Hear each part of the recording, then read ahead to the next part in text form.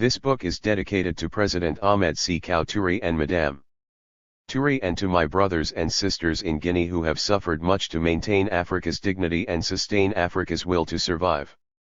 Foreword. I don't know what I expected when I received and read this text of letters, articles, and speeches by the late Kwame Ture, née Stokely Carmichael. The man wasn't a complete cipher. During the period of my youthful membership in the Black Panther Party, Philadelphia chapter, this outspoken, fiery rebel held the rank of honorary prime minister. When our West Philadelphia office held community political education, PE, classes, we often featured the Liberation newsreel black and white film of the rally in the Bay Area for the freedom of Minister of Defense Huey P. Newton. There, standing tall, lean, and black as a Maasai warrior, stood Stokely Carmichael, spitting fire and rage, lightly seasoned with his Trinidadian clip of the English tongue. I had even met him, albeit briefly, in my life as a reporter, when I covered a speech he gave in the 1970s, in a rundown storefront in North Philadelphia. After the speech, he was gracious enough to grant a brief interview. Yet, upon reading his own words, I was surprised. Indeed, I was surprised at how surprised I was. For it dawned on me that, during my mid-teens, and even into my first fires of adulthood, I learned about Stokely by the words of others. Press reports. It's amazing how those of us who consider ourselves revolutionaries still rely on the words of the white supremacist corporate press, a true enemy of the black liberation movement if ever there was one. Or even in the black revolutionary nationalist press, as, in my case, the Black Panther. I was surprised, even though I'd read, long ago, and recently reread, Black Power, the work penned by him and Charles V. Hamilton. I often wondered, in a critical, small-minded way, how much of this was written by Stokely, and how much by Hamilton. And while I'm sure I saw this book on shelves, on tables, and, yes, in recycling bins, I didn't buy it. I didn't read it. By then, the party had declared him a cultural nationalist, a term that, at the time, was tantamount to enemy. A good, loyal party member didn't read such stuff. And, to my shame, I didn't. I am blown away by his brilliance, his insights, his sharpness, his profound love of African people, and lastly, his humility. In one of his last entries in this slim yet packed volume, Ture tells black college students, at Morehouse and Federal City colleges, that true revolutionaries must not bum rush the mic but take the valuable time to study. He explains. Because revolutionary theories are based on historical analysis, one must study. One must understand one's history and one must make the correct historical analysis. At the correct moment you make your historical leap and carry the struggle forward. Not only that, you cannot rap if you really don't believe what you're saying, or if you don't know the answers. 14 months ago it became clear to me that the black community was heading for political chaos. I knew that I didn't have the answers, so it was silly for me to stay here and keep rapping about what I didn't know. Why should I stay here to get up on television and yell a lot of nonsense? It would only cause confusion in my community. I didn't want to do that. Confusion is the greatest enemy of revolution. Italics added. Boy, I bet you didn't see those kinds of admissions often among leaders. And speaking of leaders, what would history have been if Ture did not leave the party? What if the party was big enough, strong enough, mature enough to include his insights into their own? Ture writes, in Pan-Africanism, of the ideological issues that separated him from the party. Although he is not explicit, the issue was working with white radicals, something Ture found untenable. Ironically, the ideological positions between Huey P. Newton and Stokely Carmichael were perhaps closer than first thought. As early as 1971, Newton recognized that the party's work with white radicals was unproductive, for white radicals did not give us access to the white community because they do not guide the white community. One cannot read Stokely's trenchant analysis of white liberalism without coming to the same conclusion, See his January 1969 speech, The Pitfalls of Liberalism. In the decades since this revolutionary era, we have seen how so-called radicals become liberals and, in current parlance, neoliberals, not to mention neoconservatives. Moreover, one must be ever mindful of the efforts of the state to create, expand, and exploit divisions between black revolutionaries. In perhaps the most infamous of the COINTELPRO documents yet uncovered, where the FBI announced as one of its primary objectives to prevent the rise of a black messiah, Stokely's name was listed among them. 2. A steadfast Pan-African revolutionary, Toure worked tirelessly, almost literally to his last breath, to do the one thing that he repeated to every black crowd he addressed: you must organize. Organize. Organize. Perhaps his words, which reflect his brilliance, his courage, his ever-growing anti-capitalist and anti-imperialist ideology, and his will to bring into being a black revolutionary world, will feed a new generation who will heed his call. Mumia Abu-Jamal, author.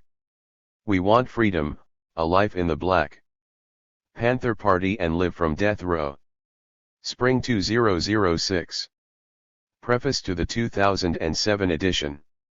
40 years ago, on June 17, 1966, 12 days before his 25th birthday, Kwame Toure, then known as Stokely Carmichael, was catapulted by the masses of African people in Greenwood, Mississippi, onto the world's political stage when he re-echoed their centuries-old demand for black power. It was at that fateful rally in Greenwood that Kwame deployed, for the first time before the world's media, the full range and power of his organizing capacity, his oratory and charisma. And thanks, no thanks, to the miscalculation of the United States government and media, a refreshingly new, young, black, and revolutionary voice and image was heard and seen for the first time, in every corner of the world. That Black Power rally boldly announced to the world, especially to African and oppressed youth, that a new generation had come of political age and had seized control of the world's political stage, even if only for one brief and shining moment. Kwame's words and demeanor, and the crowd's response to them and him, signified that a new wave of resistance, rebellion, and revolution had reached critical mass, and that it would take a radically different form. The effect was catalytic. 5 years later, in 1971, Random House published Stokely Speaks, Black Power Back to Pan-Africanism. Thanks to the intervention of Toni Morrison, who had been Kwame's English professor at Howard University and was at the time an editor at the Press, and to the editorship of Ethel Minor, Kwame's secretary and advisor in the Student Nonviolent Coordinating Committee, SNCC, the Black Panther Party, BPP, the Democratic Party of Guinea, DPG, and the All-African People's Revolutionary Party, AAPRP. This seminal collection of Kwame's speeches and writings from 1965 to 1971 was published, according to Ethel, in order to document Kwame's consistent growth and development as a revolutionary activist and theoretician. But, Ethel offered, perhaps more important than summarizing the ideological history of a controversial black leader, this book also serves to some extent as the history of the black movement during that period. For 6 years from 1965, when he founded the Lowndes County Freedom Organization in Alabama, the first Black Panther Party, to the publication of Stokely Speaks. In 1971, Kwame, like the bold, bad, Black Panther he symbolized, prowled the length and breadth of the United States and the world, wherever he was invited and permitted by hostile governments to visit. 3. He traveled a political path similar to and earned a place among other advocates of Pan-Africanism and socialism, including Kwame Nkrumah, Ahmed Sekou Toure, and Mangaliso Robert Sobukwe, Shirley Graham and W.E.B. Du Bois, George Padmar, C.L.R. James, and Claudia Jones, Marcus, Amy Ashwood and Amy Jacques Garvey, Elijah Muhammad and Malcolm X, Ho Chi Minh, Kim Il-sung, and Che Guevara, and a host of others.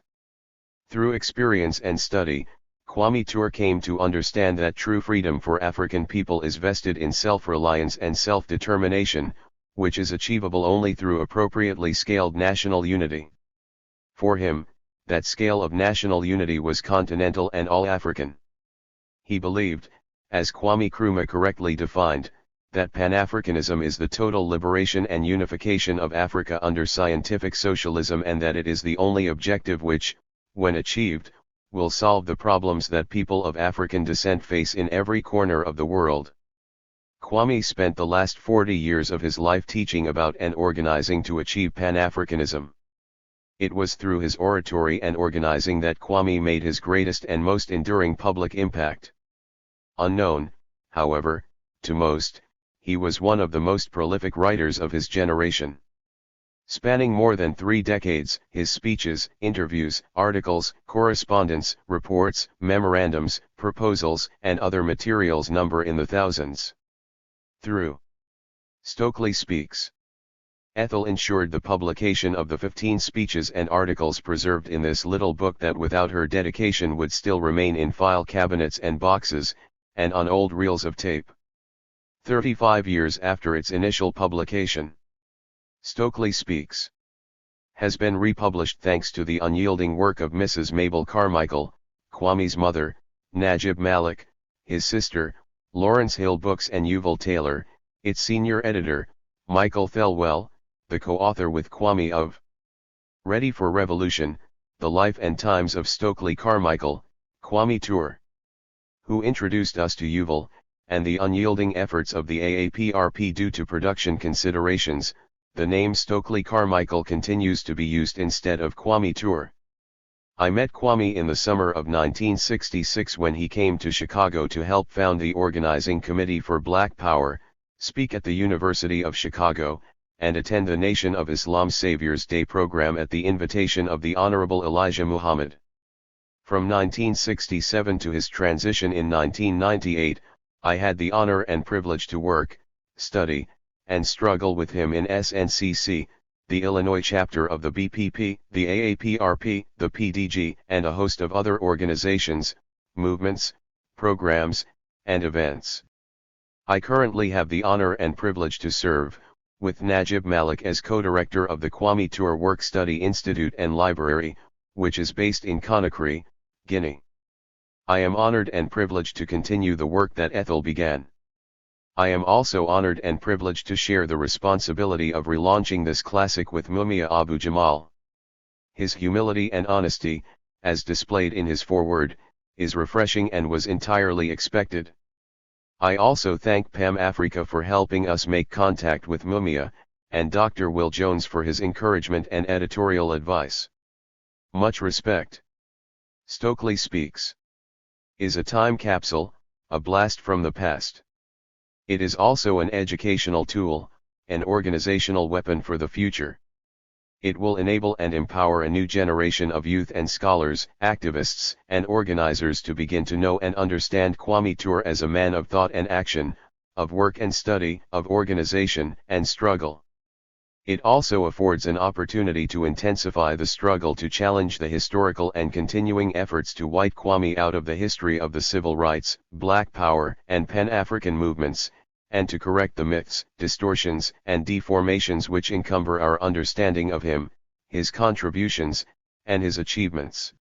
We hope that additional volumes of his speeches and writings will be published that document his continuing and consistent growth and development from 1971 to his transition in Conakry, Guinea, on November 15, 1998. This book is Kwame's gift to African and oppressed youth worldwide. We hope they will read and study it, and that it will inspire, enable, and empower them to accomplish their historic task, as so many similar books inspired, enabled, and empowered Kwame and his generation to accomplish theirs. Who knows? Perhaps the new Kwame Tour, among our daughters and sons, granddaughters, and grandsons, already exists, waiting for that historical moment when he or she too will be called upon to make a contribution to the forward march of progress and history. We trust that they will be ready for the revolution, whenever and wherever they are called. Bob Brown, Co-Director, Kwame Tour Work Study Institute and Library Organizer, All African People's Revolutionary Party. Conakry, Guinea, and Washington, D.C. June 5, 2006. Editor's Preface. This is one reason Africa has such importance. The reality of black men ruling their own nations gives blacks elsewhere a sense of possibility, of power, which they do not now have.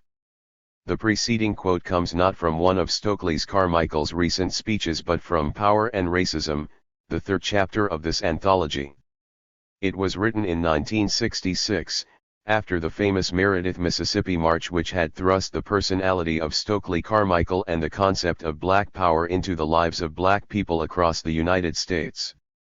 I call these few words concerning the importance of Africa and the date to the reader's attention because they illustrate very well the central point which this editor wishes to focus upon, that this new collection of Carmichael's articles and speeches documents his consistent growth and development as a revolutionary activist and theoretician from 1965 until the present, 1971.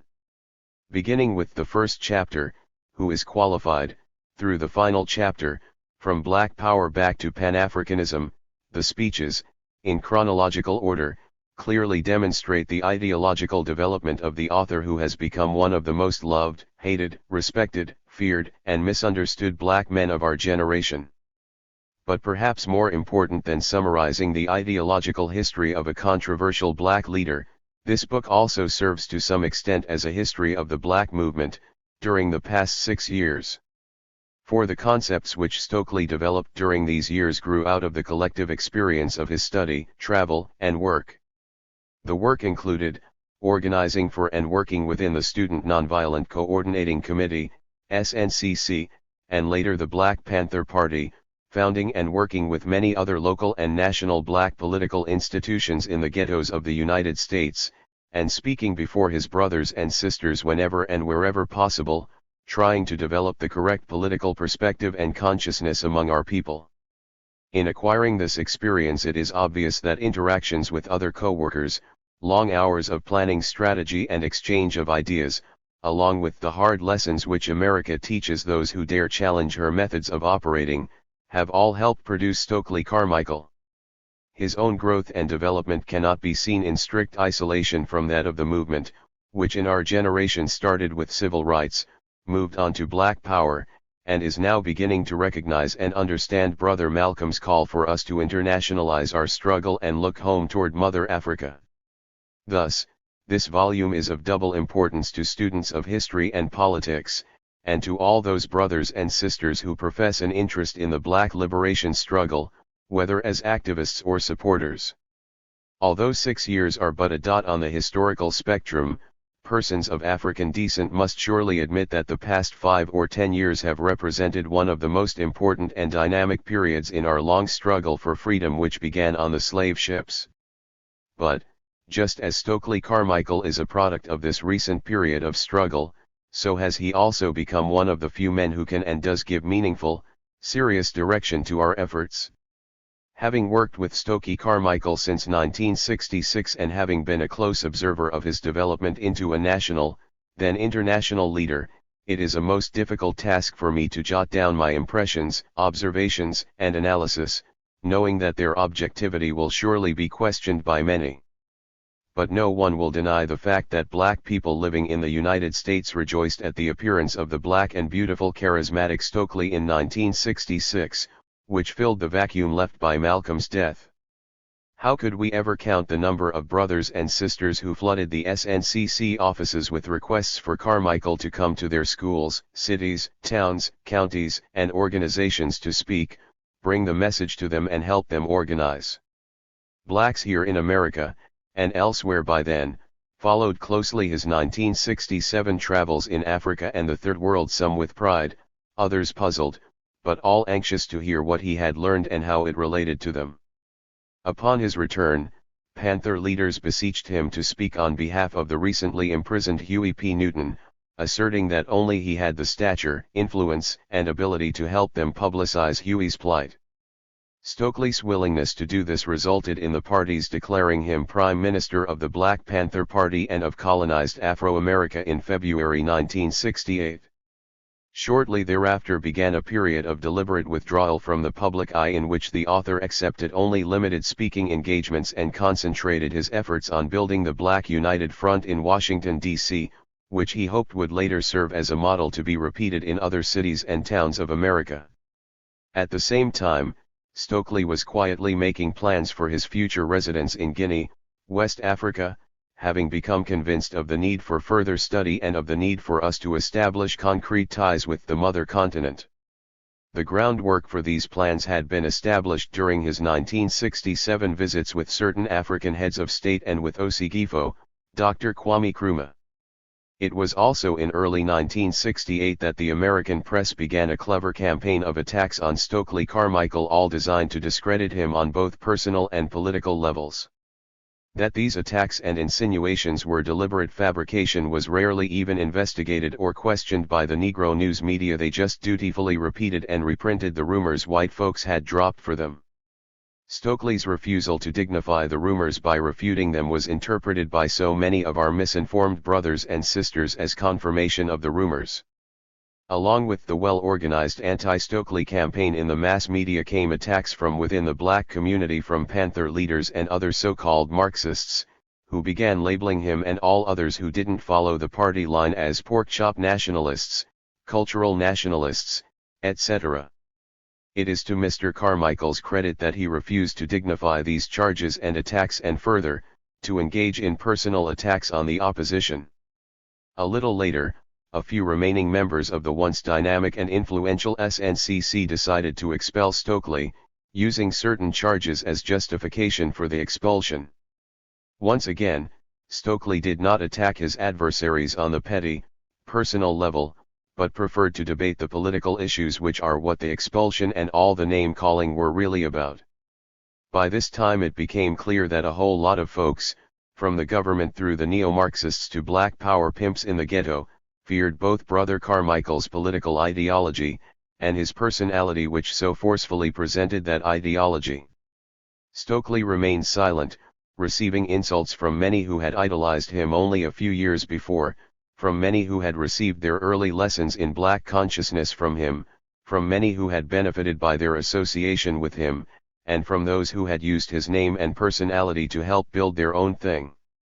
In January 1969 he left the United States for Africa, amidst further rumors and accusations that he was running away and going into exile.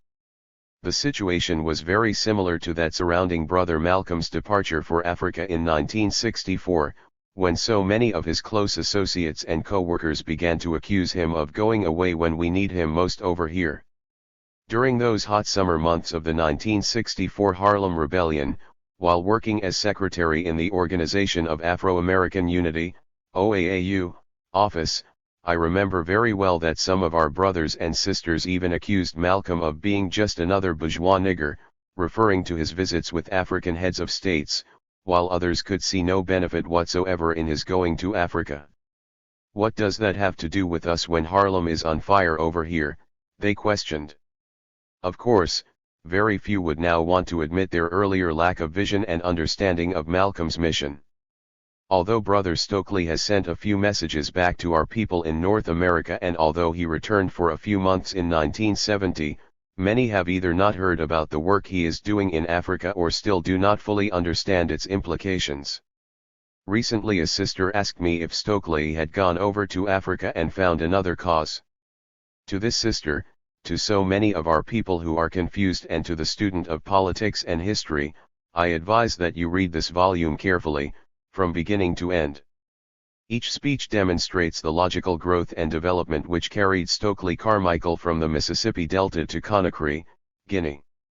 But, perhaps what will strike the reader most is the fact that certain revolutionary positions and ideas which Stokely holds today were also held by him several years ago. They have only been altered or strengthened by the passing years. For instance, the reader will learn that Stokely has clearly always been anti-capitalist and anti-imperialist. A close co-worker and friend of several years recalls that he was talking about land reform in the Mississippi Delta as far back as 1963, when most of his associates thought the nigger must be crazy talking about us taking over Eastland's plantation. In the 1966 article, Power and Racism, from which the opening quote was taken, he discusses the need to destroy capitalism, develop undying love within the black community and to develop a communal system among blacks. At Berkeley he discussed the impossibility of economically insecure blacks building coalitions with the economically secure liberal whites. He spoke of our hooking up with black people around the world not only psychologically but in terms of concrete working relationships. In 1967 at the Latin American Solidarity Conference, he emphasized the fact that our language and cultural links with Africa had been broken in the same way that white Europeans force their language and culture on Latins living in the United States. At the Free Huey rally in Oakland, California, in February 1968, Carmichael began to sharpen the concept that all persons of African descent, regardless of where they were born or lived, are Africans, that we must develop the concept of undying love for our people, and the necessity of joining the 900 million Africans scattered around the globe. Further, he began stressing the need for acquiring a piece of land. Before the National Arab Student Conference in the autumn of 1968, he spoke about our fighting to defend Egypt, which is a part of Africa. In Greensboro, North Carolina, right before leaving for Africa, he stressed the need for us to move past the entertainment stage of shouting about how bad we are and begin to engage in hard, serious analytical study if we were serious about revolution. Thus, throughout these speeches, from 1965 to 1971, there are common threads, some of which are later discarded and others developed and strengthened. This does not imply that the reader will not find contradictions. There are bound to be contradictions in anyone's ideas and philosophy as each new day, week, month, and year teaches us something new and clarifies a past misconception. To all who approach this book with an open mind, anxious to learn what the enigmatic Stokely Carmichael is all about, where he's coming from, and how he arrived at his present mission and ideology, I think this volume offers some clear answers and insights.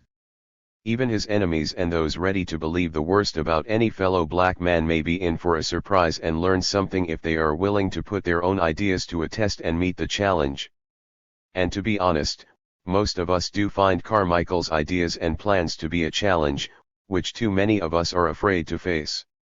It has indeed been difficult to choose the speeches and articles included here.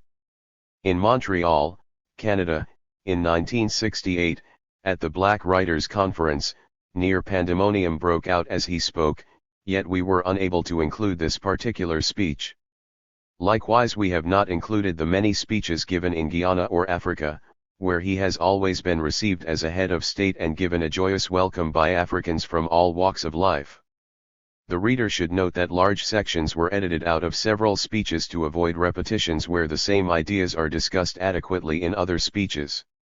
For instance, large segments were taken out of the Ola's speech because they duplicated what he had just finished saying at the Dialectics of Liberation Conference in London, which is recorded in the previous chapter.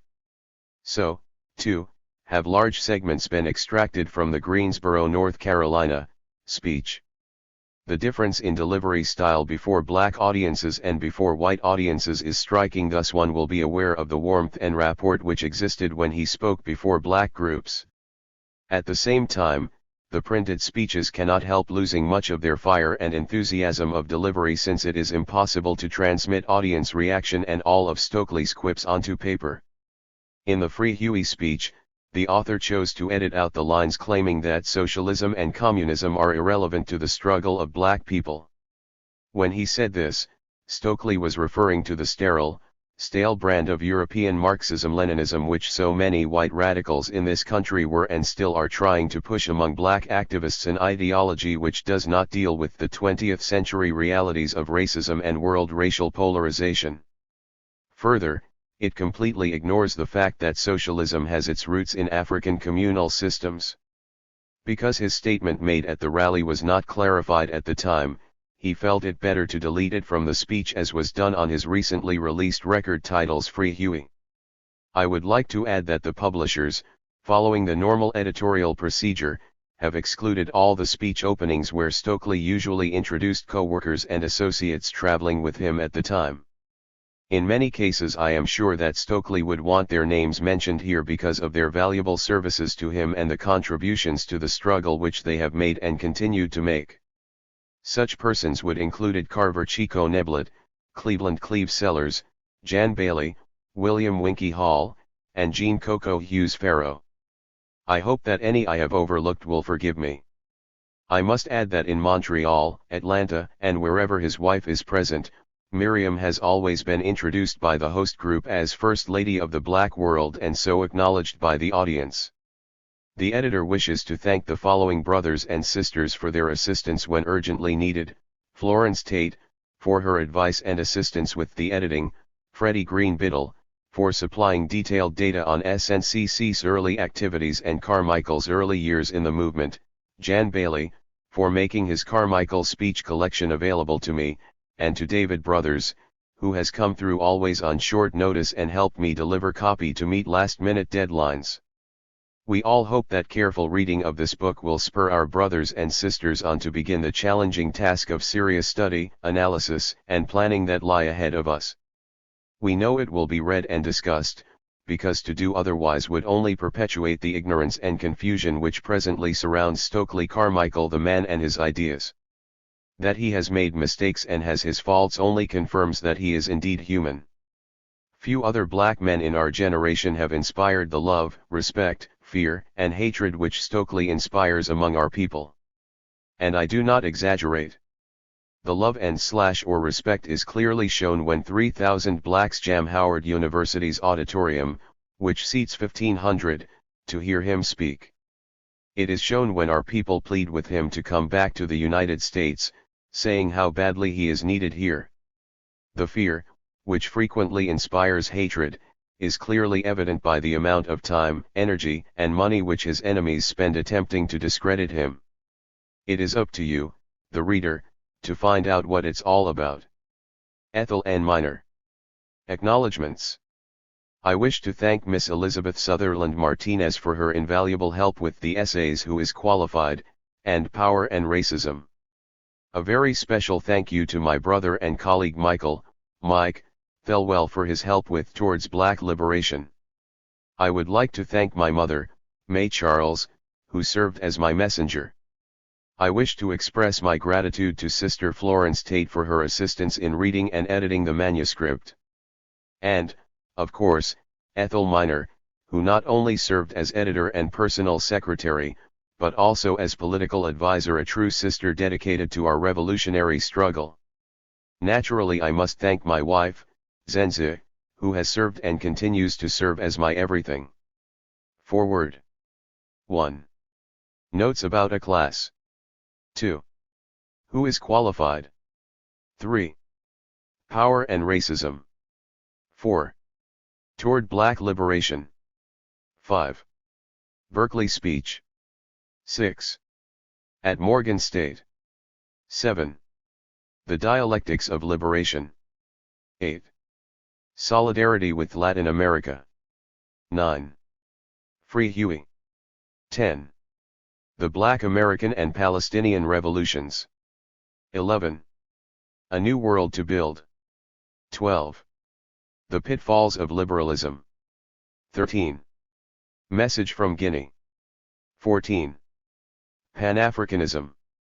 15. From Black Power Back to Pan-Africanism. 1.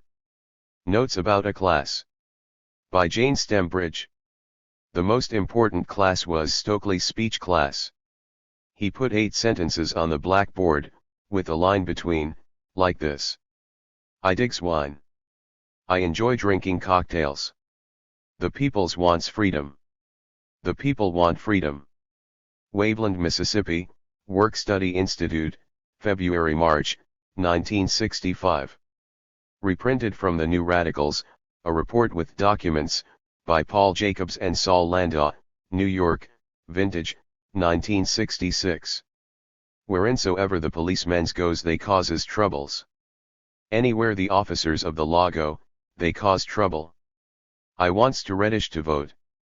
I want to register to vote. Stokely, what do you think about these sentences? Such as the peoples wants freedom. Zelma, it doesn't sound right. Stokely, what do you mean? Zelma, peoples isn't right. Stokely, does it mean anything? Milton, people means everybody. Peoples means everybody in the world. Alma, both sentences are right as long as you understand them. Henry, they're both okay, but in a speech class you have to use correct English. Stokely writes correct English in corner of blackboard. Zelma, I was taught at least to use the sentences on the right side. Stokely, does anybody you know use the sentences on the left? Class, yes. Stokely, are they wrong? Zelma, in terms of English, they are wrong. Stokely, who decides what is correct English and what is incorrect English? Milton, people made rules. People in England, I guess. Stokely, you all say some people speak like on the left side of the board. Could they go anywhere and speak that way? Could they go to Harvard? Class, yes. No. Stokely, does Mr. Turnbow speak like on the left side? Class, yes. Stokely, could Mr. Turnbow go to Harvard and speak like that? I wants to Reddish to vote. Class, yes. Stokely, would he be embarrassed? Class, yes. No. Zelma, he wouldn't be, but I would. It doesn't sound right. Stokely, suppose someone from Harvard came to Holmes County and said, I want to register to vote. Would they be embarrassed? Zelma, no. Stokely, is it embarrassing at Harvard but not in Holmes County? The way you speak. Milton, it's inherited. It's depending on where you come from. The people at Harvard would understand. Stokely, do you think the people at Harvard should forgive you? Milton, the people at Harvard should help teach us correct English. Alma, why should we change if we understand what we mean? Surely it is embarrassing. Stokely, which way do most people talk? Class, like on the left. He asks each student. All but two say left. One says that Southerners speak like on the left, Northerners on the right. Another says that Southerners speak like on the left, but the majority of people speak like on the right. Stokely, which way do television and radio people speak? Class, left. There was a distinction made by the class between northern commentators and local programs. Most programs were local and spoke like on the left, they said. Stokely, which way do teachers speak? Class, on the left, except in class. Stokely, if most people speak on the left, why are they trying to change these people? Gladys, if you don't talk right, society rejects you. It embarrasses other people if you don't talk right. Hank, but Mississippi society, ours, isn't embarrassed by it. Surely, but the middle class wouldn't class us with them. Hank, they won't accept Reddish. What is Reddish? It's Negro dialect and it's something you eat. Stokely, will society reject you if you don't speak like on the right side of the board? Gladys said society would reject you. Gladys, you might as well face it, man. What we gotta do is go out and become middle class. If you can't speak good English, you don't have a car, a job, or anything. Stokely, if society rejects you because you don't speak good English, should you learn to speak good English? Class, no.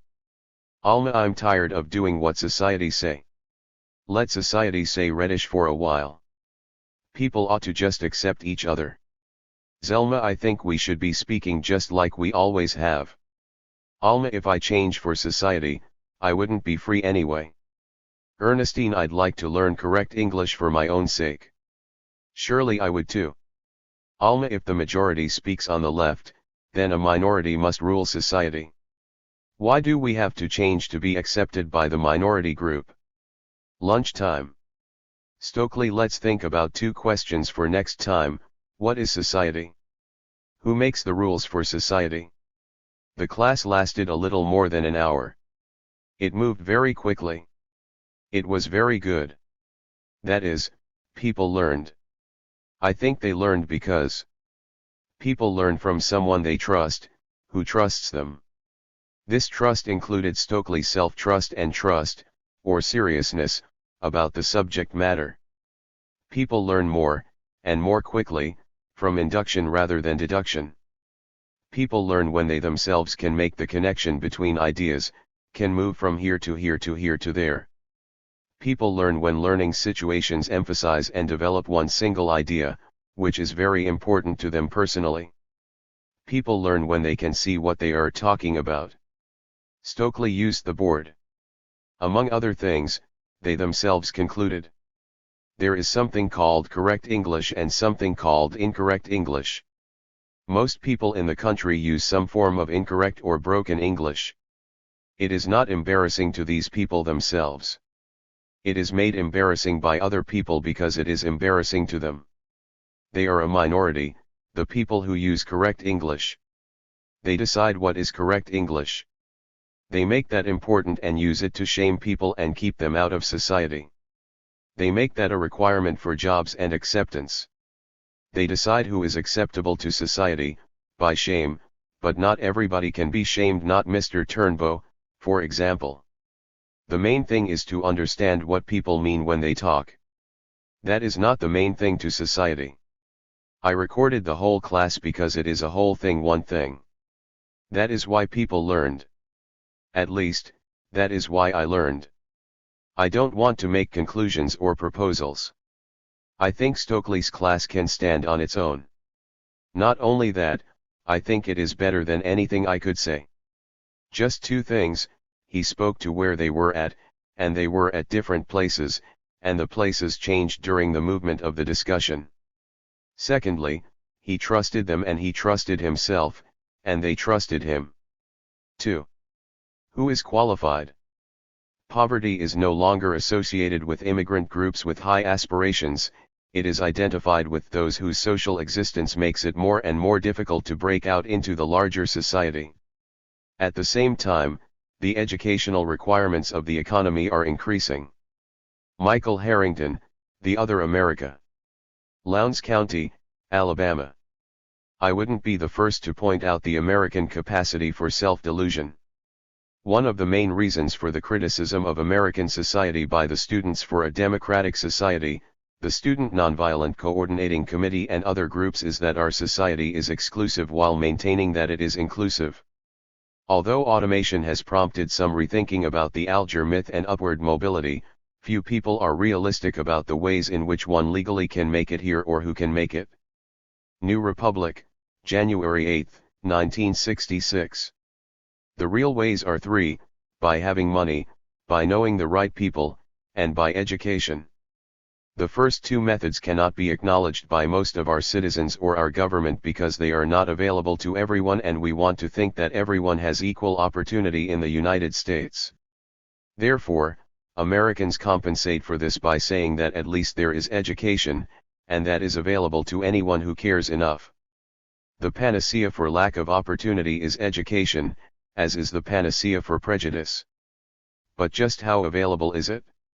If every 16-year-old in the nation were motivated to attend high school, he could not. There are not enough schools, not enough physical space. As for college, less than 1/4 of the population ever gets there. The financial barrier is too high, even the cheapest state college charges fees which are impossible for the poor. Scholarships serve only the gifted.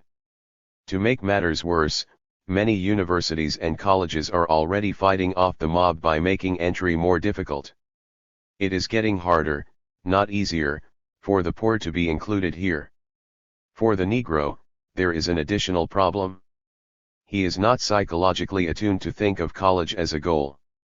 Society has taught him to set short sights for himself, and so he does. Hard work was once considered a fourth way to climb the ladder, and some Americans still see it as a possibility. Automation should have buried that once and for all. You can't start as an elevator operator and move up to be the president of the company, because there are or soon will be buttons instead of operators. Actually, the hard work method was finished off before automation, but until today only a handful of social critics had the nerve to say that ours was a nation of classes. You have to start ahead of the pack to make that climb. Think now of the Southern Negro, driven off the land in increasing numbers today, coming to the northern city. He can hardly be compared to previous immigrants, most of whom brought skills with them. Others took menial work until they could save up and open a little shop. The Southern Negro arrives. Is he to pick cotton in Manhattan? He finds the menial work automated and the little shop gobbled up by supermarkets. He is, in fact, unemployable from the Mississippi Delta to Watts. As for finding work in the new factories of the changing South, he can forget it. If anything, those factories will be more automated than others. As for education, he probably cannot even read or write because Southern Negro elementary schools are that bad. You have to pass tests to get into college. He doesn't even have the education to get an education. Civil rights protest has not materially benefited the masses of Negroes. It has helped those who were already just a little ahead. The main result of that protest has been an opening up of the society to Negroes who had one of the criteria for upward mobility. Jobs have opened up, but they are mainly the jobs on Madison Avenue or Wall Street which require education. Housing has opened up, but mainly in the better neighborhoods. In a sense, the Negroes helped by protest have been those who never wanted to be Negroes. Americans who would point to the occasional Negro in his $30,000 suburban home or his sports car and say, "He made it," should have met the Mississippi lady of color who said to me in 1962, "The food that Ralph Bunche eats doesn't fill my stomach." The South is not some odd, unique corner of this nation, it is Super America. The Negro is not some minority group, but a microcosm of the excluded. A white boy may sit with me watching the president on television, and think, I could be president. No such thought would have occurred to this black boy or any other. In fact, the white boy is wrong, he doesn't have much chance either of becoming president. Unless he has money, the right contacts or education, he too will be excluded. Racism is real enough in the United States, but exclusion is not based on race alone. There may be proportionately less Negroes than whites among the included, and Negroes are, of course, last to be hired, first to be fired. But the number of excluded whites is vast. The three criteria for upward mobility apply brutally to black and white everywhere. Let me make one thing clear, I am not saying that the goal is for Negroes and other excluded persons to be allowed to join the middle-class mainstream of American society as we see it today. Aside from the fact that at least some Negroes don't want that, such inclusion is impossible under present circumstances. For a real end to exclusion in American society, that society would have to be so radically changed that the goal cannot really be defined as inclusion. They talk about participating in the mainstream, said a Brooklyn College faculty member recently at a teach-in on the anti-poverty program, when they don't realize that the mainstream is the very cause of their troubles. Education is one major form, and means, of exclusion, politics is another. Who plays politics in this country? People who have one of the three qualifications for inclusion. They tell us, register to vote and take over the political machines. But this is farcical, the only people who take over the machines are other political mechanics. If there is doubt about the existence of exclusion from politics, the passage of the 1965 Voting Act should have established it. That legislation passed only because most Americans had finally recognized that such exclusion did exist. Readers familiar with the congressional challenge of the Mississippi Freedom Democratic Party will remember the exclusion, political and even physical, experienced by that group of Southern Negroes. But most Americans do not see that the Voting Act hasn't solved the problem. Recent reports of the Civil Rights Commission and other groups point up the need for more federal examiners and the need to inform Negroes of their rights if the act is to be meaningful. Yet the attitude of the Justice Department suggests that the government is not yet willing to take the initiative necessary for registering Negroes who are not already free from fear and aware of their rights. The three criteria mentioned here, money, who you know, and especially education, are what people mean when they use the word qualified. After the Watts uprising, committees were assigned to study the causes and make recommendations. These were composed of the experts on Negroes, the qualified. I am not opposed to the presence on such committees of intellectuals and professionals, or merely making a parallel objection to poverty boards that don't include the poor. My objection is to the basic approach, which excludes the unqualified. Again, the Southern Negro is not unique but a microcosm. He has been shamed into distrusting his own capacity to grow and lead and articulate. He has been shamed from birth by his skin, his poverty, his ignorance, and even his speech. Whom does he see on television? Who gets projected in politics? The Lindsays and the Rockefellers and even the Martin Luther Kings, but not the Fannie Lou Hamers. Point 4. That is why it was so important to project her during the MFDP challenge. Sharecroppers can identify with her. She opens up the hope that they too can be projected, because she says all the things that they have been saying to themselves, but she is heard. Mrs. Hamer's significance is very different from Dr. King's. One hears white people say of Dr. King, he is so intelligent, so articulate. Of Mrs. Hamer they say, what a beautiful soul, implying that she lacks analytical intelligence. To some extent, and sadly, Mrs. Hamer has come to accept this vision of herself.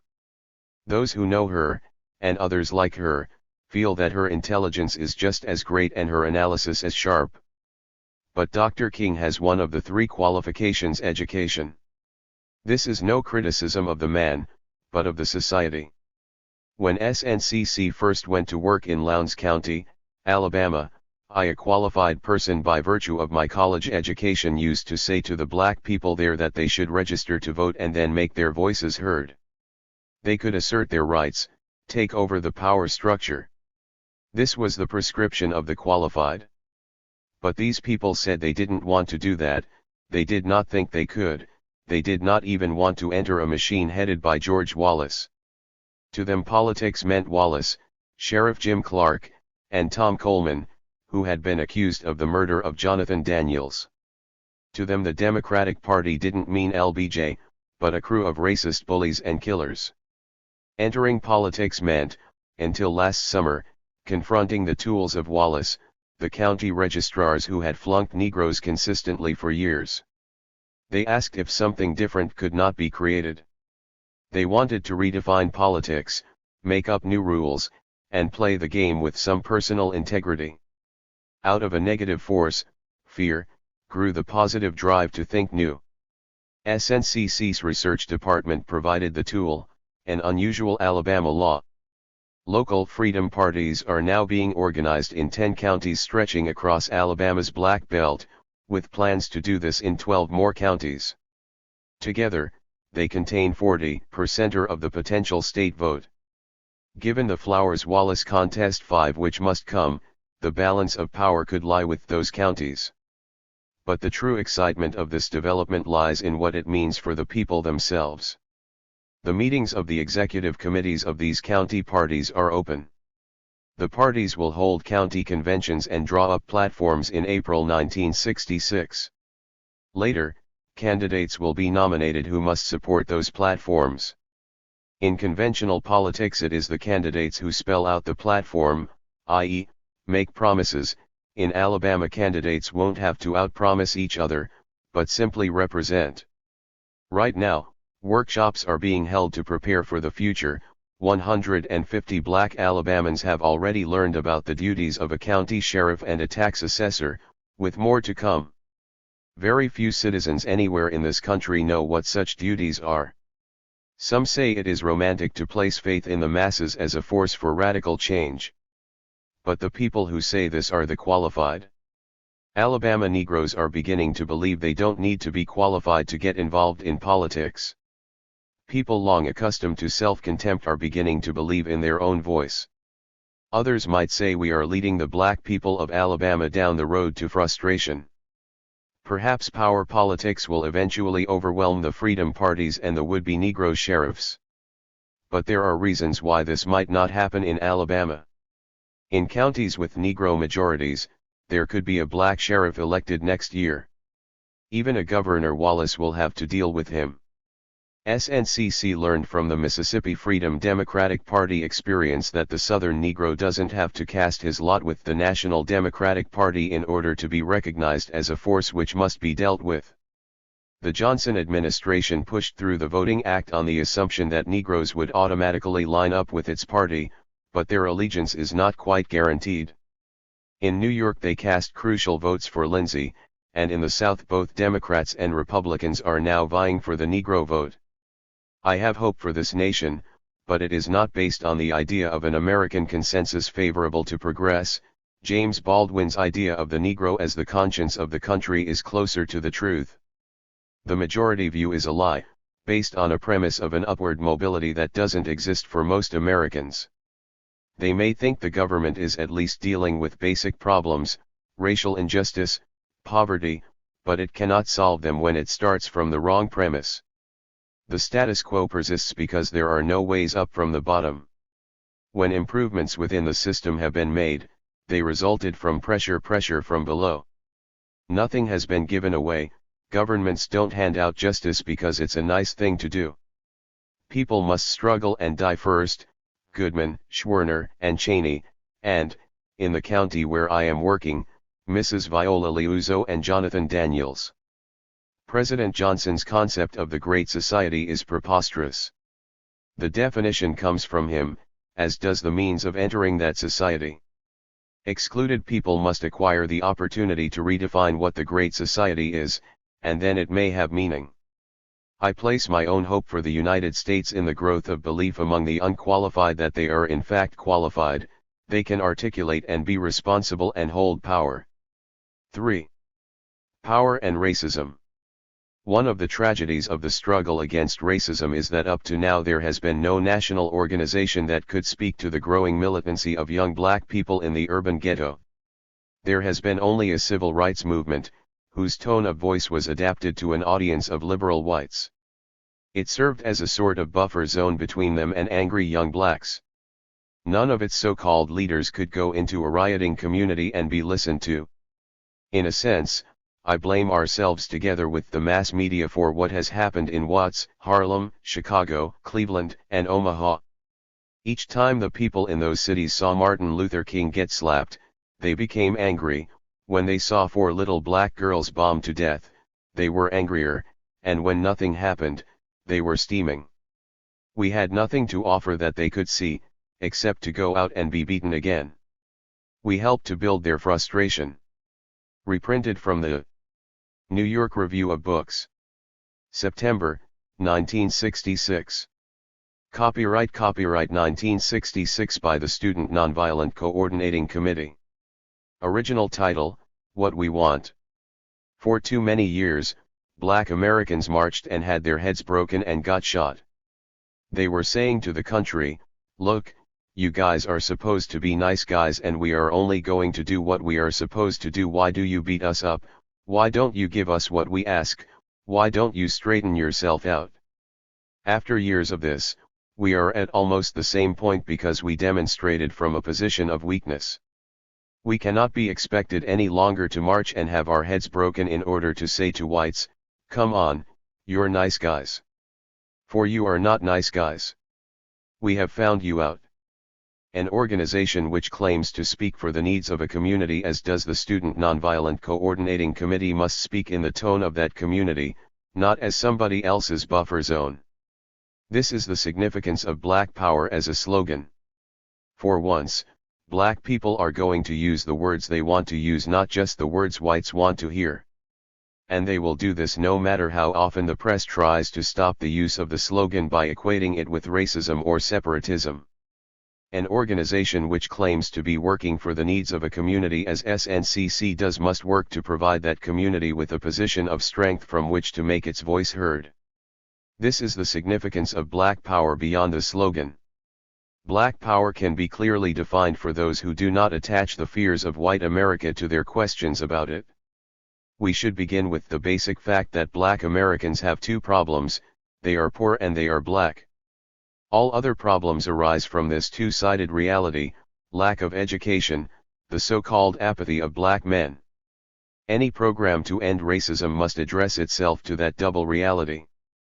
Almost from its beginning, SNCC sought to address itself to both conditions with a program aimed at winning political power for impoverished Southern blacks. We had to begin with politics because black Americans are a propertyless people in a country where property is valued above all. We had to work for power, because this country does not function by morality, love, and nonviolence, but by power. Thus we determined to win political power, with the idea of moving on from there into activity that would have economic effects. With power, the masses could make or participate in making the decisions which govern their destinies, and thus create basic change in their day-to-day lives. But if political power seemed to be the key to self-determination, it was also obvious that the key had been thrown down a deep well many years earlier. Disenfranchisement, maintained by racist terror, made it impossible to talk about organizing for political power in 1960. The right to vote had to be won, and SNCC workers devoted their energies to this from 1961 to 1965. They set up voter registration drives in the Deep South. They created pressure for the vote by holding mock elections in Mississippi in 1963 and by helping to establish the Mississippi Freedom Democratic Party, MFDP, in 1964. That struggle was eased, though not won, with the passage of the 1965 Voting Rights Act.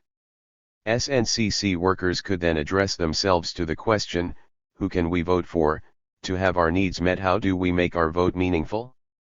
SNCC had already gone to Atlantic City for recognition of the Mississippi Freedom Democratic Party by the Democratic Convention and been rejected. It had gone with the MFDP to Washington for recognition by Congress and been rejected. In Arkansas, SNCC helped 30 Negroes to run for school board elections, all but one were defeated, and there was evidence of fraud and intimidation sufficient to cause their defeat. In Atlanta, Julian Bond ran for the state legislature and was elected twice and unseated twice.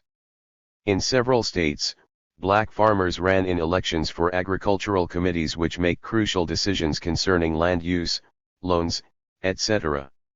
Although they won places on a number of committees, they never gained the majorities needed to control them. All of the efforts were attempts to win black power. Then, in Alabama, the opportunity came to see how blacks could be organized on an independent party basis. An unusual Alabama law provides that any group of citizens can nominate candidates for county office, and if they win 20% of the vote, may be recognized as a county political party. The same then applies on a state level. SNCC went to organize in several counties, such as Lowndes, where black people who form 80% of the population and have an average annual income of $943 felt they could accomplish nothing within the framework of the Alabama Democratic Party because of its racism and because the qualifying fee for the 1966 elections was raised from $50 to $500 in order to prevent most Negroes from becoming candidates. On May 3, 1966, 5 new county freedom organizations convened and nominated candidates for the offices of sheriff, tax assessor, members of the school boards. 6. Their ballot symbol was the Black Panther, a bold, beautiful animal, representing the strength and dignity of black demands today. A man needs a Black Panther on his side when he and his family must endure, as hundreds of Alabamans have endured, loss of job, eviction, starvation, and sometimes death for political activity. He may also need a gun, and SNCC reaffirms the right of black men everywhere to defend themselves when threatened or attacked. As for initiating the use of violence, we hope that such programs as ours will make that unnecessary, but it is not for us to tell black communities whether they can or cannot use any particular form of action to resolve their problems. Responsibility for the use of violence by black men, whether in self-defense or initiated by them, lies with the white community. This is the specific historical experience from which SNCC's call for black power emerged on the Mississippi March in July 1966. But the concept of black power is not a recent or isolated phenomenon. It has grown out of the ferment of agitation and activity by different people and organizations in many black communities over the years. Our last year of work in Alabama added a new concrete possibility. In Lowndes County, for example, black power will mean that if a Negro is elected sheriff, he can end police brutality. If a black man is elected tax assessor, he can collect and channel funds for the building of better roads and schools serving black people, thus advancing the move from political power into the economic arena. In such areas as Lowndes, where black men have a majority, they will attempt to use it to exercise control. This is what they seek, control. Where Negroes lack a majority, black power means proper representation and sharing of control. It means the creation of power bases from which black people can work to change statewide or nationwide patterns of oppression through pressure from strength instead of weakness.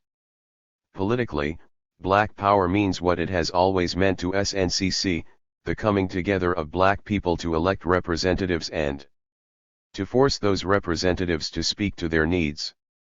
It does not mean merely putting black faces into office.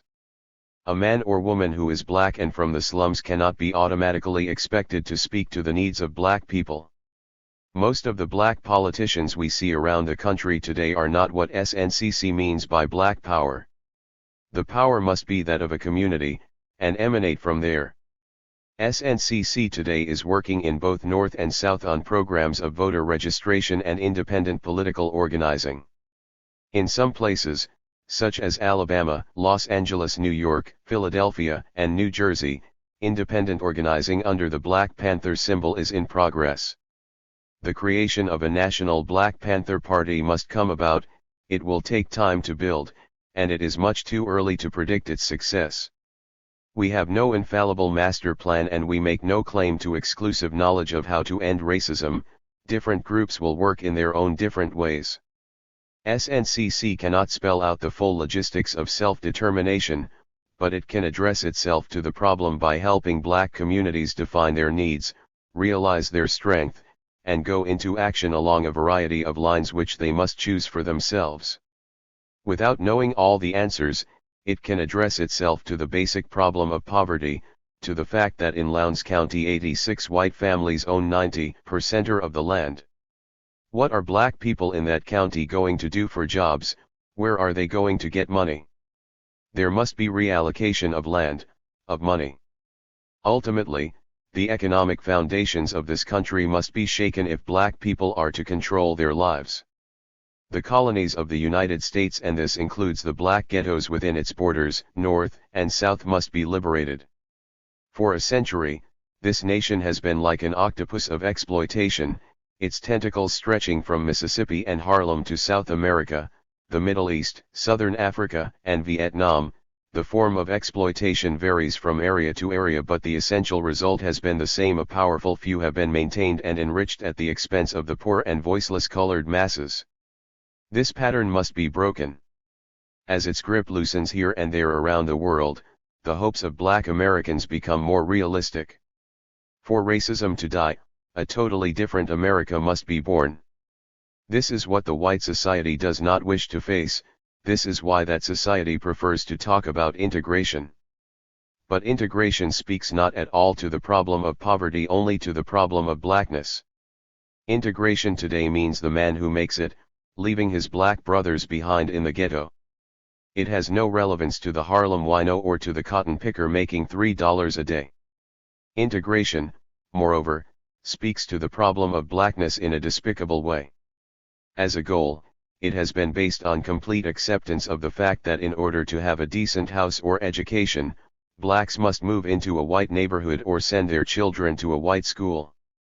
This reinforces, among both black and white, the idea that white is automatically better and black is by definition inferior. This is why integration is a subterfuge for the maintenance of white supremacy. It allows the nation to focus on a handful of Southern children who get into white schools, at great price, and to ignore the 94% who are left behind in unimproved all-black schools. Such situations will not change until black people have power to control their own school boards, in this case. Then Negroes become equal in a way that means something, and integration ceases to be a one-way street.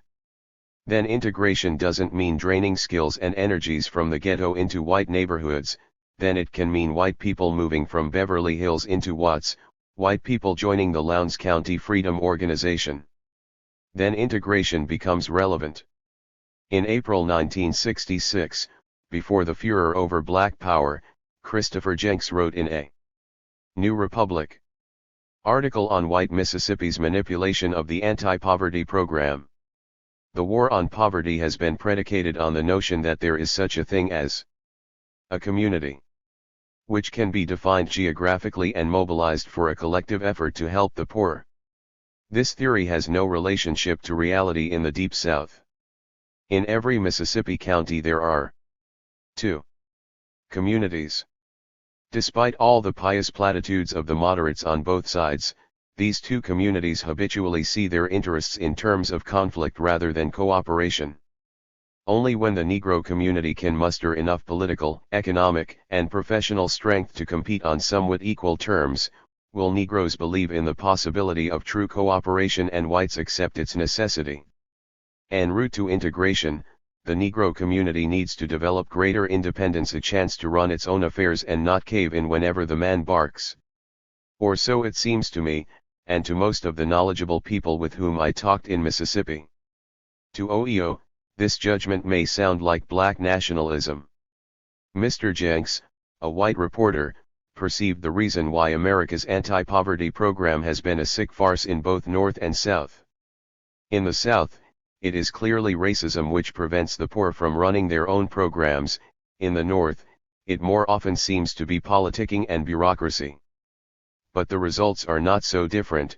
In the North, non-whites make up 42% of all families in metropolitan poverty areas and only 6% of families in areas classified as not poor. SNCC has been working with local residents in Arkansas, Alabama, and Mississippi to achieve control by the poor of the program and its funds. It has also been working with groups in the North, and the struggle is no less difficult. Behind it all is a federal government which cares far more about winning the war on the Vietnamese than the war on poverty, which has put the poverty program in the hands of self-serving politicians and bureaucrats rather than the poor themselves, which is unwilling to curb the misuse of white power but quick to condemn black power. To most whites, black power seems to mean that the Mau Mau are coming to the suburbs at night. The Mau Mau are coming, and whites must stop them. Articles appear about plots to get whitey, creating an atmosphere in which law and order must be maintained. Once again, responsibility is shifted from the oppressor to the oppressed. Other whites chide, "Don't forget you're only 10% of the population, if you get too smart, we'll wipe you out." If they are liberals, they complain, "What about me? Don't you want my help anymore?" These are people supposedly concerned about black Americans, but today they think first of themselves, of their feelings of rejection. Or they admonish, "You can't get anywhere without coalitions," when there is in fact no group at present with whom to form a coalition in which blacks will not be absorbed and betrayed. Or they accuse us of polarizing the races by our calls for black unity, when the true responsibility for polarization lies with whites who will not accept their responsibility as the majority power for making the democratic process work. White America will not face the problem of color, the reality of it. The well-intended say, "We're all human, everybody is really decent, we must forget color." But color cannot be forgotten until its weight is recognized and dealt with. White America will not acknowledge that the ways in which this country sees itself are contradicted by being black and always have been. Whereas most of the people who settled this country came here for freedom or for economic opportunity, blacks were brought here to be slaves. When the Lowndes County Freedom Organization chose the Black Panther as its symbol, it was christened by the press the Black Panther Party, but the Alabama Democratic Party, whose symbol is a rooster, has never been called the White Cock Party. No one ever talked about white power because power in this country is white. All this adds up to more than merely identifying a group phenomenon by some catchy name or adjective. The furor over that Black Panther reveals the problems that white America has with color and sex. The furor over black power reveals how deep racism runs and the great fear which is attached to it. Whites will not see that I, for example, as a person oppressed because of my blackness, have common cause with other blacks who are oppressed because of blackness. This is not to say that there are no white people who see things as I do, but that it is black people I must speak to first. It must be the oppressed to whom SNCC addresses itself primarily, not to friends from the oppressing group. From birth, black people are told a set of lies about themselves. We are told that we are lazy, yet I drive through the Delta area of Mississippi and watch black people picking cotton in the hot sun for 14 hours. We are told, if you work hard, you'll succeed, but if that were true, black people would own this country. We are oppressed because we are black, not because we are ignorant, not because we are lazy, not because we're stupid, and got good rhythm, but because we're black. I remember that when I was a boy I used to go to see Tarzan movies on Saturday. White Tarzan used to beat up the black natives. I would sit there yelling, "Kill the beasts, kill the savages, kill 'em." I was saying, "Kill me." It was as if a Jewish boy watched Nazis taking Jews off to concentration camps and cheered them on. Today, I want the chief to beat hell out of Tarzan and send him back to Europe. But it takes time to become free of the lies and their shaming effect on black minds. It takes time to reject the most important lie, that black people inherently can't do the same things white people can do, unless white people help them.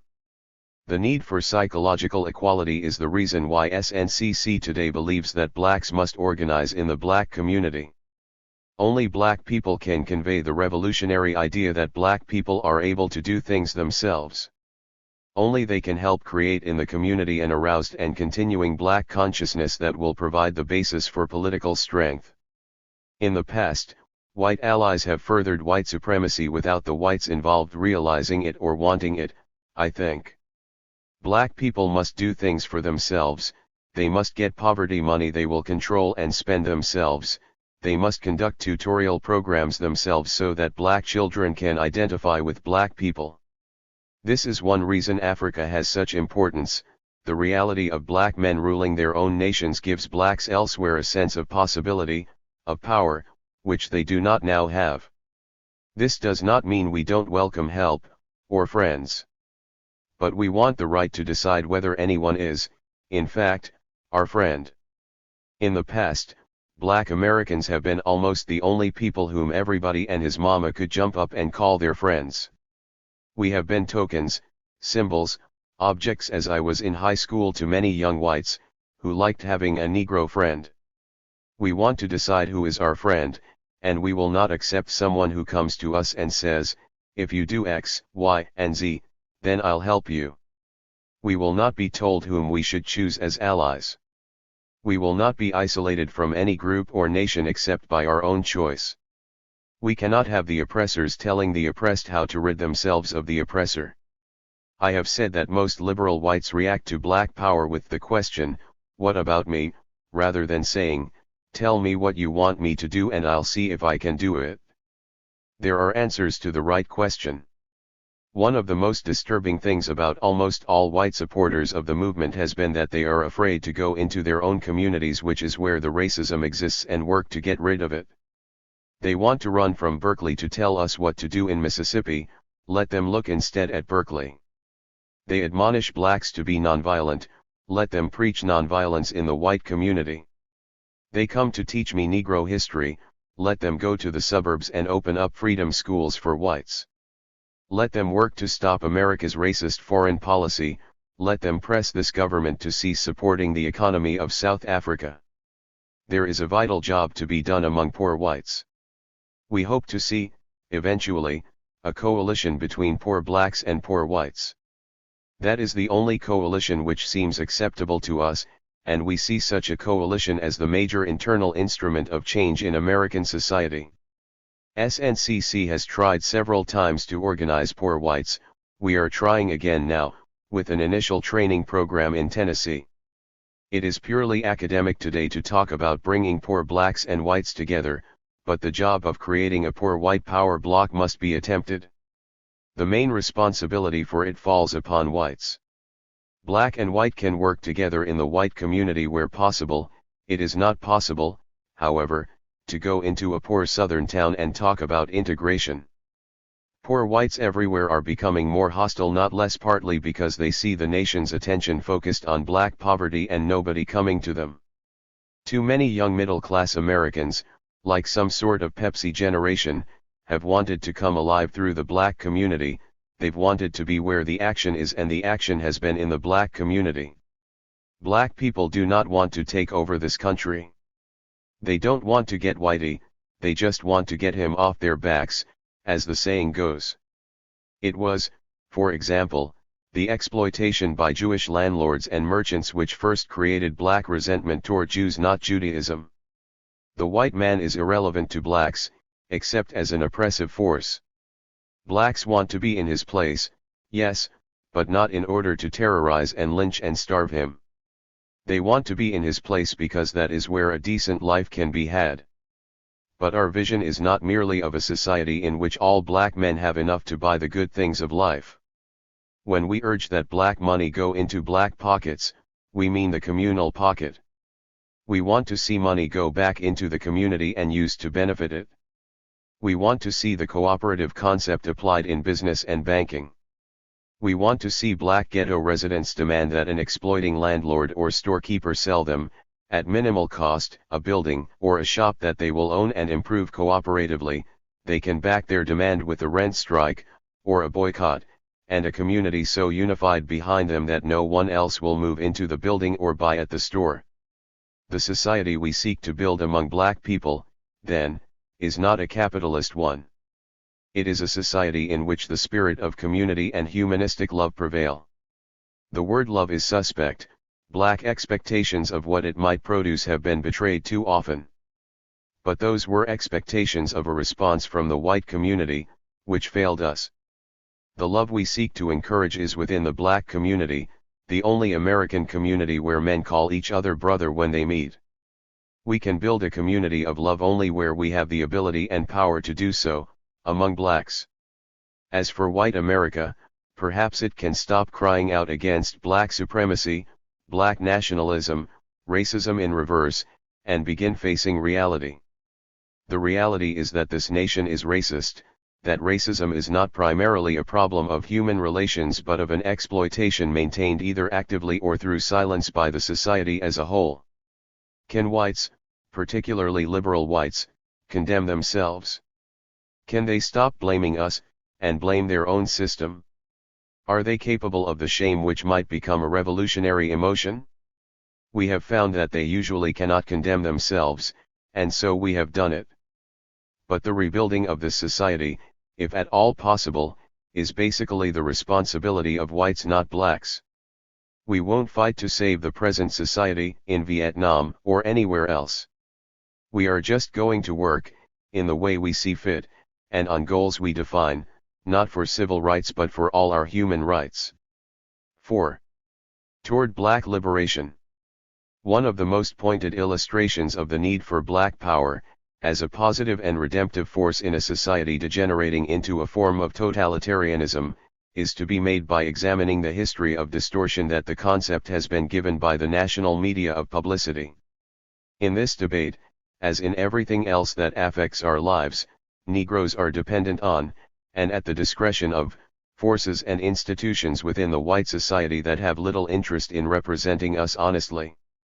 Our experience with the national press has been that when they have managed to escape a meretricious special interest in get whitey sensationalism and race warmongering, individual reporters and commentators have been conditioned by the enveloping racism of the society to the point where they are incapable of objective observation and reporting of racial incidents, much less the analysis of ideas. But this limitation of vision and perceptions is an inevitable consequence of the dictatorship of definition, interpretation, and consciousness, along with the censorship of history that the society has inflicted upon the Negro and itself. Reprinted from the Massachusetts Review.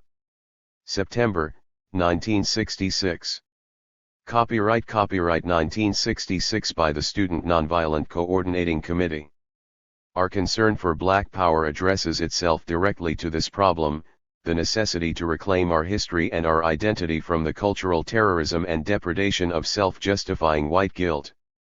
To do this we shall have to struggle for the right to create our own terms to define ourselves and our relationship to the society, and to have these terms recognized. This is the first necessity of a free people, and the first right that any oppressor must suspend.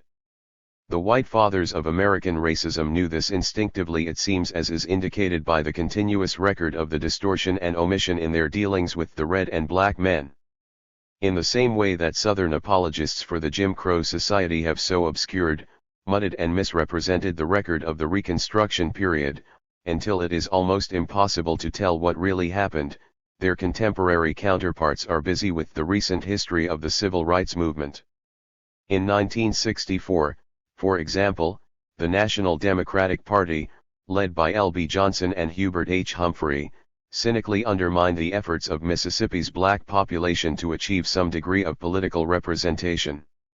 Yet, whenever the events of that convention are recalled by the press, one sees only the version fabricated by the press agents of the Democratic Party. A year later, the House representatives, in an even more vulgar display of political racism, made a mockery of the political rights of Mississippi's Negroes when it failed to unseat the Mississippi delegation to the House, which had been elected through a process that methodically and systematically excluded over 450,000 voting-age Negroes, almost one-half of the total electorate of the state. Whenever this event is mentioned in print, it is in terms that leave one with the rather curious impression that somehow the oppressed Negro people of Mississippi are at fault for confronting the Congress with a situation in which they had no alternative but to endorse Mississippi's racist political practices. I am speaking now of the Mississippi Freedom Democratic Party. I mention these two examples because, having been directly involved in them, I can see very clearly the discrepancies between what happened and the versions that are finding their way into general acceptance as a kind of popular mythology. The victimization of the Negro takes place in two phases. First, it occurs in fact and deed, then, and this is equally sinister, in the official recording of those facts. The Black Power program and concept being articulated by SNCC, CORE, and a host of community organizations in the ghettos of the North and South, has not escaped that process. The white press has been busy articulating their own analyses, their own interpretations and criticisms. For example, while the press has given wide and sensational dissemination to attacks made by figures in the civil rights movement, foremost among them are Roy Wilkins of the NAACP and Whitney Young of the Urban League, and to the hysterical ranting about black racism made by that political chameleon, Vice President Humphrey, it has generally failed to give accounts of the reasonable and productive dialogue that is taking place in the Negro community, and in certain important areas in the white, religious and intellectual community. A national committee of influential Negro churchmen affiliated with the National Council of Churches, despite their obvious respectability and responsibility, had to resort to a paid advertisement to articulate their position, while anyone shouting the hysterical yappings of black racism got ample space. Thus the American people have got at best a superficial and misleading account of the very terms and tenor of this debate. I wish to quote briefly from the statement by the National Committee of Churchmen, which I suspect the majority of Americans will not have seen. This statement appeared in the New York Times, July 31, 1966. We, an informal group of Negro churchmen in America, are deeply disturbed about the crisis brought upon our country by historic distortions of important human realities in the controversy about black power. What we see shining through the variety of rhetoric is not anything new but the same old problem of power and race which has faced our beloved country since 1619. The conscience of black men is corrupted because, having no power to implement the demands of conscience, the concern for justice in the absence of justice becomes a chaotic self-surrender. Powerlessness breeds a race of beggars. We are faced now with a situation where powerless conscience meets conscience-less power, threatening the very foundations of our nation. We deplore the overt violence of riots, but we feel it is more important to focus on the real sources of these eruptions. These sources may be embedded inside the ghetto, but their basic cause lies in the silent and covert violence which white middle-class America inflicts upon the victims of the inner city. In short, the failure of American leaders to use American power to create equal opportunity in life as well as law, this is the real problem and not the anguished cry for black power. Without the capacity to participate with power, i.e., to have some organized political and economic strength to really influence people with whom one interacts, integration is not meaningful. America has asked its Negro citizens to fight for opportunity as individuals, whereas at certain points in our history what we have needed most has been opportunity for the whole group, not just for selected and approved Negroes. We must not apologize for the existence of this form of group power, for we have been oppressed as a group and not as individuals.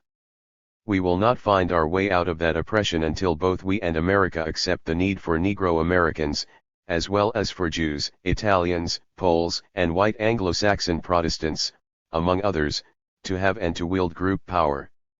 Traditionally, for each new ethnic group, the route to social and political integration in America's pluralistic society has been through the organization of their own institutions with which to represent their communal needs within the larger society.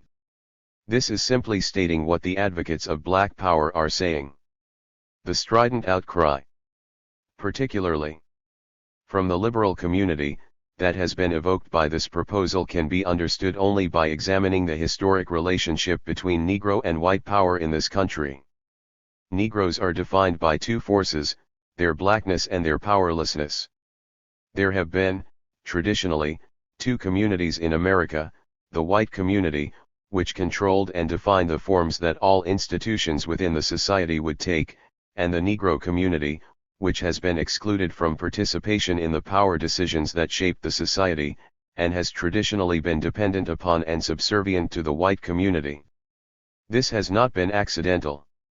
The history of every institution of this society indicates that a major concern in the ordering and structuring of the society has been the maintaining of the Negro community in its condition of dependence and oppression. This has not been on the level of individual acts of discrimination, individual whites against individual Negroes, but total acts by the white community against the Negro community.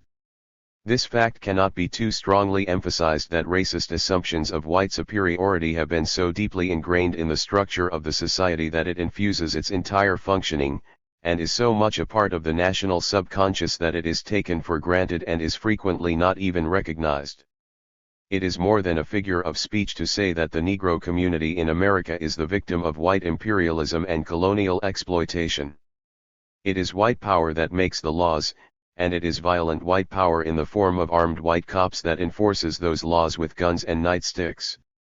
The vast majority of Negroes in this country live in captive communities and must endure these conditions of oppression because, and only because, they are black and powerless.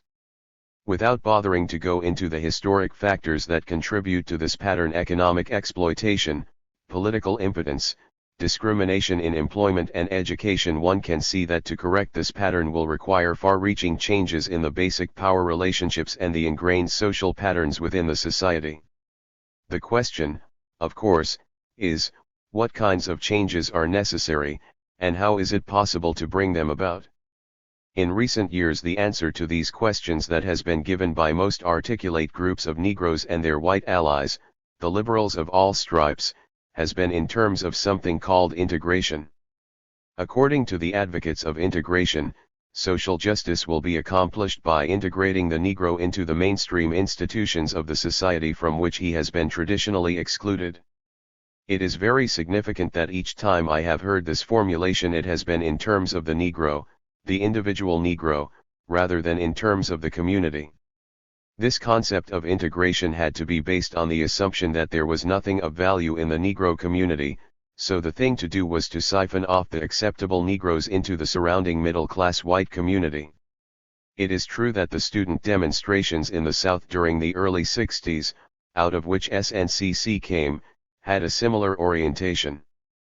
But while it is hardly a concern of a black sharecropper, dishwasher, or welfare recipient whether a certain $15 a day motel offers accommodations to Negroes, the overt symbols of white superiority and the imposed limitations on the Negro community had to be destroyed. Now black people must look beyond these goals, to the issue of collective power. Such a limited class orientation was reflected not only in the program and goals of the civil rights movement, but in its tactics and organization. It is very significant that the two oldest and most respectable civil rights organizations have constitutions which, specifically, prohibit partisan political activity. CORE once did, but changed that clause when it changed its orientation toward black power. But this is perfectly understandable in terms of the strategy and goals of the older organizations. The civil rights movement saw its role as a kind of liaison between the powerful white community and the dependent Negro one. The dependent status of the black community apparently was unimportant, since if the movement was successful it was going to blend into the white community anyway. We made no pretense of organizing and developing institutions of community power in the Negro community, but appealed to the conscience of white institutions of power. The posture of the civil rights movement was that of the dependent, the suppliant. The theory was that without attempting to create any organized base of political strength itself, the civil rights movement could influence national legislation and national social patterns by forming coalitions with various liberal pressure organizations in the white community: liberal reform clubs, labor unions, church groups, progressive civic groups, and at times one or other of the major political parties. I think we all have seen the limitations of this approach. We have repeatedly seen that political alliances based on appeals to conscience and decency are chancy things, simply because institutions and political organizations have no consciences outside their own special interests. The political and social rights of Negroes have been and always will be negotiable and expendable the moment they conflict with the interests of our allies. If we do not learn from history, we are doomed to repeat it, and that is precisely the lesson of the Reconstruction.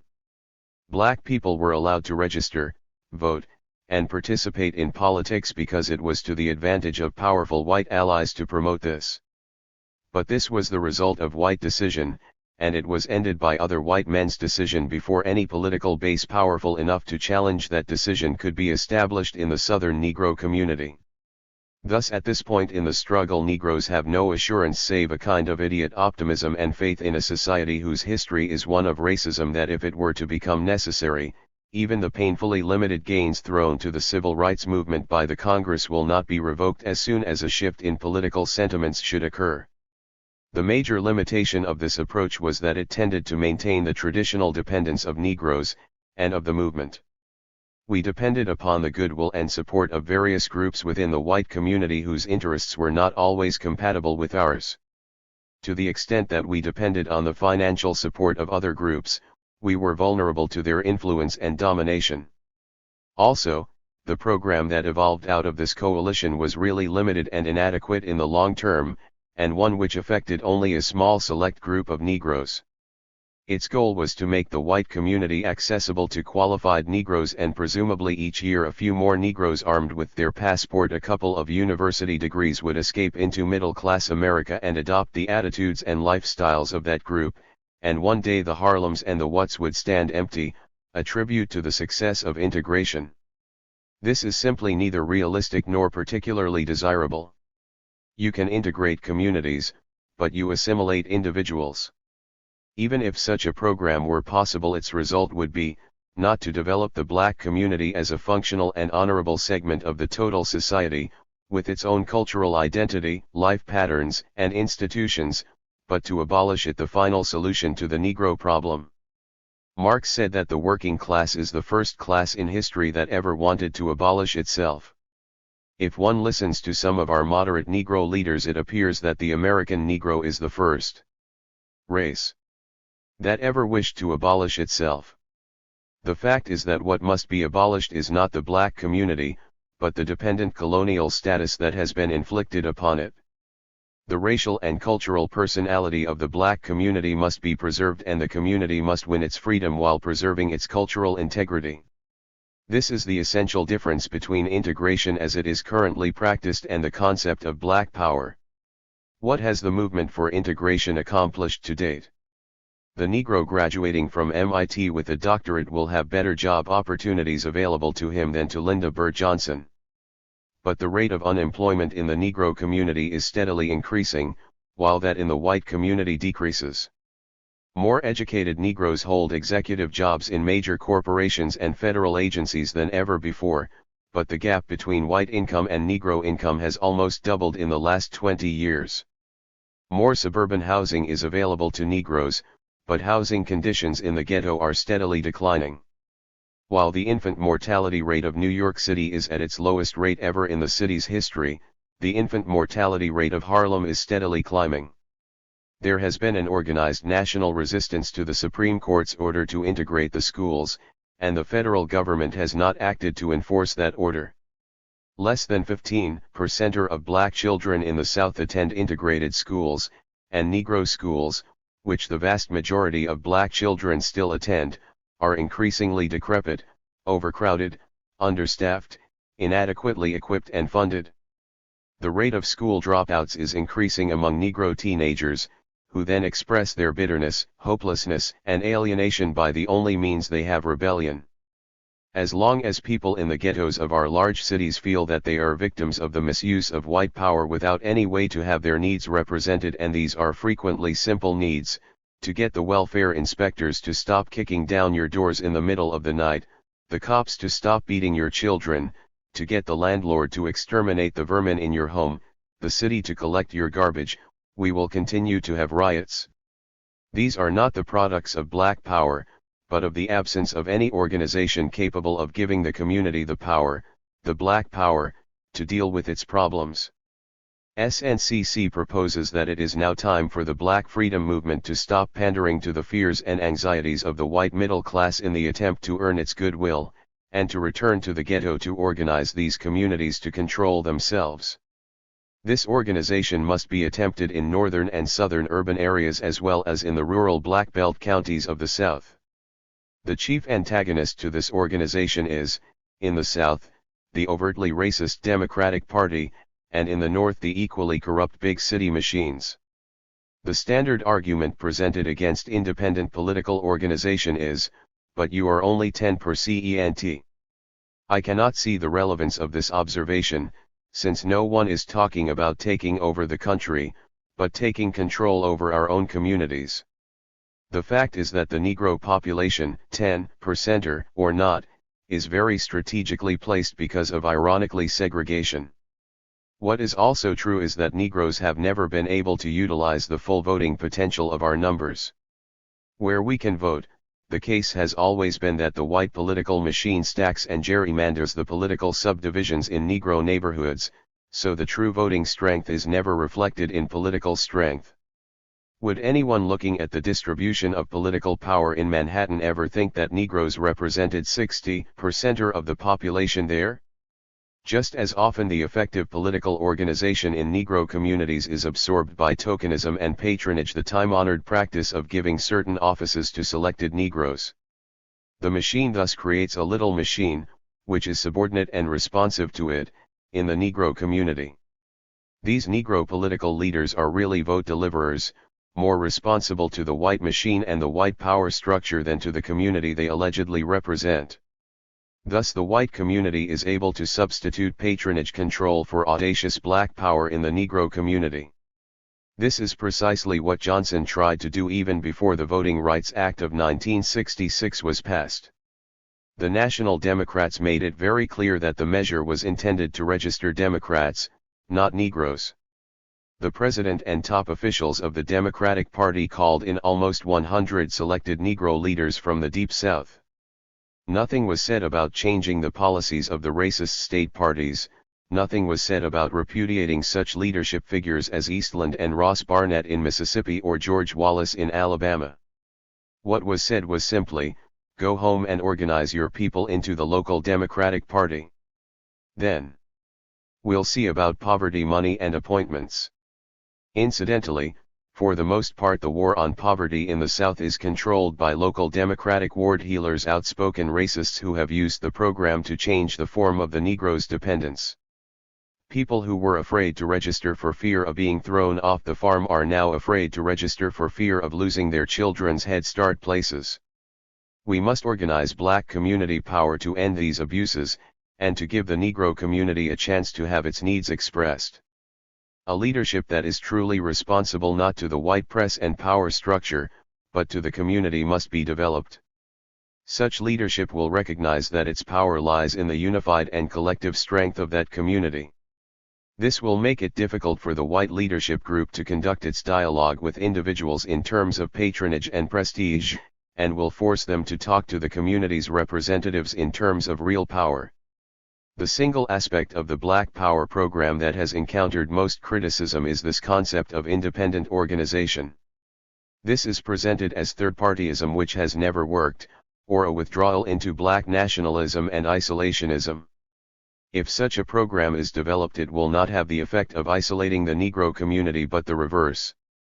When the Negro community is able to control local offices, and negotiate with other groups from a position of organized strength, the possibility of meaningful political alliances on specific issues will be increased.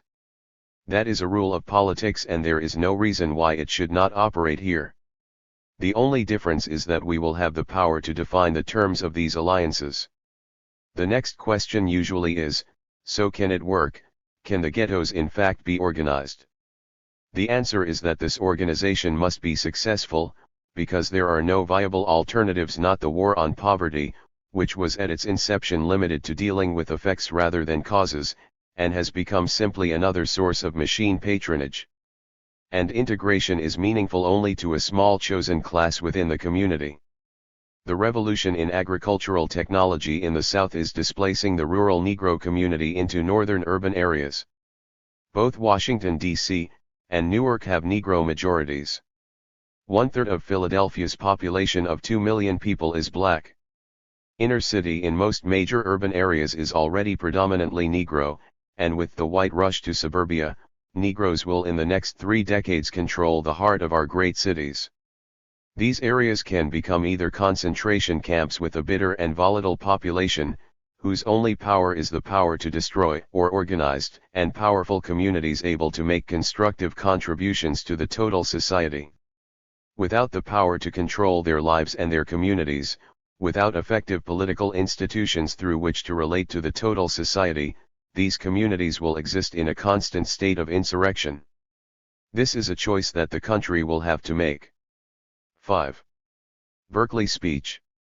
It's a privilege and an honor to be in the white intellectual ghetto of the West. This is a student conference, as it should be, held on a campus, and will never be caught up in intellectual masturbation on the question of black power. That's a function of the people who are advertisers but call themselves reporters. Incidentally, for my friends and members of the press, my self-appointed white critics, I was reading Mr. Bernard Shaw 2 days ago, and I came across a very important quote that I think is most apropos to you. He says, "All criticism is an autobiography." Dig yourself. Okay. University of California, Berkeley, October, 1966. The philosophers Camus and Sartre raise the question of whether or not a man can condemn himself. The black existentialist philosopher who is pragmatic, Frantz Fanon, answered the question. He said that man could not. Camus and Sartre don't answer the question. We in SNCC tend to agree with Fanon: a man cannot condemn himself. If he did, he would then have to inflict punishment upon himself. An example is the Nazis. Any of the Nazi prisoners who, after he was caught and incarcerated, admitted that he committed crimes, that he killed all the many people he killed, had to commit suicide. The only ones able to stay alive were the ones who never admitted that they committed a crime against people, that is, the ones who rationalized that Jews were not human beings and deserved to be killed, or that they were only following orders. There's another, more recent example provided by the officials and the population, the white population of Neshoba County, Mississippi. That's where Philadelphia is. They could not condemn Sheriff Rainey, his deputies, and the other 14 men who killed 3 human beings. They could not because they elected Mr. Rainey to do precisely what he did, and condemning him would be condemning themselves. In a much larger view, SNCC says that white America cannot condemn herself for her criminal acts against black America. So black people have done it, you stand condemned. The institutions that function in this country are clearly racist, they're built upon racism.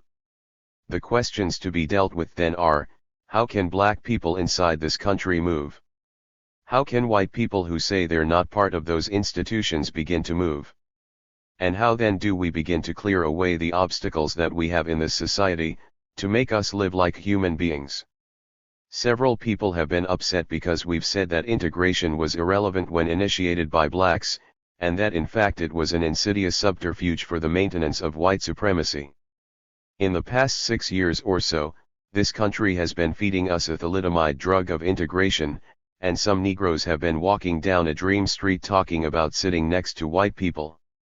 That does not begin to solve the problem. We didn't go to Mississippi to sit next to Ross Barnett, former governor of Mississippi. We did not go to sit next to Jim Clark, sheriff of Selma, Alabama. We went to get them out of our way. People ought to understand that we were never fighting for the right to integrate. We were fighting against white supremacy. In order to understand white supremacy, we must dismiss the fallacious notion that white people can give anybody his freedom. A man is born free. You may enslave a man after he is born free, and that is in fact what this country does. It enslaves blacks after they're born. The only thing white people can do is stop denying black people their freedom. I maintain that every civil rights bill in this country was passed for white people, not for black people. For example, I am black. I know that. I also know that while I am black, I am a human being. Therefore I have the right to go into any public place. White people didn't know that. Every time I tried to go into a public place, they stopped me. So some boys had to write a bill to tell that white man, he's a human being, don't stop him. That bill was for the white man, not for me. I knew I could vote all the time and that it wasn't a privilege but my right. Every time I tried, I was shot, killed or jailed, beaten, or economically deprived. So somebody had to write a bill to tell white people, when a black man comes to vote, don't bother him. That bill was for white people. I know I can live any place I want to live. It is white people across this country who are incapable of allowing me to live where I want. You need a civil rights bill, not me. The failure of the Civil Rights Bill isn't because of Black Power or because of the Student Nonviolent Coordinating Committee or because of the rebellions that are occurring in the major cities. That failure is due to the whites' incapacity to deal with their own problems inside their own communities. And so in a sense we must ask, how is it that black people move? And what do we do? But the question in a much greater sense is, how can white people who are the majority, and who are responsible for making democracy work, make it work? They have failed miserably on this point. They have never made democracy work, be it inside the United States, Vietnam, South Africa, the Philippines, South America, Puerto Rico, or wherever America has been. We not only condemn the country for what it has done internally, but we must condemn it for what it does externally. We see this country trying to rule the world, and someone must stand up and start articulating that this country is not God, and that it cannot rule the world. The white supremacist attitude, which you have either consciously or subconsciously, is running rampant through society today. For example, missionaries were sent to Africa with the attitude that blacks were automatically inferior. As a matter of fact, the first act the missionaries did when they got to Africa was to make us cover up our bodies, because they said it got them excited. We couldn't go bare-breasted anymore because they got excited. When the missionaries came to civilize us because we were uncivilized, to educate us because we were uneducated, and to give us some literate studies because we were illiterate, they charged a price. The missionaries came with the Bible, and we had the land. When they left, they had the land, and we still have the Bible. That's been the rationalization for Western civilization as it moves across the world, stealing, plundering, and raping everybody in its path. Their one rationalization is that the rest of the world is uncivilized and they are in fact civilized. But the West is uncivilized. And that still runs on today, you see, because now we have modern-day missionaries, and they come into our ghettos, they head start, upward lift, bootstrap, and upward bound us into white society. They don't want to face the real problem. A man is poor for one reason and one reason only: he does not have money. If you want to get rid of poverty, you give people money. And you ought not to tell me about people who don't work, and that you can't give people money if they don't work, because if that were true, you'd have to start stopping Rockefeller, Kennedy, Lyndon Baines Johnson, Lady Bird Johnson, the whole of Standard Oil, the Gulf Corporation, all of them, including probably a large number of the board of trustees of this university. The question, then, is not whether or not one can work, it's who has power to make his or her acts legitimate. That is all. In this country that power is invested in the hands of white people, and it makes their acts legitimate. We are now engaged in a psychological struggle in this country about whether or not black people have the right to use the words they want to use without white people giving their sanction. We maintain the use of the words black power, let them address themselves to that. We are not going to wait for white people to sanction black power. We're tired of waiting. Every time black people try to move in this country, they're forced to defend their position beforehand. It's time that white people do that. They ought to start defending themselves as to why they have oppressed and exploited us. A man was picked as a slave for one reason: the color of his skin. Black was automatically inferior, inhuman, and therefore fit for slavery, so the question of whether or not we are individually suppressed is nonsensical, and it's a downright lie. We are oppressed as a group because we are black, not because we are lazy or apathetic, not because we're stupid or we stink, not because we eat watermelon or have good rhythm. We are oppressed because we are black. In order to escape that oppression, we must wield the group power we have, not the individual power that this country sets as the criterion under which a man may come into it. That's what is called integration. You do what I tell you to do and we'll let you sit at the table with us. Well, if you believe in integration, you can come live in Watts, send your children to the ghetto schools.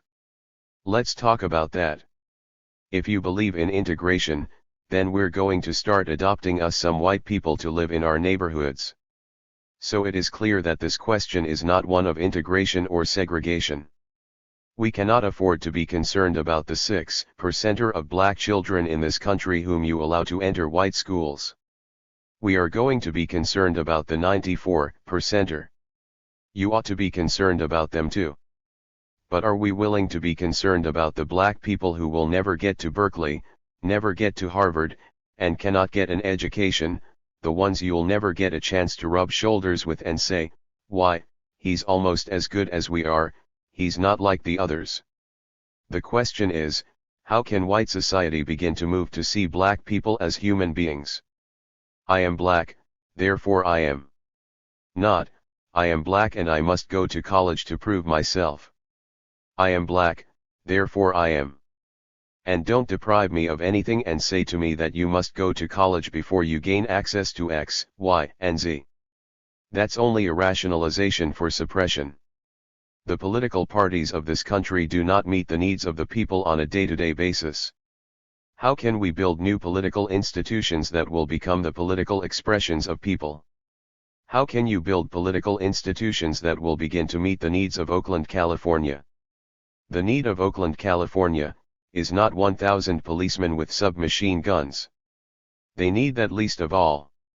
How can we build institutions that will allow those people to function on a day-to-day basis, so that they can get decent jobs and have decent houses, and they can begin to participate in the policy and make the decisions that affect their lives?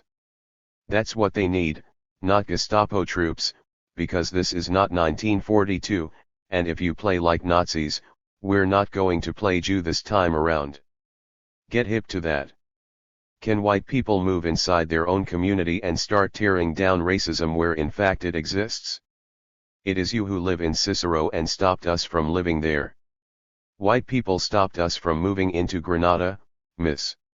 White people make sure that we live in the ghettos of this country. White institutions do that. They must change. In order for America to really live on a basic principle of human relationships, a new society must be born. Racism must die. The economic exploitation by this country of non-white people around the world must also die. There are several programs in the South where whites are trying to organize poor whites so they can begin to move around the question of economic exploitation and political disfranchisement. We've all heard the theory several times. But few people are willing to go into it.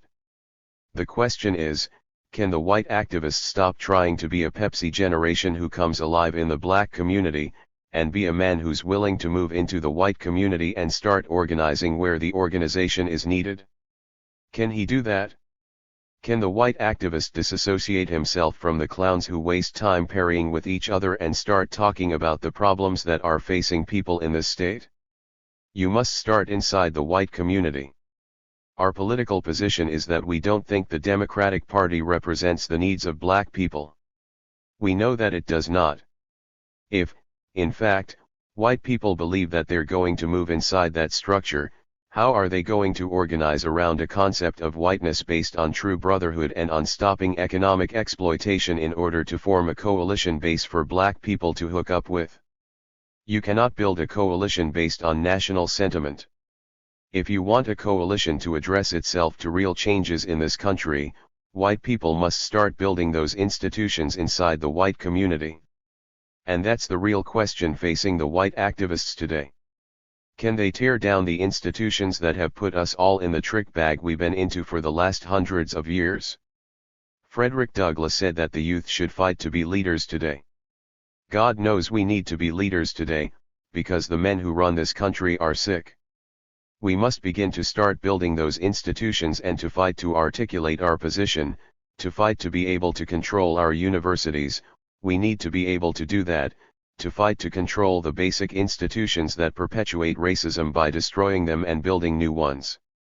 That's the real question that faces us today, and it is a dilemma because most of us don't know how to work. Most white activists run into the black community as an excuse. We cannot have white people working in the black community on psychological grounds. The fact is that all black people question whether or not they are equal to whites, since every time they start to do something, white people are around showing them how to do it. If we are going to eliminate that for the generation that comes after us, then black people must be in positions of power, doing and articulating for themselves. That's not reverse racism, it is moving onto healthy ground. It is becoming what the philosopher Sartre says, an anti-racist racist. And this country can't understand that. What we have in SNCC is anti-racist racism. We are against racists.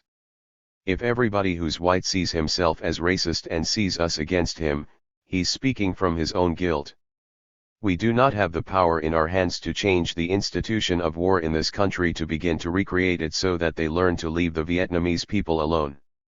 The only power we have is the power to say, hell, no, to the draft. The war in Vietnam is illegal and immoral. The question is, what can we do to stop that war? What can we do to stop the people who, in the name of America, are killing babies, women, and children? We have to say to ourselves that there's a higher law than the law of a fool named Rusk, there's a higher law than the law of a buffoon named Johnson. It's the law of each of us. We will not murder anybody who they say kill, and if we decide to kill, we're going to decide who it shall be. This country will only stop the war in Vietnam when the young men who are made to fight it begin to say, hell, no, we ain't going. The peace movement has been a failure because it hasn't gotten off the college campuses where everybody has a twos and is not afraid of being drafted anyway.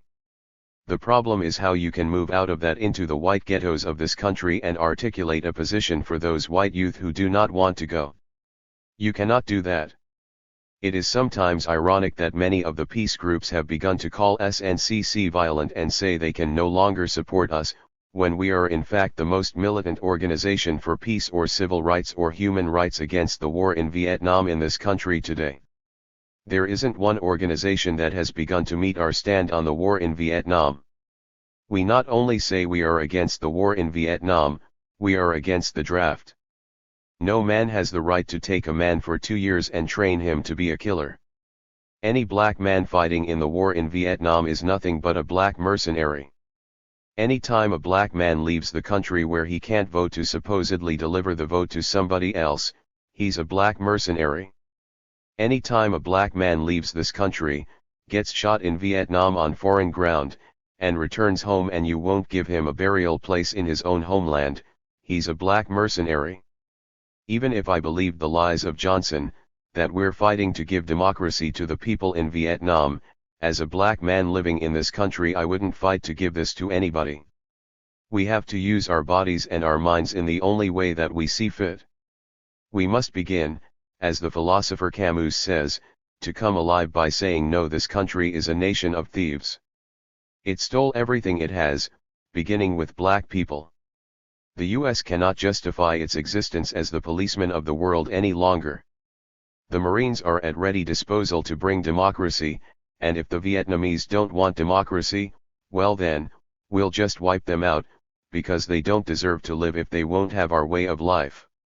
There is a more immediate question: what do you do on your campus? Do you raise questions about the 100 black students who were kicked off campus a couple of weeks ago? 800? And how does that question begin to move? Do you begin to relate to people outside the ivory tower and university walls? Do you think you're capable of building those human relationships as the country now stands? You're fooling yourself.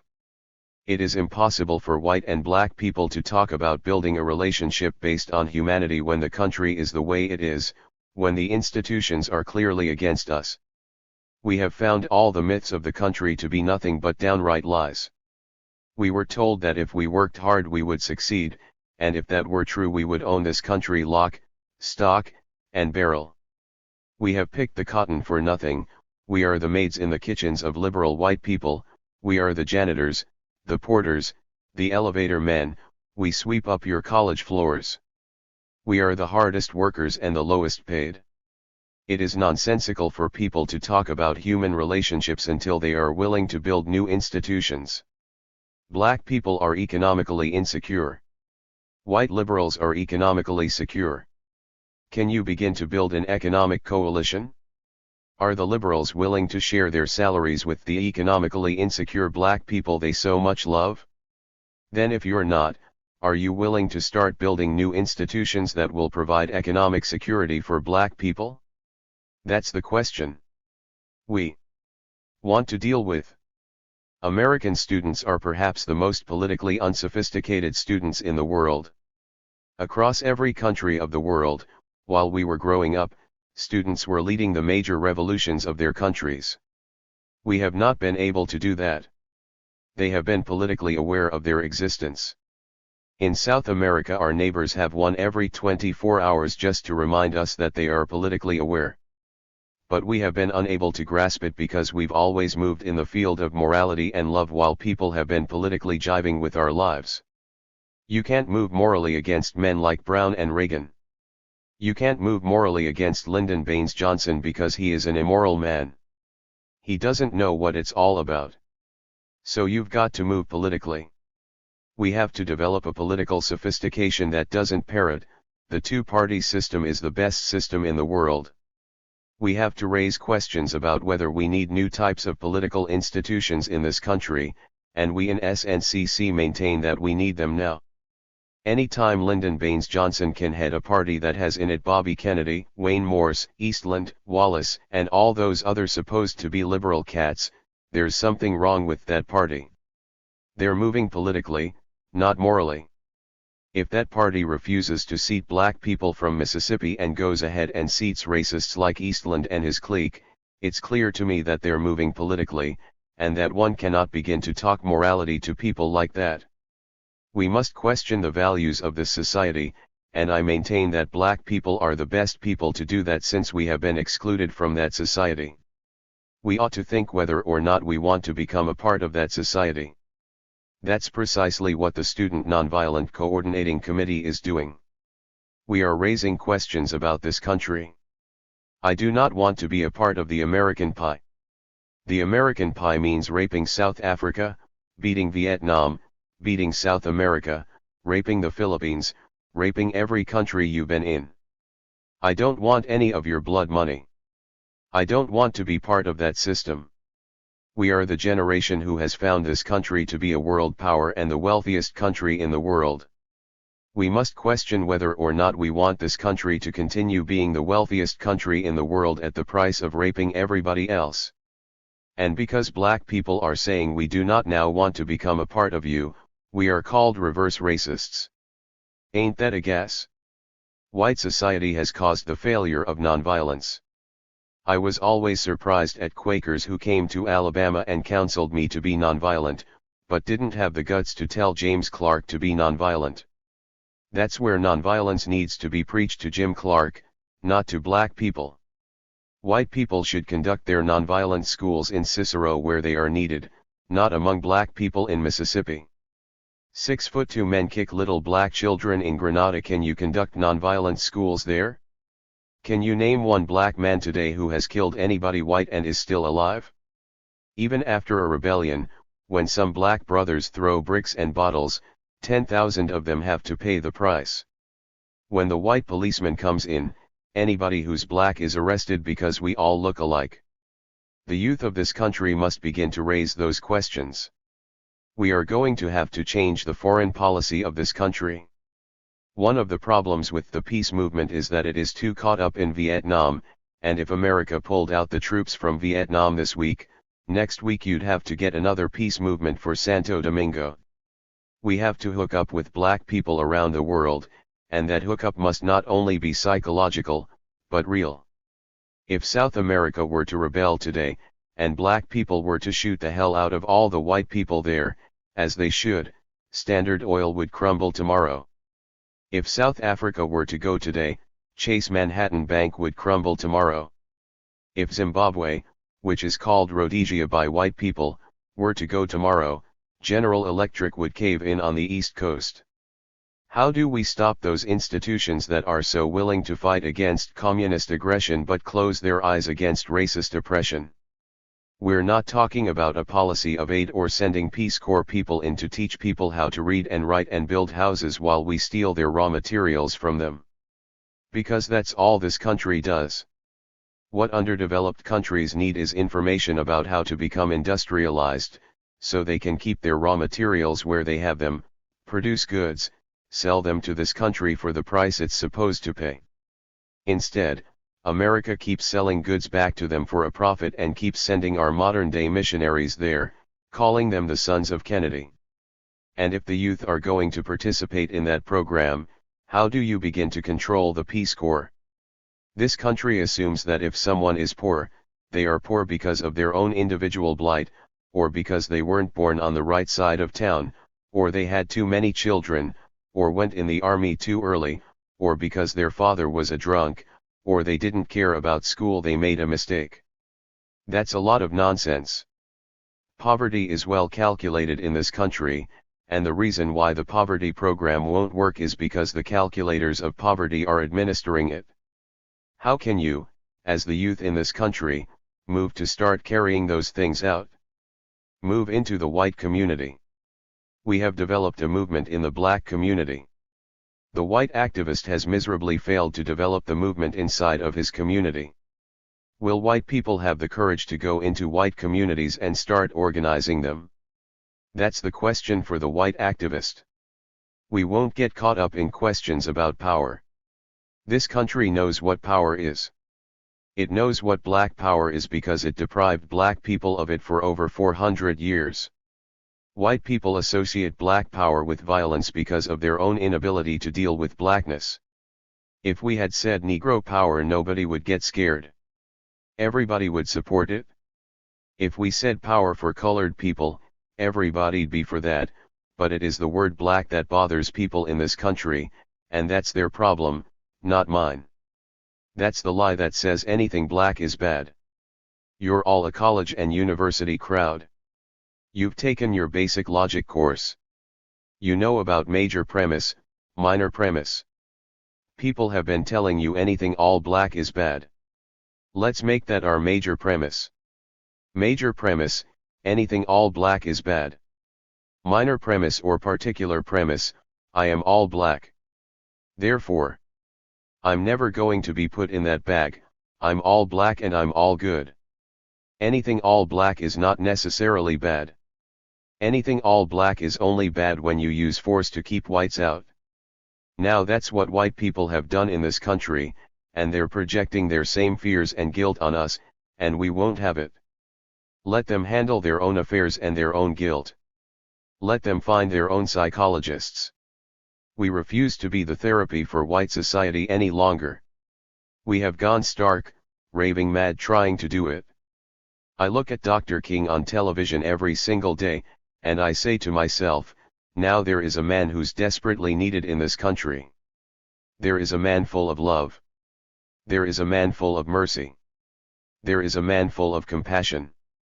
But every time I see Lyndon on television, I say, Martin, baby, you got a long way to go. If we were to be real and honest, we would have to admit that most people in this country see things black and white. We live in a country that's geared that way. White people would have to admit that they are afraid to go into a black ghetto at night. They're afraid because they'd be beat up, lynched, looted, cut up, etc. It happens to black people inside the ghetto every day, incidentally. Since white people are afraid of that, they get a man to do it for them, a policeman. Figure his mentality. The first time a black man jumps, that white man's going to shoot him. Police brutality is going to exist on that level.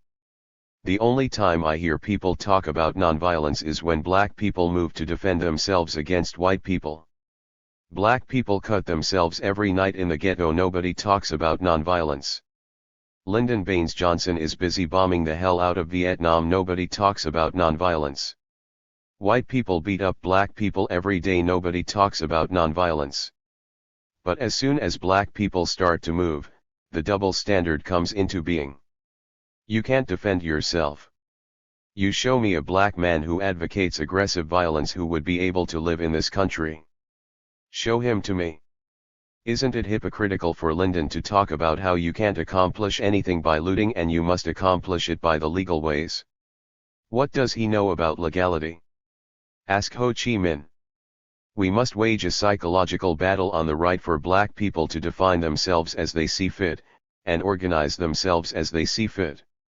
We don't know whether the white community will allow for that organizing, because once they do they must also allow for the organizing inside their own community. It doesn't make a difference, though we're going to organize our way.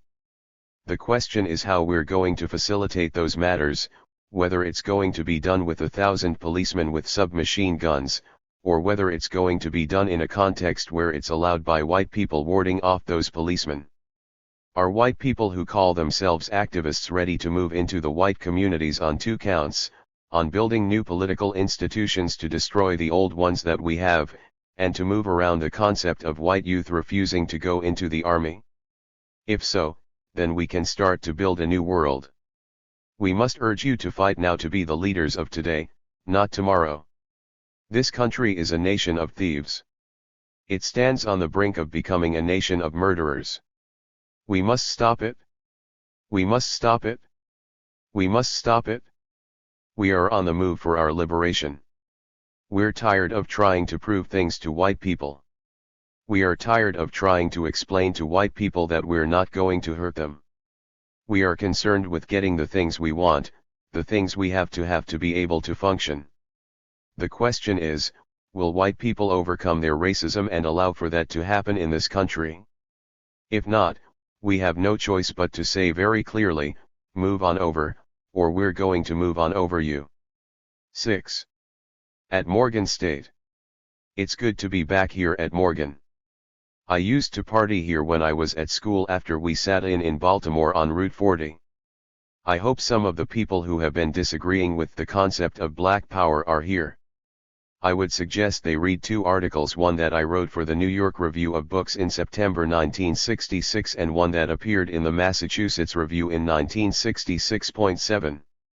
They explain the theoretical concept of black power, they criticize the exponents of the coalition theory and those who say that integration is the only route to solving the racial problem in this country. Morgan State College, Baltimore, January 28, 1967. I would think that at a black university it would be absurd for me to talk about black power, that rather I should talk to black students about what their role is to be in the coming struggle. And so my remarks today are addressed to you, black students of Morgan, to give you a chance to hear some of the things that you never hear about, your need to stop being ashamed of being black and come on home. Though there are many members of the press here, you should pay them no mind because they will not be able to understand what we are talking about. When I was supposed to speak at this university in October, they cancelled the speech.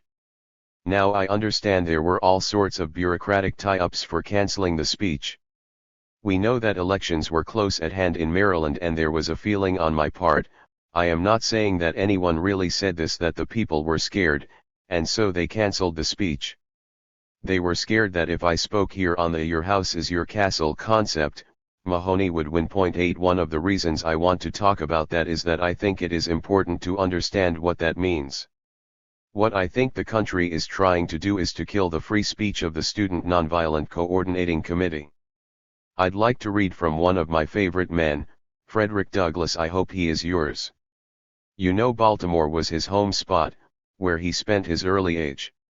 It was from Baltimore that he escaped to freedom. I want to read it because I think it is crystal clear in our minds what we must do in this generation to move for Black power. Our mothers scrubbed floors. Our fathers were Uncle Toms. They didn't do that so we could scrub floors and be Uncle Toms. They did it so that this generation can fight for Black power, and that is what we are about to do, and that is what you ought to understand. Mr. Douglass said, "Those who profess to favor freedom, yet deprecate agitation, are men who want crops without plowing up the ground, they want rain without thunder and lightning, they want the ocean without the awful roar of its many waters. Power concedes nothing without demands. It never did and it never will. Find out just what any people will submit to and you have found out the exact amount of injustice and wrong which will be imposed upon them, and these will continue till they have resisted with either words or blows or with both. The limits of tyrants are prescribed by the endurance of those whom they suppress." Following in Mr. Douglass's footsteps, we intend to strike our first blow for our liberation, and we will let the chips fall where they may. We do not wish to earn the goodwill of anybody who is oppressing us. They should rather try to earn our goodwill, since they have been oppressing us. This country has been able to make us ashamed of being black. One of the first recognitions of a free people is that we must be united as a people. We must understand the concept of peoplehood and not be ashamed of ourselves. We must stop imitating white society and begin to create for ourselves and our own, and begin to embody our own cultural patterns so that we will be holding to those things that we have created, and holding them dear. For example, it is nonsensical for black people to have debutante balls. It is nonsensical because you are imitating that which white society has given to you and that which you know nothing about. Your fathers slaved for 1 year to save $500 so that you can walk up in some white dress for one night talking about virginity. Wouldn't it be better to take that $500 and give it to Morgan so that you could begin to develop a good black institution? Imitation runs deep in the black community in this country. It runs very deep. You know, when we first got people to go to college and they went to the first white university in this country, there were things called fraternities and sororities. Our black brothers and sisters could not get into these fraternities. They were kept out because of the color of their skin.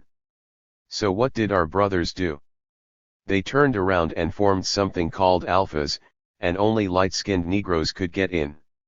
Our black sisters, not to be outdone, formed AKA, for blue bloods only. The other dark-skinned brothers, not to be outdone, set up Omega and Kappa. And then, of course, we had the counterparts, the deltas. Now, wouldn't it have been far better if those people, instead of imitating a society that had been built on excluding them, had turned around and built a fraternity that included everybody, light-skinned and dark-skinned? Perhaps that is the greatest problem you, as black students, face. You are never asked to create, only to imitate. Then we come to the question of definitions. It is very, very important, because people who can define are the masters. Understand that. You remember a couple of years ago when our black leaders would talk about integration. They would say we want to integrate. They would be talking about good houses, good schools, good neighborhoods. White people would say, "You want to marry my daughter?" They would say, "No, I don't want to marry your daughter, we just want to be your brother, we don't want to be your brother-in-law." Or, "We want to live next door to you, we don't want to live in your bedroom." What the white people were doing was defining integration for those black leaders, and those black leaders allowed them to. By the time those cats finished reacting to a definition by a white man, they were out the window. And by the time they came back to being aggressive, the black community said later for those cats. They allowed white people to define their reaction. Now when we get asked that question in SNCC, you know what we say: your daughter, your sister, and your mama. The white woman is not the queen of the world, she is not the Virgin Mary, she can be made like any other woman. Let's move on, let's move on. They try the same things now. These days, I say black power and someone says, you mean violence. And they expect me to say, no, no, I don't mean violence, I don't mean that. Later for you, I am master of my own term. If black power means violence to you, that is your problem, as is marrying your daughter. I know what it means in my mind. I will stand clear. And you must understand that, because the first need of a free people is to be able to define their own terms and have those terms recognized by their oppressors. It is also the first need that all oppressors must suppress. I think it is what Camus talks about. He says that when a slave says no, he begins to exist. You see, you define to contain. That's all you do. If we allow white people to define us by calling us Negroes, which means apathetic, lazy, stupid, and all those other things, then we accept those definitions. We must define what we are and then move from our definitions and tell them, recognize what we say we are. We all watch cowboy movies all the time. You know, there would be a fight and there would be Indians and they would be coming from the hills and Chief Crazy Horse would have 1,000,000 Indians and they would be yelling, wah, wah, wah, and they would be killing the good white women. And at last here comes the cavalry. They would come riding in and they would get out their guns and shoot up everybody. Men, forward march, forward, shoot. Look out, that one on the right. Boom, we've got him, he's dead. They would come back and they would say, we had a victory today. We killed the Indians. The next time the Indians would win, they would beat the hell out of the cavalry and the white man would come back and say, those dirty Indians, they massacred us. See what they were doing? They were putting connotations in our minds. A massacre is not as good as a victory because in a victory you shoot people and you kill them in an honorable way, but in a massacre you kill with a knife and everybody knows that's foul. But the Indians had victories too. That we must begin to recognize. That's very important. You ever listen to the news? Every day now, Viet Cong terrorists bomb and kill 50 women and children, what a shame. In the meantime, United States jet bombers have been flying heavily over Hanoi, dropping bombs. The power to define is the most important power that we have. It is he who is master who can define, that was cleared in the McCarthy period. If McCarthy said you were a communist, you had to get up and say, no, I am not a communist. Who the hell is McCarthy? I mean, who is he? He had the power to define. It is the same thing. My fellow Americans, the communists, the slanted Viet Cong are our enemy. You must go kill them. You don't have the right to define whether or not that cat is your enemy. The master has defined it for you. And when he says jump, you say, how high, boss? We must begin to define our own terms and certainly our own concept of ourselves and let those who are not capable of following us fall by the wayside. You must begin to understand the nature of this country called America, which exploits all other, non-white countries.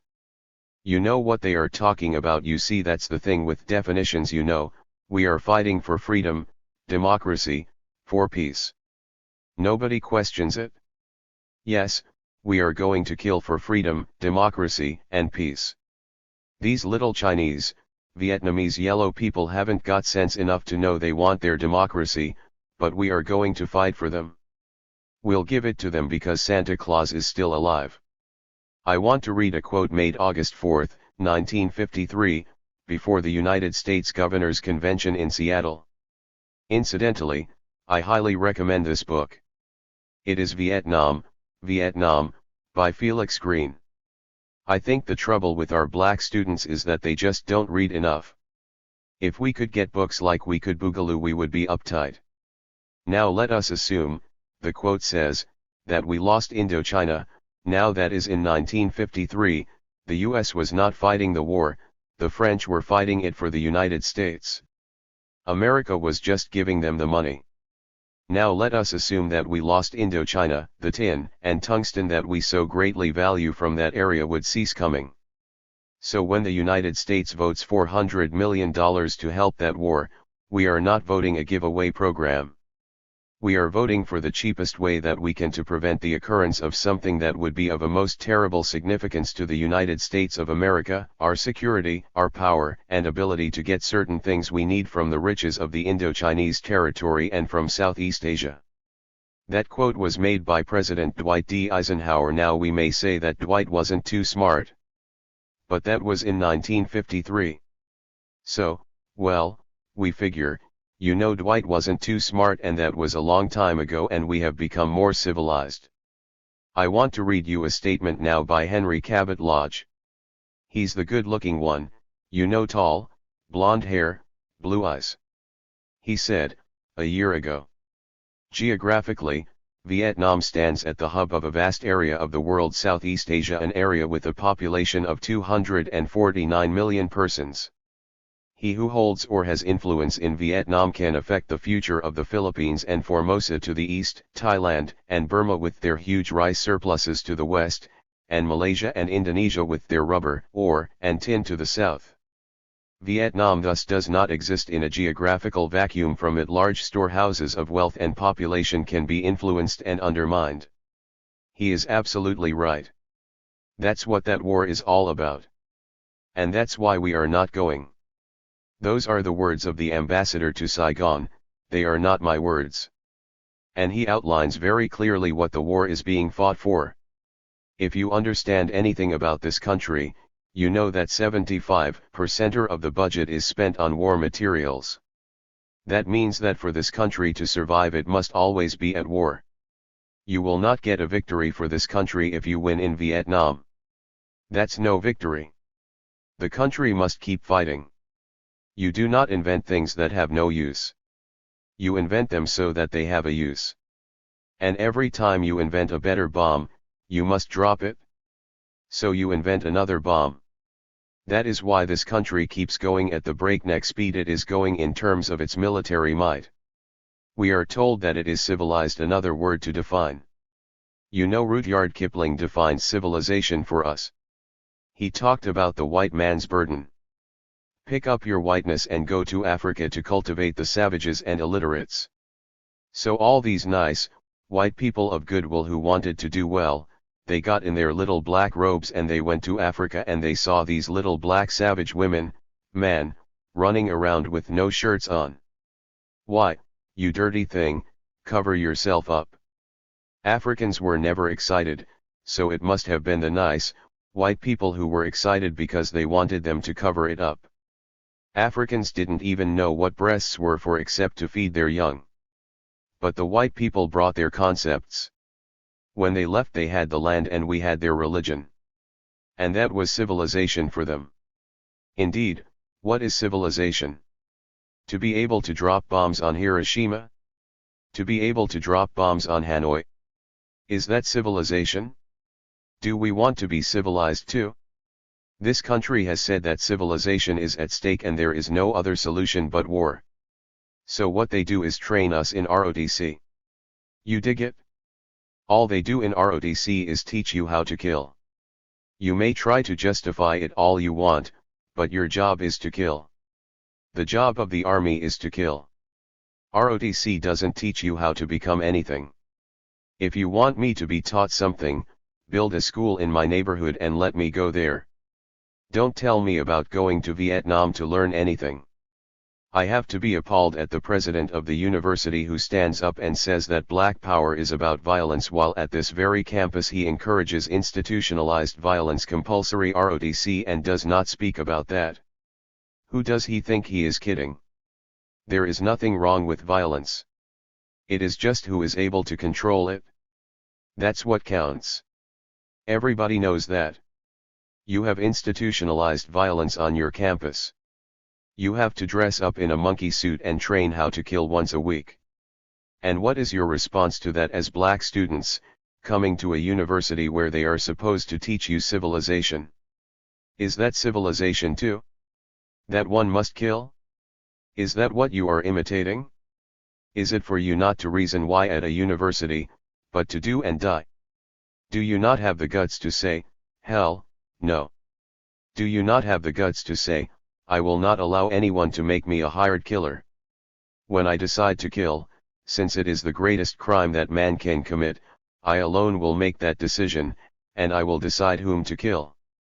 You are now at a vast black university where they have already incorporated violence in your thinking. And here you are marching around every Friday, or Thursday, or Wednesday or whatever it is, with your shoes spit-shined, until 3 o'clock in the morning marching with a gun in your hand, learning all about how to shoot. And somebody talks about violence. No, I am not violent, I don't believe in violence. I don't want no black power. I ain't got nothing to do with violence. Over in Vietnam they put you on a front line and you are shooting.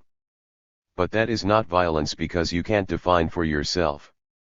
You ought to tell the school that if you wanted to learn how to kill you would have gone to West Point. You came here to learn how to help your people of Baltimore in the ghettos, and then you turn your backs on them as soon as you get a chance. What can you tell a black man who lives in the ghettos in Baltimore about killing? Hasn't he been subjected to it all of his life? What is your analysis about the rebellions that have been occurring all around the state? Are you like everybody else? Are you against violence? Do you analyze? Do you recognize what it means? The reason they say that we preach violence isn't because we preach violence, but because we refuse to condemn black people who throw rocks and bottles at policemen. That is why. And I say that is the only reason why. Look at all the other Negro leaders, so-called leaders, every time there is a riot. We deplore violence, we avoid use of violence, it is very, very bad, there is only a small group of vagabonds, they don't represent our community, and violence never accomplishes anything. Yes, we are training our boys to go to Vietnam. We think it is a good thing to send them to Vietnam, but violence never accomplishes anything at all. Now, you have got to understand this very clearly. If you know anything about the ghetto, you know that on any given Friday or Saturday night there is more violence inside the ghetto than any place else in any given city. You know that we cut and butcher and shoot each other. And do you also know that in any given ghetto there is more police power, that is, in terms of numbers, there are more police per block, per square inch, than in any other area of the city? What does that mean to you? On Friday night, while there are more police, there is still more violence among black people. Obviously they don't give a damn about the violence among black people. What it points out is the problem between property rights and human rights in this country, a problem the country is not capable of facing up to. Let one black boy throw one rock at some filthy grocery store and the whole damned National Guard comes into our ghetto. Property rights mean more than human rights, and we in the ghetto do not own the property. If we get robbed, you can call the policeman till you turn white. He ain't coming. You know it as well as I do. But just hit a grocery store, just throw a Molotov cocktail through a window and see how quick they come in. They deplore violence. It's all right with them when we cut each other in the street on Friday and Saturday nights. We need nonviolence in the black community, that's where we need it. We have to learn to love and respect ourselves. That's where it should begin. That is where it must begin. Because if we don't love us, ain't nobody going to love us. The people who have power in our ghettos are the property owners, and when their stores are touched they call the National Guard. But analyze that one step further. Everybody in our ghettos knows that we are charged higher prices for rotten meat. Everybody knows that, but nobody says, we deplore the high prices they charge the Negro for rotten meat. Nobody moves to readjust the problems black people are facing in the ghetto like the slumlord. And if they try, they would find out that the people who own the property are the people who make the laws. Property rights, that's what the United States Constitution is based on. You should know that. You are 3/5 of a man until this very day. Property rights. People who didn't own property could not vote when this country was first founded, not until years afterwards. So the analysis is the question of property versus propertyless people. That's what those rebellions are about, nothing else, nothing less. And what appalls me about the black leaders is they do not have the guts to condemn the grocery store owner.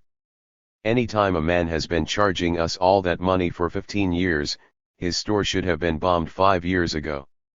It should have been out of the neighborhood 5 years ago. And if nobody wants to do it, then you can't blame people when they move to do it for themselves. If you want to stop rebellion, then eradicate the cause. It is time for you to stop running away from being black. You are college students, you should think. It is time for you to begin to understand that you, as the growing intellectuals, the black intellectuals of this country, must begin to define beauty for black people. Beauty in this society is defined by someone with a narrow nose, thin lips, white skin. You ain't got none of that. If your lips are thick, bite them in. Hold your nose, don't drink coffee because it makes you black. Everybody knows black is bad. Can you begin to get the guts to develop criteria for beauty for black people? Your nose is boss, your lips are thick, you are black, and you are beautiful. Can you begin to do it so that you are not ashamed of your hair and you don't cut it to the scalp so that naps won't show? Girls, are you ready? Obviously it is your responsibility to begin to define the criteria for black people concerning their beauty. You are running around with your Natanola cream. The black campuses of this country are becoming infested with wigs and mustangs and you are to blame for it. You are to blame for it? What is your responsibility to your fellow black brothers? Why are you here? So that you can become a social worker or so that you can kick down a door in the middle of the night to look for a pair of shoes? Is that what you come to college for? So that you can keep the kid in the ghetto school, so that you can ride up in a big Bonneville with an AKA sign stuck on the back? Is that your responsibility? What is your responsibility to black people of Baltimore who are hungry for the knowledge you are supposed to have? Is it so that you can just get over? Do you forget that it is their sweat that put you where you are? Do you not know that your black mothers scrubbed floors so you can get here and the minute you get out, you turn your back on them? What is your responsibility, black students? What is it? Is it to become a teacher so you can be programmed into a ghetto school? So that you can get up and say, it's a shame how our children are culturally deprived? What do you know about culturally deprived? What is your definition of culture?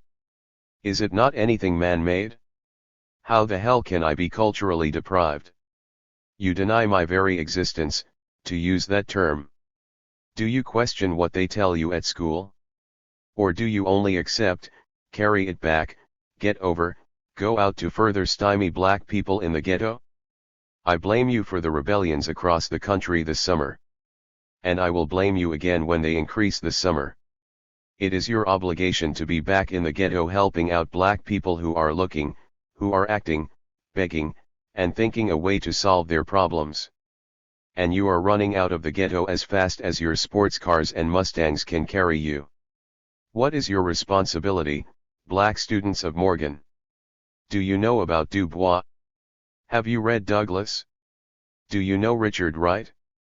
Can you quote J.A. Rogers? Do you know Claude McKay? Can you understand Leroy Jones? There is a young man with me now. His name is Eldridge Cleaver. He just spent 8 years in jail. He is writing some of the most profound writing that has come out in the country from black men. Do you know him? Have you read his stuff? Why haven't you read his stuff? Is it because you are too busy trying to find out where the Kappas are partying Friday night? Why is it that you haven't read his stuff? Is it that you are spit-shining your shoes so that you can become a lieutenant colonel to go to Vietnam when you graduate? Why is it that you haven't read his stuff? Is it that you don't want to read anything about being black because you, too, are ashamed of it and are running from it? So you want to run to your debutante ball. So you want to run to your Kappa fraternity ball and forget all else. When the ghettos rebel, you are going to be the buffer, and you are the ones who are going to be caught in the middle. The gate is swinging open. Brothers and sisters, you had better come home early this summer. You had better take what knowledge you have and use it to benefit black people in the ghetto. You had better recognize that individualism is a luxury that black students can no longer afford. You had better begin to see yourself as a people and as a group, and, therefore, you need to help to advance that group. Can you be aggressive? Can you say that Baltimore is almost 52% black, and black people should own it, run it, lock, stock and barrel? Or are you afraid? Can you not go out and organize those people to take the political power that they have been denied and by which they've been oppressed and exploited? Can you not help? Are you too busy trying to be a doctor and lawyer so that you can get a big car and a big house and talk about your house in the suburbs? Am I the only one out there?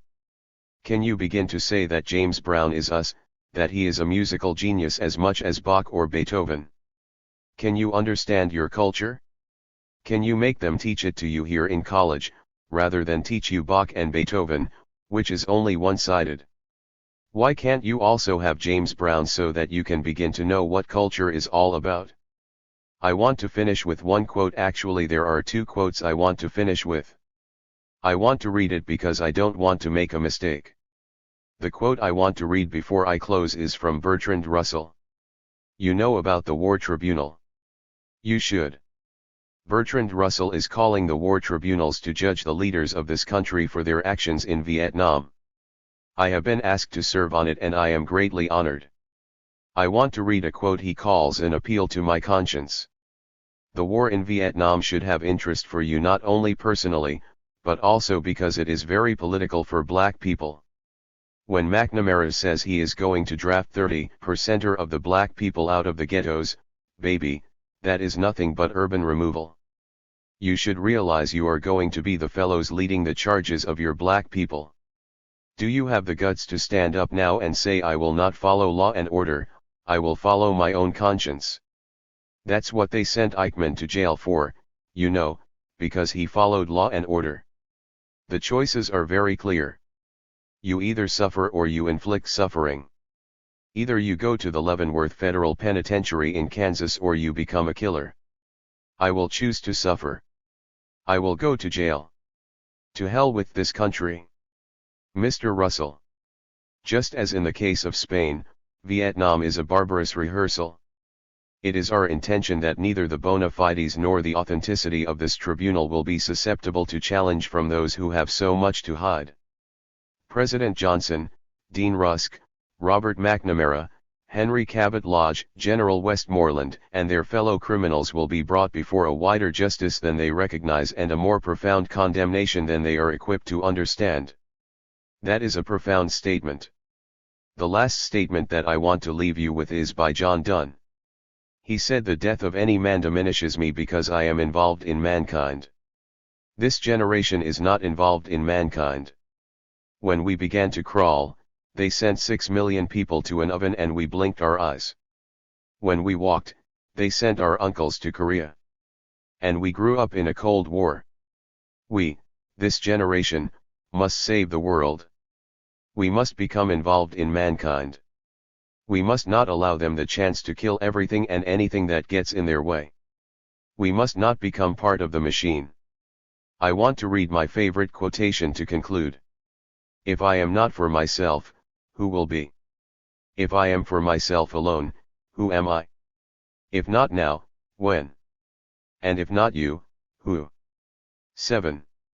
The Dialectics of Liberation. I had intended to prepare a written speech for the dialectics, and had started to prepare it 3 weeks before the trip, but the United States government thought that as I was starving it would be better if they saw to it that I got some meals every day, so they confined me to their prison system, and I lost all the notes. So I've been trying to get another one together. Now since I've been at the Congress I've been very confused, because I'm not a psychologist or a psychiatrist, I'm a political activist. I don't deal with the individual. I think it's a cop-out when people talk about the individual. What we're talking about around the United States today, and I believe around the Third World, is the system of international white supremacy coupled with international capitalism. We're out to smash that system. People who see themselves as part of that system are going to be smashed with it, or we're going to be smashed. Congress on the Dialectics of Liberation, London, July 18, 1967. So I'm not going to talk about the individual. For one thing, it will be seen that the black man's alienation is not an individual question, it is a question of socio-diagnostics. The Negro problem does not resolve itself into the problem of individual Negroes living among white men, but rather of Negroes as a class that is exploited, enslaved, and despised by the colonialist, capitalist society, which is only accidentally white. But since it is accidentally white, that's what we talk about: white Western society. The other reason why I won't talk about the individual is that whenever you raise questions about racial problems to white Western society, each white man says, well, don't blame me, I'm only one person and I really don't feel that way. Actually, I have nothing against you, I see you as an equal. You're just as good as I am almost. I want to clear that up to point out the difference between individual racism and institutionalized racism. The first type, individual racism, consists of overt acts by individuals, and usually the immediate result is the death of the victim, or the traumatic and violent destruction of property. This type can be recorded on TV cameras and can frequently be observed in the process. The second type is less overt, far more subtle, less identifiable in terms of specific individuals committing the acts, but it is no less destructive of human life. It's part of the overall operation of established and respected forces in the society, so it doesn't receive the condemnation that the first type does. Let me give you an example of the first type. When unidentified white terrorists bomb a black church and kill 5 black children, that is an act of individual racism, widely deplored by most segments of the world. But when in that same city, Birmingham, Alabama, not 5 but 500 black babies die each year because of lack of proper food, shelter, and medical facilities, and thousands more are destroyed and maimed physically, emotionally, and intellectually because of conditions of poverty and discrimination in the black community, that is a function of institutionalized racism. When a black family moves into a home in a white neighborhood, and it is stoned, burned or rooted out, the latter is an overt act of individual racism, and many people condemn that, at least in words. But it is institutionalized racism that keeps the black people locked in dilapidated slums, tenements, where they must live out their daily lives subject to the prey of exploitative slum landlords, merchants, loan sharks, and the restrictive practices of real estate agents. We're talking now about the US, but I think you can apply a little of it to London. But the society either pretends it does not know of institutionalized racism, or is incapable of doing anything meaningful about the conditions of institutionalized racism. And the resistance to doing anything meaningful about institutionalized racism stems from the fact that Western society enjoys its luxury from institutionalized racism, and therefore, were it to end institutionalized racism, it would in fact destroy itself. One of the major tools of racism is mystification, so I want to get into the idea of demystifying human beings, and I'm talking about the Third World, I'm not talking about the White West. I think that the Third World are the people who, at least in the United States, black people are concerned with. The White West has been able to do very well for itself. I want to talk, then, very specifically about a number of things under demystification. The first is the importance of definitions. Second, cultural integrity versus cultural imposition. And then I want to talk about the United States, specifically the cities and the rebellions, riots, they're called by the white press, that are occurring in the United States, which are going to lead to guerrilla warfare. And I want to talk about violence because the West is always upset by violence when a black man uses it. Yeah. In one of my favorite books, Alice in Wonderland, there's a debate between Humpty Dumpty and Alice around the question of definitions. When I use a word, Humpty Dumpty said, in a rather scornful tone, it means just what I choose it to mean. Neither more nor less. The question is, said Alice, whether you can make words mean so many different things. The question is, said Humpty Dumpty, who is to be master? That is all. And I think Lewis Carroll is right, those who can define are the masters. White Western society has been able to define, and that's why she has been the master. The white youth of my generation in the West today starts off with subconscious racism because he accepts the writings of the West, which have either destroyed, distorted, lied about history. He starts off with a basic assumption of superiority that he doesn't even recognize. The people of the Third World are going to have to stop accepting the definitions imposed upon them by the West. Frederick Douglass, the great black leader of the 1800s, said that slave seeks his liberation when, and only when, he stops obeying a master. Camus said the same thing 100 years later on the first page of The Rebel, when a slave stops accepting definitions imposed upon him by his master, then, and only then, he begins to move and create a life. History books tell you that nothing happens until a white man comes along. Who discovered America? Christopher Columbus. Who discovered China? Marco Polo. I used to be told in the West Indies that I was not discovered until Sir Walter Raleigh needed supplies for his ship, and then he came along and found me and said, "Whoop. I have discovered you," and my history began. But let us examine the racism in that statement. Let us examine it very closely. Columbus did not discover America.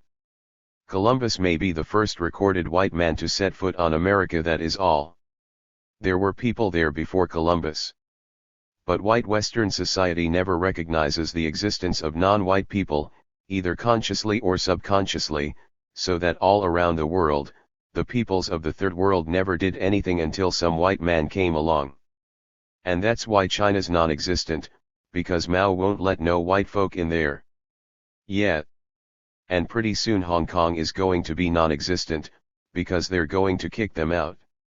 All through history classes we were studying Western civilization, and that meant that all else was uncivilized.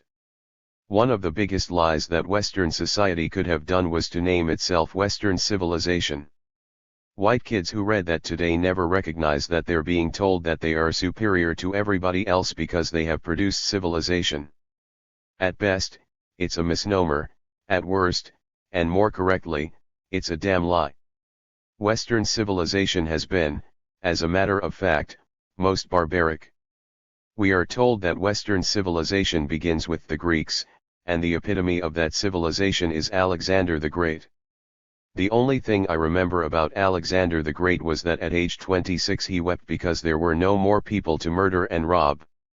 That is the epitome of Western civilization. And if you're not satisfied with that, you could always take the Roman Empire. Their favorite pastimes were watching men kill each other or lions eating up men. They were a civilized people. The fact is that their civilization, as they called it, stemmed from their oppression of other peoples, which allowed them a certain luxury, at the expense of those other people. That exploitation for luxury has been interpreted as civilization for the West, and that exploitation for luxury is precisely what it has done. The only difference is that after the Roman Empire, when the British Empire, on which the sun never used to set, but today it sets, sometimes it don't even rise, began to exploit other peoples, what they did was they let color be the sole criterion in choosing which peoples they would exploit. You've been able to lie about terms, so you've been able to call people like Cecil Rhodes a philanthropist when in fact he was a murderer, a rapist, a plunderer, and a thief. But you call Cecil Rhodes a philanthropist because, after he stole our diamonds and our gold, then he gave us some crumbs so we can go to school and become just like you. And that was called philanthropy. But we are renaming it. The place is not called Rhodesia anymore, it is called Zimbabwe. That's its proper name. And Cecil Rhodes is not called a philanthropist anymore, he's known to be a thief. You can keep your Rhodes Scholars, We don't want the money that came from the sweat of our people. I'm always appalled when some white person tells me that progress is being made. I always ask him, progress for whom and from whom? Progress for white people might be made, because I would say that since World War II they have learned a little how to get around, to get along with people of color. But I don't think there's been progress for the black people, there's not been progress for the people of color around the third world. And progress will not be measured for us by white people. We will have to tell you when progress is being made. You cannot tell us when progress is being made, because progress for us is getting you off our backs, and that's the only progress that we can see. There have been a lot of changes but no progress. When I was a young man in the West Indies, I had to read Rudyard Kipling's The White Man's Burden. I thought the best thing white men could do for me was to leave me alone, but Rudyard Kipling said they should come and save me because I was half savage, half child. It was very white of him. Because the white West felt somehow that it was better than everybody else, it has used force to impose its culture on the third world wherever it has been. If a few settlers left England to go to Zimbabwe, there was no reason for them to rename that country Rhodesia, after themselves, and then force everybody to speak their language. If they'd had respect for the cultures of other people, they would have spoken the language of those people and adopted their religions. But the West was powerful. That's the word nobody wants to talk about, power. It was only power that made people bow their heads to the West. They didn't bow because they liked Jesus Christ or because they liked white folks. Machiavelli said a long time ago that people obey masters for one of two reasons. Either they love them, or they fear them. I often ask myself whether the West believes the third world obeys them out of love. It's clear that they feared them. The West with its guns and its power and its might came into Africa, Asia, Latin America, and the USA, and raped them. And while they raped they used beautiful terms. They told the Indians, "We're civilizing you, and we're taming the West. And if you won't be civilized, we'll kill you."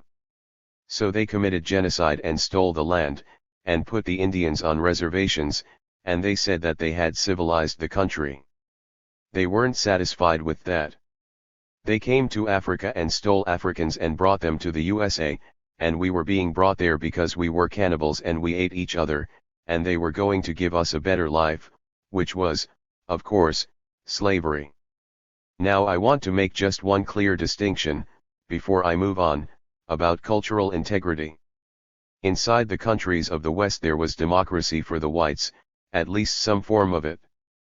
But that democracy was at the expense of non-white people.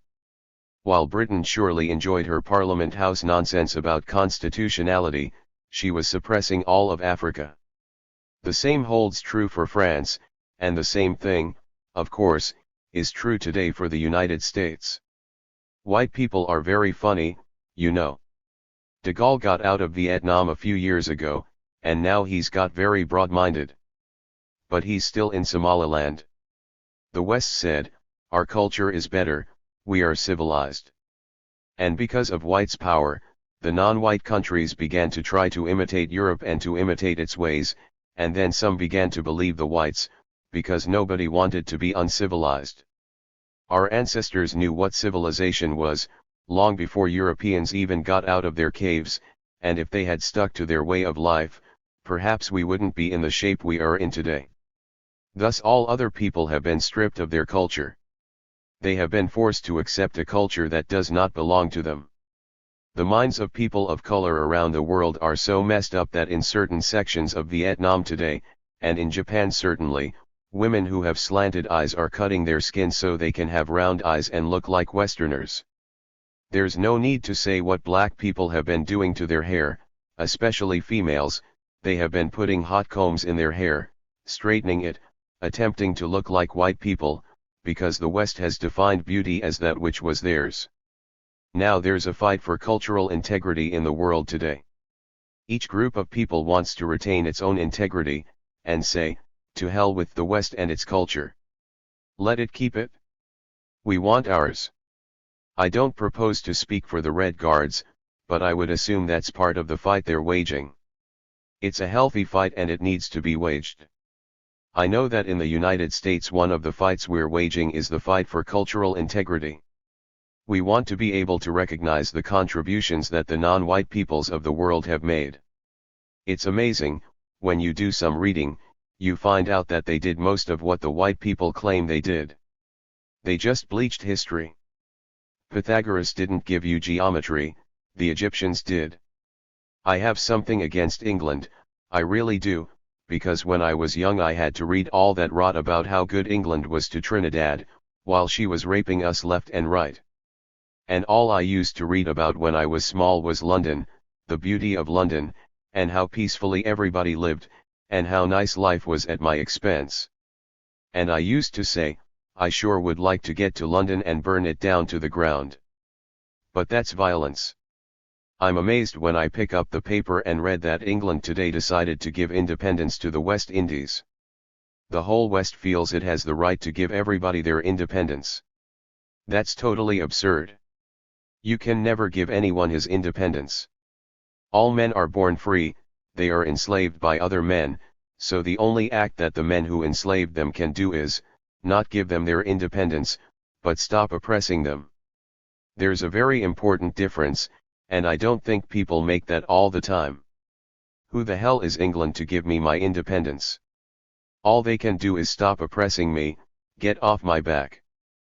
But when they say we're giving you your independence, you're ready for it now, it sounds so much nicer than for them to admit to themselves, we're going to stop oppressing you because we're becoming a little bit more civilized, or because you're making it uncomfortable for us and we can no longer afford to oppress you at the price that you're asking us to pay. That would be correct. But you wouldn't expect self-condemnation. You cannot grant anybody independence, they just take it, and that is what white America is going to learn. No white liberal can give me anything. The only thing a white liberal can do for me is to help civilize other whites, because they need to be civilized. Now in the United States, and England isn't far behind, it is estimated that in another 5 to 10 years, 2/3 of the 20 million black people who inhabit the United States will be living in the ghettos in the heart of the cities. Joining us are going to be hundreds of thousands of Puerto Ricans, Mexican Americans, and American Indians. The American city, in essence, is going to be populated by the peoples of the Third World, while the white middle classes will flee to the suburbs. Now the black people do not control, nor do we own, the resources. We do not control the land, the houses, or the stores. These are all owned by whites who live outside the community. These are very real colonies, in the sense that they are capital and cheap labor exploited by those who live outside the cities. It is white power that makes the laws, and enforces those laws with guns and nightsticks in the hands of white racist policemen and their black mercenaries. It does not seem that the men who control the power and resources of the United States ever sat down and designed those black enclaves, and formally articulated the terms of their colonial and dependent status, as was done, for example, by the apartheid government of South Africa, which Britain, the United States, and France back. Yet one cannot distinguish between one ghetto and another. As one moves around the United States, every ghetto seems to be the same. Note that the United States has, on its continental borders, 48 states, and each of these states has a ghetto in each of its major cities. As one moves from city to city, it is as though some malignant, racist planning unit had designed each ghetto from one master blueprint. Indeed, if the ghettos had been formally and deliberately planned instead of growing spontaneously and inevitably from the racist functionings of the various institutions that combine to make the society, it would be somehow less frightening. One could understand their similarity as being artificially and consciously imposed, rather than the result of identical patterns of white racism which repeat themselves in cities as far apart as Boston is from what's that is 3,000 miles. A capitalist system automatically includes racism, whether by design or not. Capitalism and racism go hand in hand. The struggle for black power in the United States, and certainly around the world, is the struggle to free these colonies from external domination, but we do not seek merely to create communities where black rulers replace white rulers, controlling the lives of black masses, and where black money goes into a few black pockets. We want to see it go into the communal pocket. The society we seek to build among black people is not an oppressive capitalist society. Capitalism, by its very nature, cannot create structures free from exploitation. The struggle to free these internal colonies relates to the struggles of imperialism around the world. We realistically survey our numbers, and know that it is not possible for black people to take over the whole of the United States militarily, and hold large areas of land. In a highly industrialized nation, the struggle is different. The heart of production, and the heart of commercial trade, is in the cities. We are in the cities. We can become, and are becoming, a disruptive force in the flow of services, goods, and capital. While we disrupt internally and aim for the eye of the octopus, we are hoping that our brothers are disrupting externally to sever the tentacles of the United States. Newark, New Jersey, is where Engelhart has his capital, and for the last 5 days he couldn't do any work. You know, Engelhart controls most of South Africa, along with Rockefeller, the liberal. It is sometimes said that the African American movement in the United States does not understand the true nature of the struggle in the world today, that the movement is involved in fighting only racial discrimination, and only with the weapon of nonviolence. It used to be. We moved away from that. The integration movement's goals were middle class, such as job opportunities for college graduates, open public accommodations. And that's very important because the West doesn't understand its own racism when they talk about integration. White Americans' concept of integration is based on the assumption that there was nothing of value in the black community and that little of value would ever come from the black community. When they talk about integration, they talk about accepting black people. Isn't that ridiculous? I have to talk about whether or not I want to accept them, and they're never willing to talk about that, because they know they'll come up losing. Integration is absolutely absurd unless you can talk about it on a two-way street, where black people sit down and decide about integration. As you know, the Black Power movement that SNCC initiated moved away from the integration movement.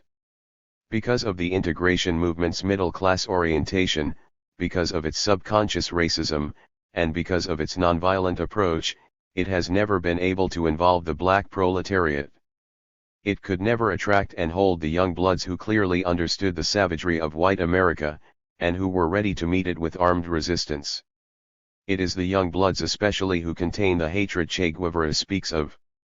Hatred as an element of the struggle, relentless hatred of the enemy that impels us over and beyond the natural limitations of man, and transforms us into effective, violent, selected, and cold-killing machines. The Black Power movement has been the catalyst for the bringing together of these young bloods. This is the real revolutionary proletariat, ready to fight by any means necessary, for the liberation of our people. The Black Power movement in the United States is exposing the extent of the racism and exploitation that permeate all the institutions in the country. It has unique appeal to young black students on campuses across America. These students have been deluded by the fiction that if the black man would educate himself and behave himself, he would be acceptable enough to leave the ranks of the oppressed and have tea with the queen. However, this year, when provoked by savage white policemen, students on many campuses fought back. Before they had accepted these incidents without rebellion. As students are a part of these rebellions, they begin to acquire a resistance consciousness. They begin to realize that white America might let a very few of them escape, one by one, into the mainstream of a society, but as soon as blacks move in concert around their blackness, she will reply with the fury that reveals her true racist nature. It is necessary to understand that our analysis of this country and international capitalism begins in race. Color and culture were, and are, key in our oppression. Therefore our analysis of history and our economic analysis are rooted in these concepts. Our historical analysis, for example, views the United States as being conceived in racism.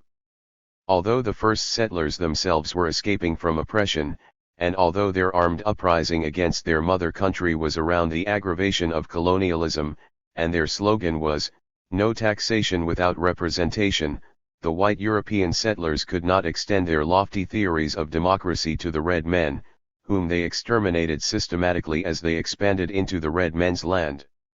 Indeed, in the same town where the settlers set up their model of government based on the theory of representative democracy, that same town brought the first slaves in from Africa. The glorious Constitution's guarantees of life, liberty, the pursuit of happiness, and all that other garbage, were guarantees for white men only. The black man was counted only as 3/5 of a person. If you read the United States Constitution, you will see this clause is still in there. To this very day a black man is 3/5 of a man. It was because white America needed cheap or free labor that she raped our African homeland of millions of black people. Because we were black and considered inferior, our enslavement was justified and rationalized by the so-called white Christians. They explained their crimes with lies about civilizing the heathens, the savages from Africa, whom they portrayed as being better off in the Americas than they'd been in their homeland. These circumstances laid the base and framework for the racism that has become institutionalized in white American society. In our economic analysis, our interpretation of Marx comes not only from his writing, but, as we see it, from the relationship of capitalistic countries to people of color around the world. The labor movement gives an example of what happens when people in a white country in the West organize themselves when they're being oppressed. The labor movement in the United States is cited around the world as the real friend of the black man, which is going to be able to help him. When the white workers organize, and this is true for all the little white countries, here's how they get out of the bind. In the beginning, certainly some of the great labor movement leaders struggled against the industrial lords' absolute control of the economy, but the fight of white workers in the West has been essentially only for money. Those few who had visions of extending the fight, of demanding workers' control of production, never succeeded in transmitting their entire vision to the rank and file. The labor movement found itself asking the industrial lords not to give up their control, but merely to pass out a few more of the fruits of this control. Thus did the United States anticipate the prophecy of Marx, and avoided the inevitable class struggle within the country by expanding into the Third World and exploiting the resources and slave labor of people of color. Britain and France did the same thing. United States capitalists never cut down on their domestic profits to share with the workers. Instead, they expanded internationally, and threw the crumbs from their profits to the American working class, who lapped them up. The American working class enjoys the fruits of the labors of the Third World workers. The proletariat has become the Third World, and the bourgeoisie is white Western society. I've watched the relationships of whites to whites who are communist, and whites to non-whites whom they call communist. When the United States wants to take somebody's country, they get up and say, communists are invading them and terrorist guerrilla warfare is on the way, and we must protect democracy, so send thousands of troops to Vietnam to kill the communists. Italy is a white country. Over 1/3 of its population is communist. Why doesn't the United States invade Italy? Tito is an acknowledged communist. The United States gives him aid. Why don't they invade Tito's country, if they really care about stopping communism? The United States is not kidding anybody. When they want to take over some non-white's land, they talk about communist aggression. That's what they did in Cuba, in Santo Domingo, and it's what they're doing in Vietnam. They're always telling non-white people how they're going to stop them from going communist. Don't talk about dictatorship. Franco is perhaps the worst dictator in the world today, but the United States gives him aid. It is clearly not a question of communist invasion, merely a question of taking the countries they want most, and the countries they want most are the non-white countries because that is where the resources of the world are today. That's where they have been for the last few centuries. And that's why white Western society has to be there. Another mystification white society uses is the word riot. When rebellions break out in the large cities of America, the first thing people say is that they're riots. And white Western society is very good. The next thing they say is, we must have law and order. Hitler had the most efficient system of law and order we've ever seen. He happened to have been a fascist. He did not have justice coupled with his law and order. The United States knows about law and order. It doesn't know about justice. It is for white Western society to talk about law and order. It is for the third world to talk about justice. For God's sake, I don't understand how the white West can ever talk about violence. They are the most violent people on the face of the earth. They have used violence to get everything they have. And yet, they're the first to talk about violence. The armed rebellions and the guerrilla warfare going on in the United States today are not the most violent things going on in the world. Vietnam, South Africa, Zimbabwe, Hong Kong, Aden, Somaliland, that's where your violence really is. Violence can take the form of physical warfare, or it can take the form of a slow death. The Jews in the Warsaw ghettos were suffering from violence. It didn't take an actual physical form until they were put in the gas chambers, but they were suffering from mental violence. Wherever you go in Africa today, the Africans are suffering from violence inflicted on them by the white West, be it that they are stripped of their culture, of their human dignity, or of the resources of their very land. And it is crystal clear to the peoples of the third world today that it's time out for talk. There can be no talk about how to stop violence, that's clear. Even Camus talks about that, though he cops out. Camus talks about executioner/victim. He says, well, there are executioner/victim relationships in society, and the executioner uses force to keep his victim down. But the victim gets tired of that, and what happens is that when the victim moves either to a position of equality or to try to conquer the executioner, he uses the force and the means and the methods that his oppressor used to keep him down. That happens to be violence. I never get caught up with violence. As a matter of fact, one of my favorite quotes that stops all the talk about it is from Sartre. What then did you expect when you unbound the gag that had muted those black mouths? That they would chant your praises? Did you think that when those heads that our fathers had forcefully bowed down to the ground were raised again, you would find adoration in their eyes? That's Jean-Paul Sartre, not me. We are working to increase the revolutionary consciousness of black people in America to join with the third world. Whether or not violence is used is not decided by us, but by the white West. We are fighting a political warfare. Politics is war without violence. War is politics with violence. The white West will make the decision on how they want the political war to be fought. We are not any longer going to bow our heads to any white man. If he touches one black man in the United States, he is going to go to war with every black man in the United States. We are going to extend our fight internationally, and we are going to hook up with the third world. It is the only salvation. We are fighting to save our humanity. We are indeed fighting to save the humanity of the world, which the West has failed miserably to preserve. And the fight must be waged from the third world. There will be new speakers. They will be Che, they will be Mao, they will be Fanon. You can have Rousseau, you can have Marx, you can even have the great libertarian John Stuart Mill. I want to tell you why violence is important in building a resistance consciousness in the United States. I want to use a quote that we learned from Germany. The triumph of the stormtroopers required that the tortured victim allow himself to be led to the gallows without protesting, that he repudiate and abandon himself to the point where he ceased to affirm his identity. There is nothing more terrible than these processions of human beings going to their death like zombies. I'm afraid that blacks in America cannot afford to march to the gallows the way Jews did. If white America decides to play Nazi, we're going to let them know the black people are not Jews, we're going to fight back to the death. And lest you think that sounds very violent, let me remind you of a poem that your great Prime Minister Sir Winston Churchill read when you were getting ready to attack Germany, even though you were told that you were a minority.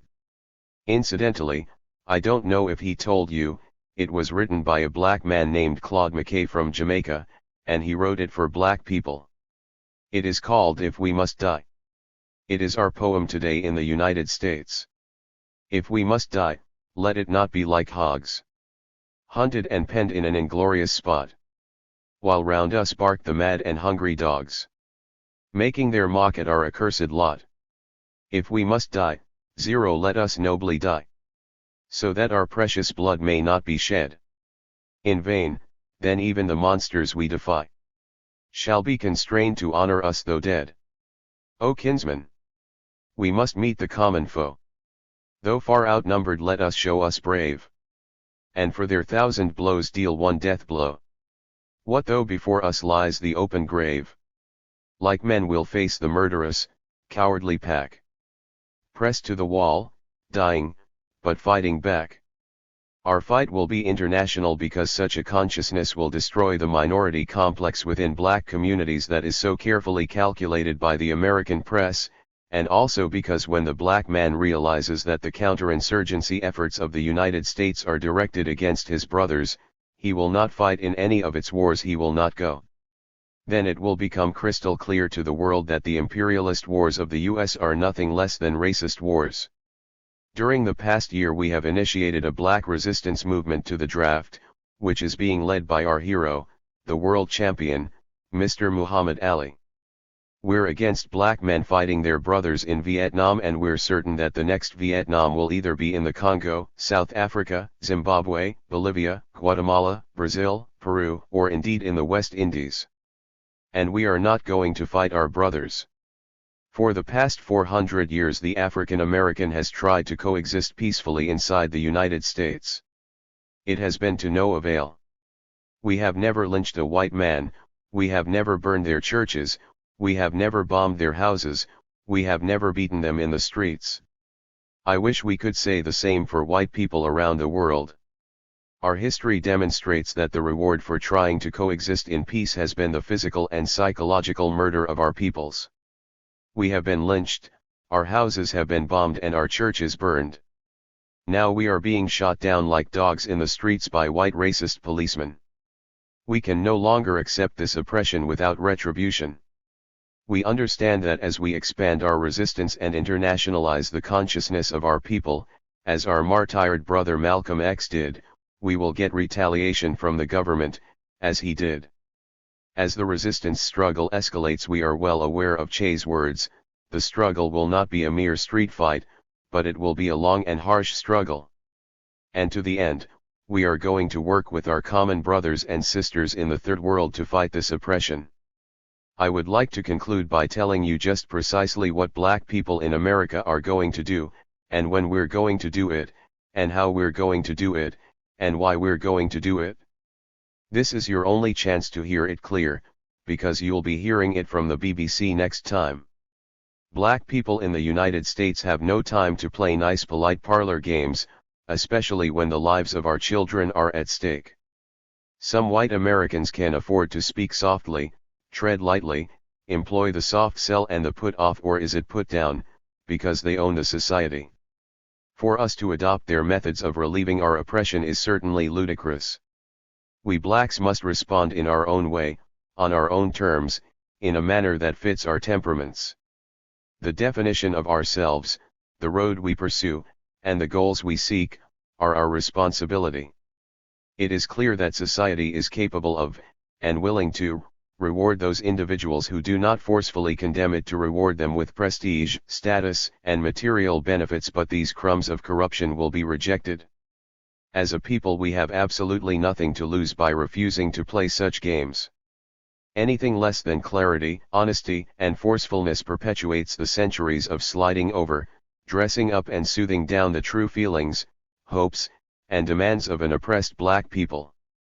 Mild demands and hypocritical smiles mislead white America into thinking that all is fine and peaceful.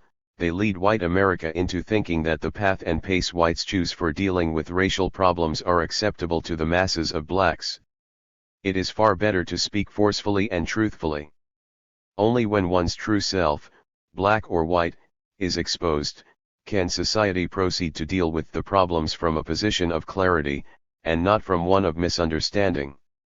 Thus, we have no intention of engaging in the meaningless language so common to discussions of race in the world today. Things were and are bad, but we are making progress. Granted, your demands are legitimate, but we cannot move hastily. Stable societies are best built slowly. Be careful that you do not anger or alienate your white allies. Remember, after all, You are only 10% of the population. We reject the language and the views, whether expressed by blacks or by whites. We leave them to others to mouth, because we don't feel that this rhetoric is either relevant or useful. Rather, we suggest a more meaningful language, that of Frederick Douglass, a man who understood the nature of protest in society.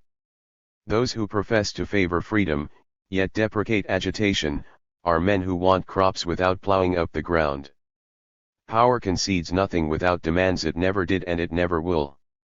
The limits of tyrants are prescribed by the endurance of those whom they oppress. He was a slave.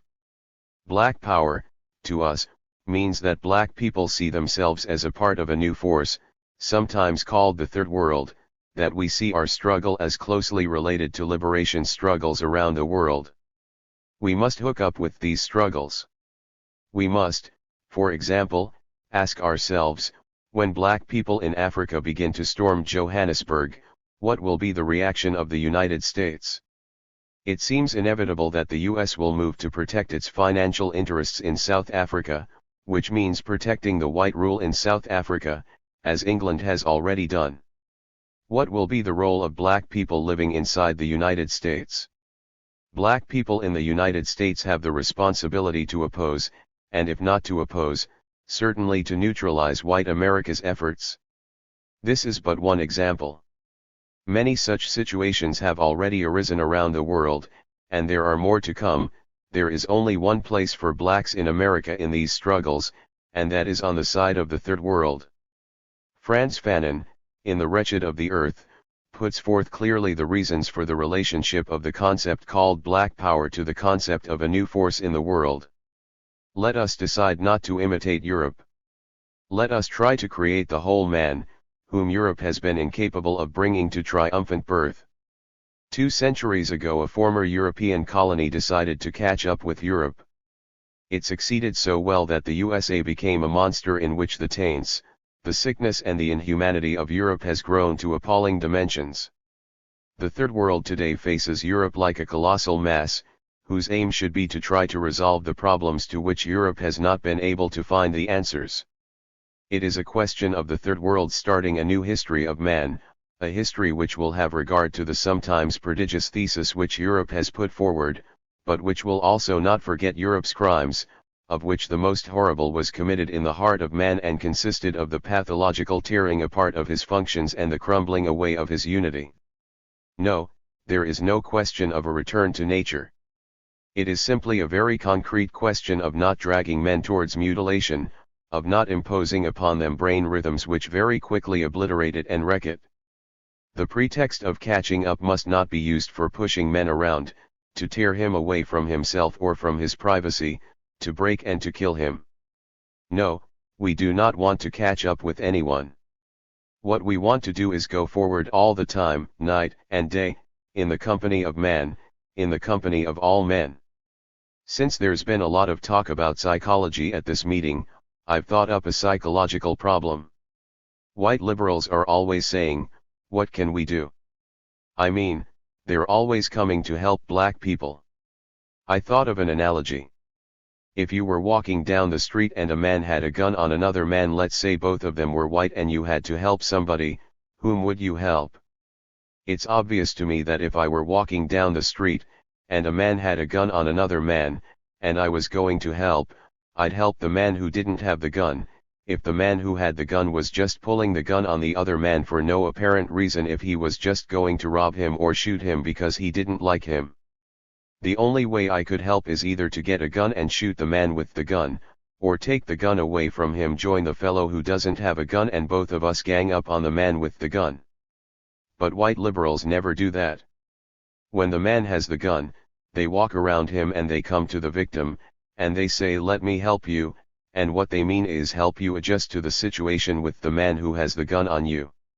If indeed white liberals are going to help, their only job is to get the gun from the man and talk to him, because he is a sick man. The black man is not the sick man, it is the white man who is sick, he's the one who picked up the gun first. So you can see that psychologists ought to stop investigating and examining people of color, they ought to investigate and examine their own corrupt society. That's where they belong. And once they are able to do that, then maybe we can move on to build in the third world. I want to read a poem that was written by a young man who works in SNCC, the organization for which I work. His name is Worth Long. It's called Arson and Cold Grace, or How I Yearn to Burn, Baby Burn. We have found you out, false-faced Americans, we have found you out. We have found you out, false-faced farmers, we have found you out. The sparks of suspicion are melting your waters. And waters can't drown them, the fires are burning. And firemen can't calm them with falsely appeasing. And preachers can't pray with hopes for deceiving. Nor leaders deliver a lecture on losing. Nor teachers inform whom the chosen are choosing. For now is the fire and fires won't answer to logical reason and hopefully seeming. Hot flames must devour the kneeling and feeling. And torture the masters whose idiot pleading gets lost in the echoes of dancing and bleeding. We have found you out, false-faced farmers, we have found you out. We have found you out, false-faced America, we have found you out. 8. Solidarity with Latin America. We share with you a common struggle, it becomes increasingly clear, we have a common enemy. Our enemy is white Western imperialist society. Our struggle is to overthrow the system that feeds itself and expands itself through the economic and cultural exploitation of non-white, non-Western peoples of the Third World. We share with you also a common vision of the establishment of humanistic societies in the place of those now existing. We seek, with you, to change the power bases of the world. Mankind will share the resources of their nations instead of having to give them up to foreign plunderers. Civilizations will be able to retain their cultural sovereignty instead of being forced to submit to foreign rulers, who impose their own corrupt cultures on those civilizations they would dominate. First Conference of the Organization of Latin American Solidarity, Cuba, July, 1967. After London.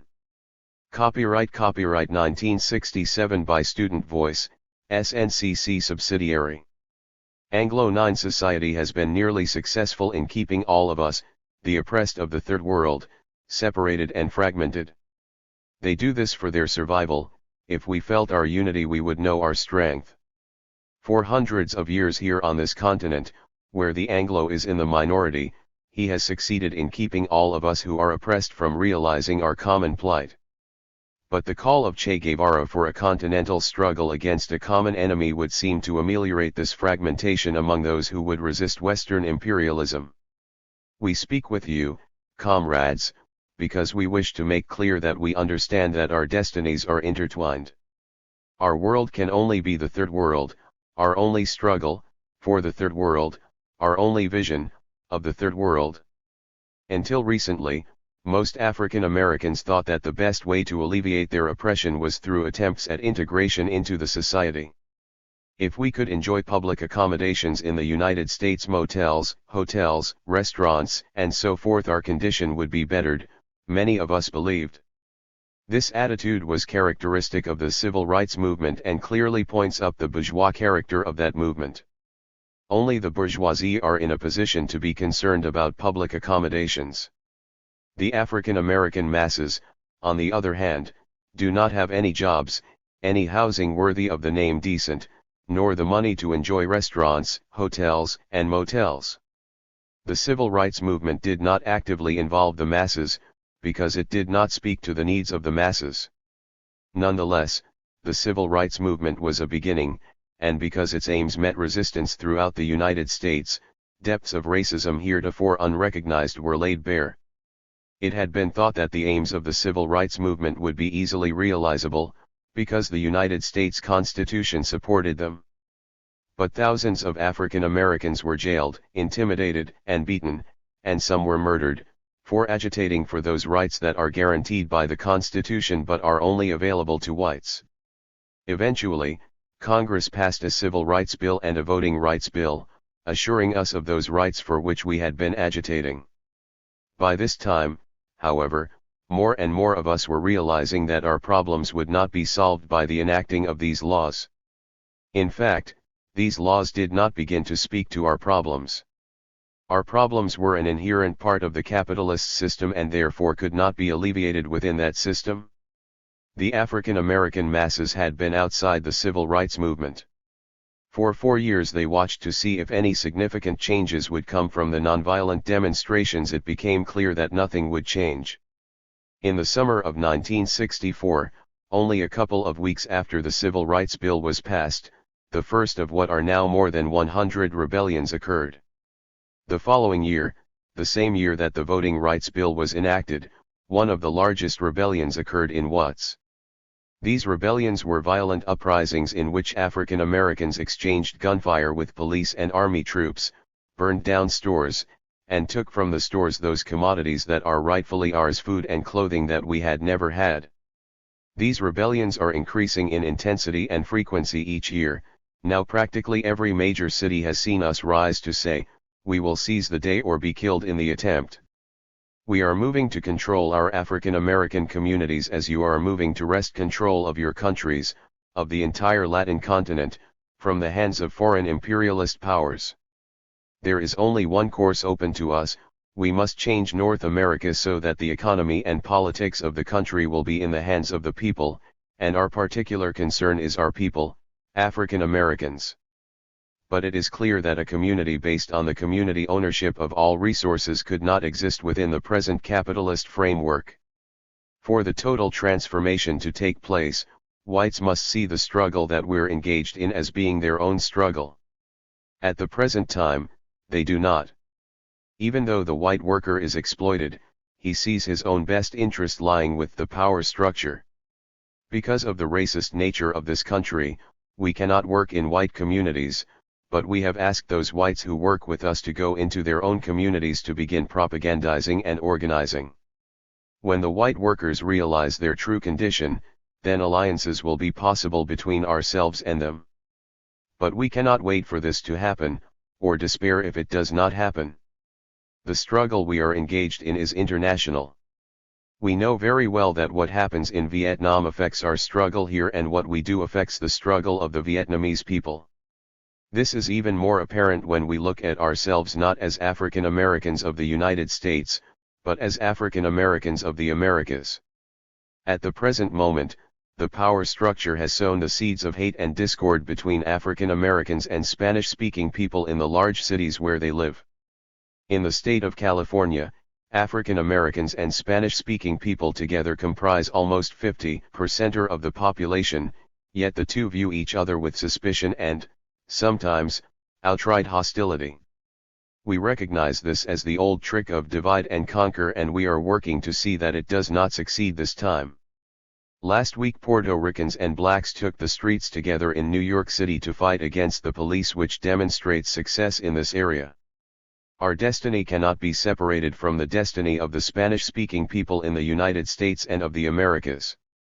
Our victory will not be achieved unless they celebrate their liberation side by side with us, for it is not their struggle, but our struggle together.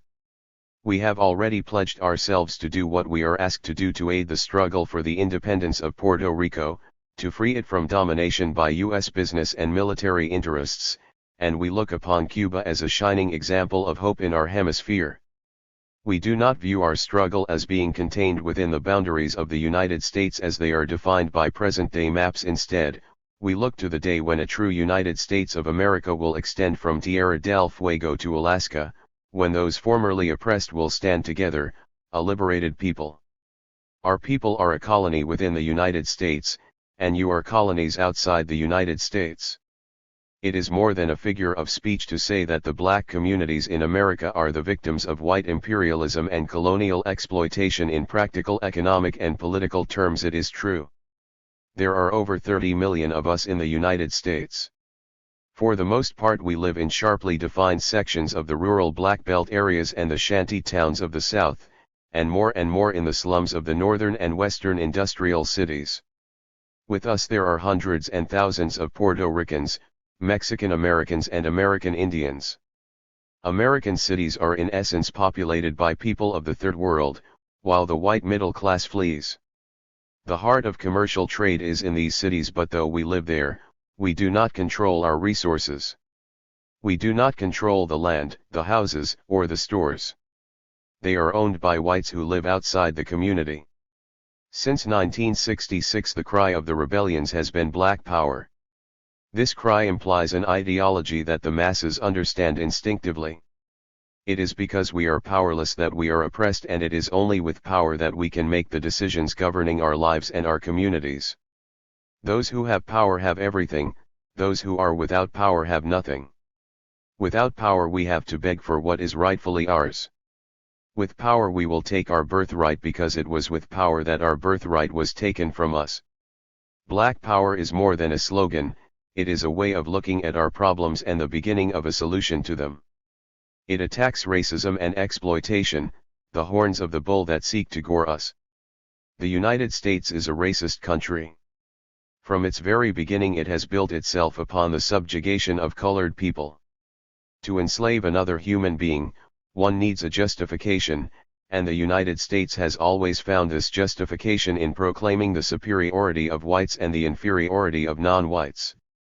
We are called niggers, Spanish-speaking people are called spies, the Chinese, chinks, the Vietnamese, gooks. Dehumanizing people of color makes it just, in the mind of the white man, that we should be enslaved, exploited, and oppressed. When a man himself can be convinced that he is inferior, it becomes even easier to keep that man a slave. How much easier to put a man in chains by making him believe he is inferior. As long as he does, he will keep himself in chains. As long as a slave allows himself to be defined as a slave by the master, he will be a slave, even if the master dies.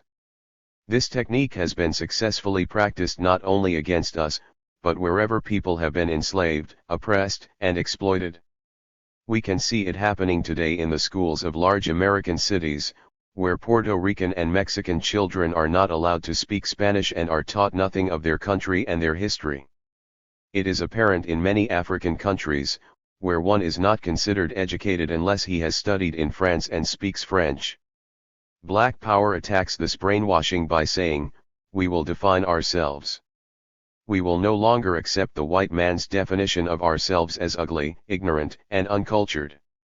We will recognize our own beauty and our own culture, and we will no longer be ashamed of ourselves, for a people ashamed of themselves cannot be free. Because our color has been used as a weapon to oppress us, we must use our color as a weapon of liberation, just as other people use their nationality as a weapon for their liberation. Black Power recognized that we are made to feel inferior so that we may be more easily exploited. But even if we destroyed racism, we would not necessarily destroy exploitation, and if we destroyed exploitation, we would not necessarily end racism. They must both be destroyed. We must constantly launch a two-pronged attack, we must constantly keep our eyes on both of the bull's horns. The true potential revolutionaries in this country are the people of color in the ghettos, those who have developed insurgents in the African American and Latin communities, where past rebellions have taught important lessons in dealing with the government's armed reaction to our uprisings. In the past 3 years, there have been over 100 uprisings in the internal colonies of the United States. No doubt these are reported to you as minor disturbances initiated by a few malcontents, but these are major rebellions with numbers of participants who are developing a consciousness of resistance. These rebellions should not be taken lightly. It is with increasing concern that we see the United States will by any means necessary attempt to prevent the liberation struggle sweeping across the Third World, but in particular we know that the United States fears most the liberation struggle on this continent.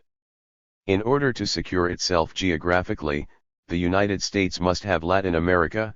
Economically, politically, and culturally it would not do for the Anglos to be isolated in a continent of hostiles.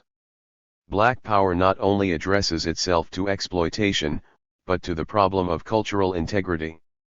Western society has always understood the importance of language to a people's cultural consciousness and integrity.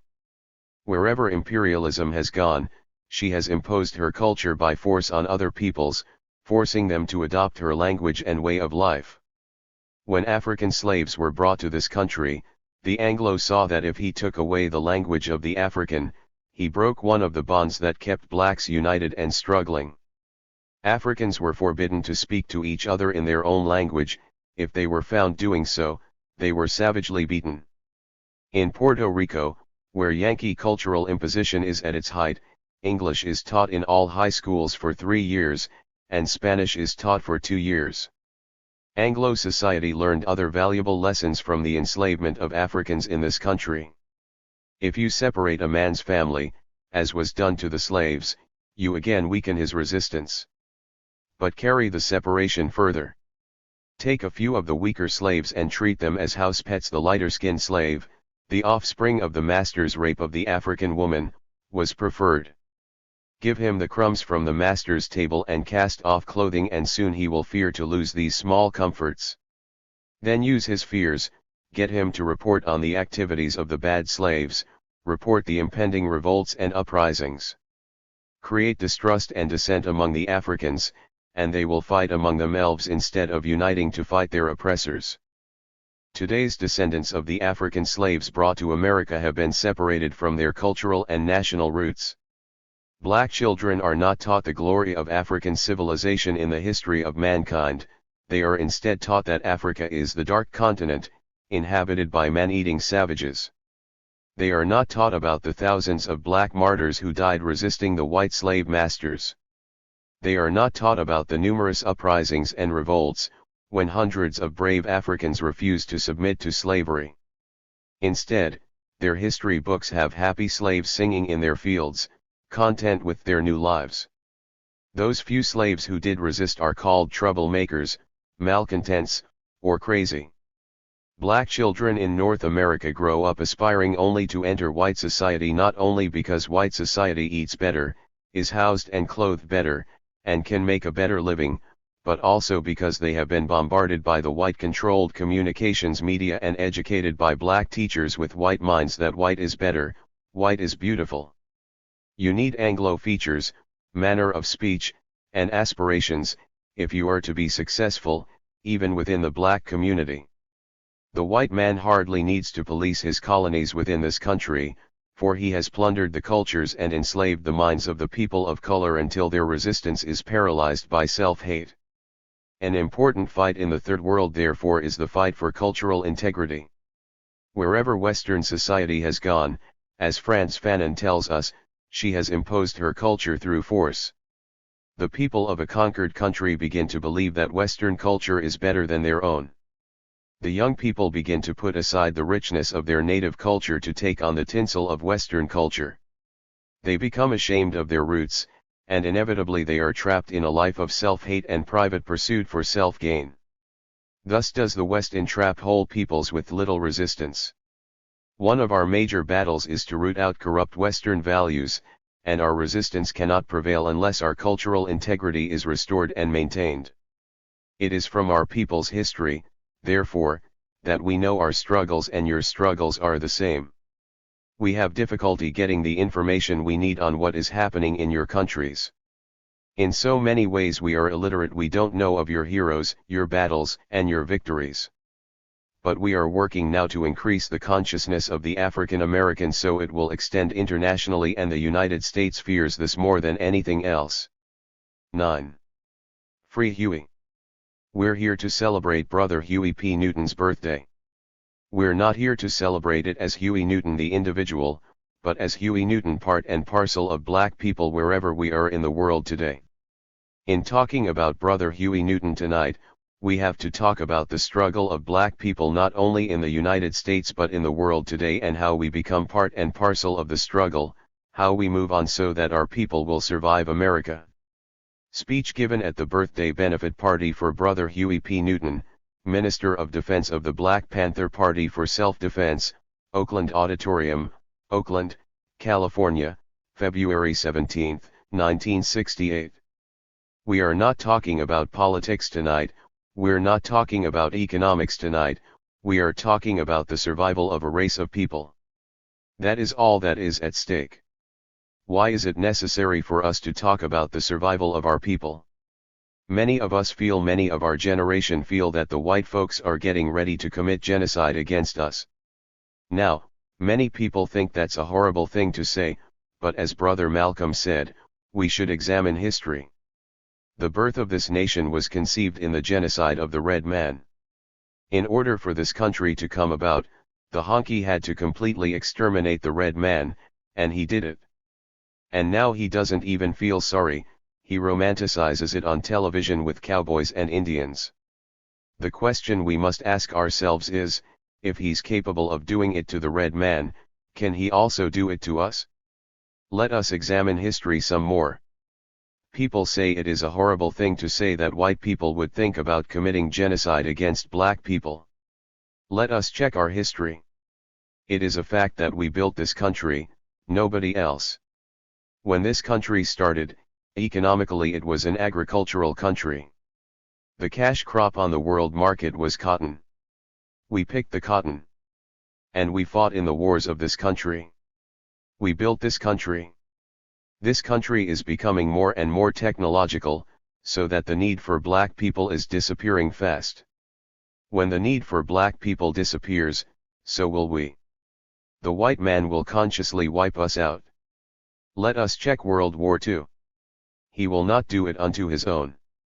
Notice who he dropped an atomic bomb on, some helpless yellow people in Hiroshima, some helpless yellow people. If you do not think he's capable of committing genocide against us, check out what he's doing to our brothers in Vietnam. We have to understand that we're talking about our survival, whether or not this beautiful race of people is going to survive on the earth. Check out the white race. Wherever they have gone, they have ruled, conquered, murdered, and plagued. Whether they are the majority or the minority, they always rule. Check out the pattern in which they move. They came to this country and didn't know a damn thing about it. The red man showed them how to adapt. He showed them how to grow corn. He showed them how to hunt. And when the Indians finished showing them, they wiped them out. The white man wasn't satisfied. He went to South America. The Aztec Indians said, "This is our silver, this is our copper, these are our metals, these are our statues. We built them for the beauty of our people." After the Indians showed their wealth to him, he took it and he wiped them out. The white man went to Africa. Our ancestors said, "Dig, this is our way of life. We beat drums, we enjoy ourselves, we have gold, we make diamonds and stuff for our women." He took the gold, he made us slaves, and today he runs Africa. He went to Asia. The Chinese showed him everything they had. They showed him gunpowder. They said, "We use this for fireworks on our anniversaries, on our days of festivities." He took it, he made it a gun, and he conquered China. We are talking about a certain type of superiority complex that exists in the white man wherever he is. That's what we have to understand today. So that everything else goes out the window, we talk about survival. They can cut all the junk about poverty programs, education, housing, welfare. We're talking about survival, and brothers and sisters, we're going to survive America. We have to understand what is going on not only in this country but in the world, especially in Africa. Because we are an African people, we have always maintained our own value system. Our people have resisted for 413 years in this wilderness. And they resisted so that this generation can carry out what must be done. We cannot fail our ancestors. We resisted in every way you can point to. Take the English language. There are cats who come here from Italy, from Germany, from Poland, from France. In 2 generations they speak English perfectly. We have never spoken English perfectly. And that is because our people consciously resisted a language that did not belong to us. Never did, never will. Anyhow they try to run it down our throat. We ain't gonna have it. We ain't gonna have it. You must understand that as a level of resistance.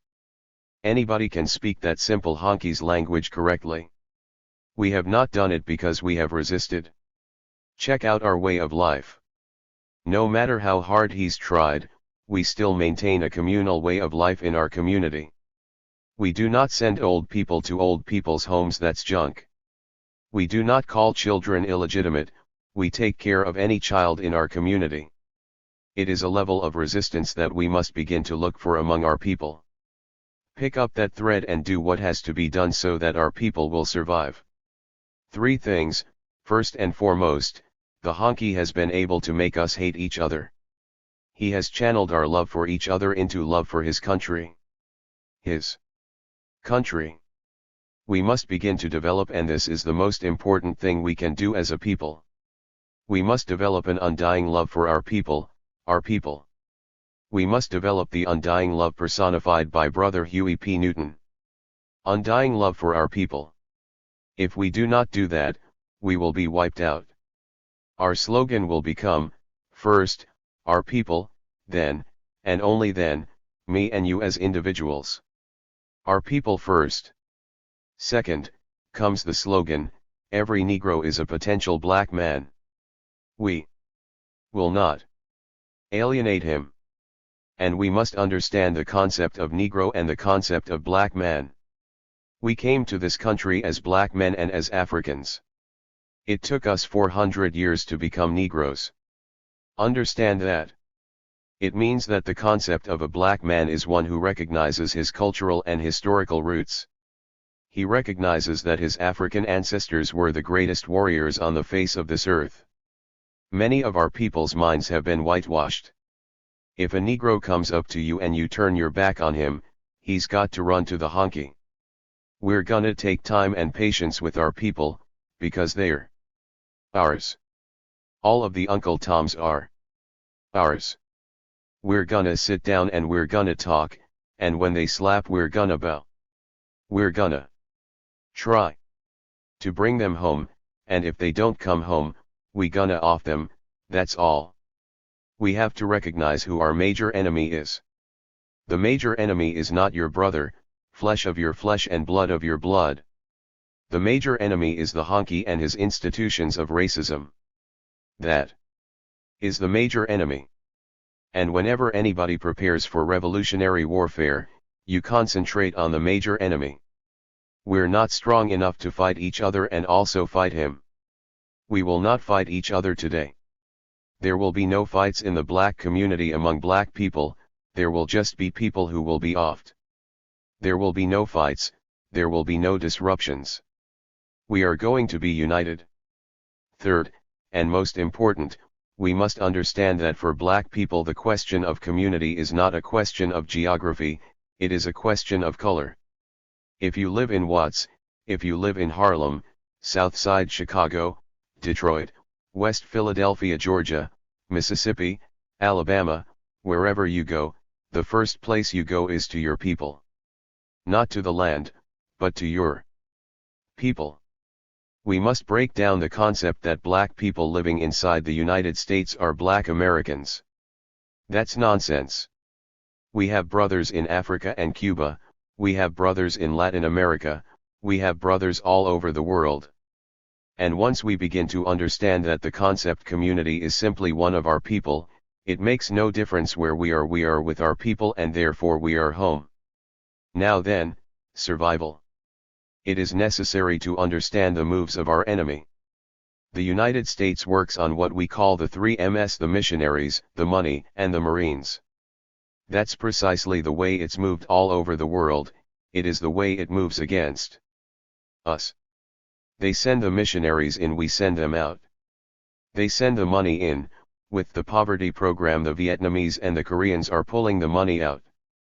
The next thing comes the Marines. Comes the Marines. And if we're talking seriously, we get prepared for the Marines.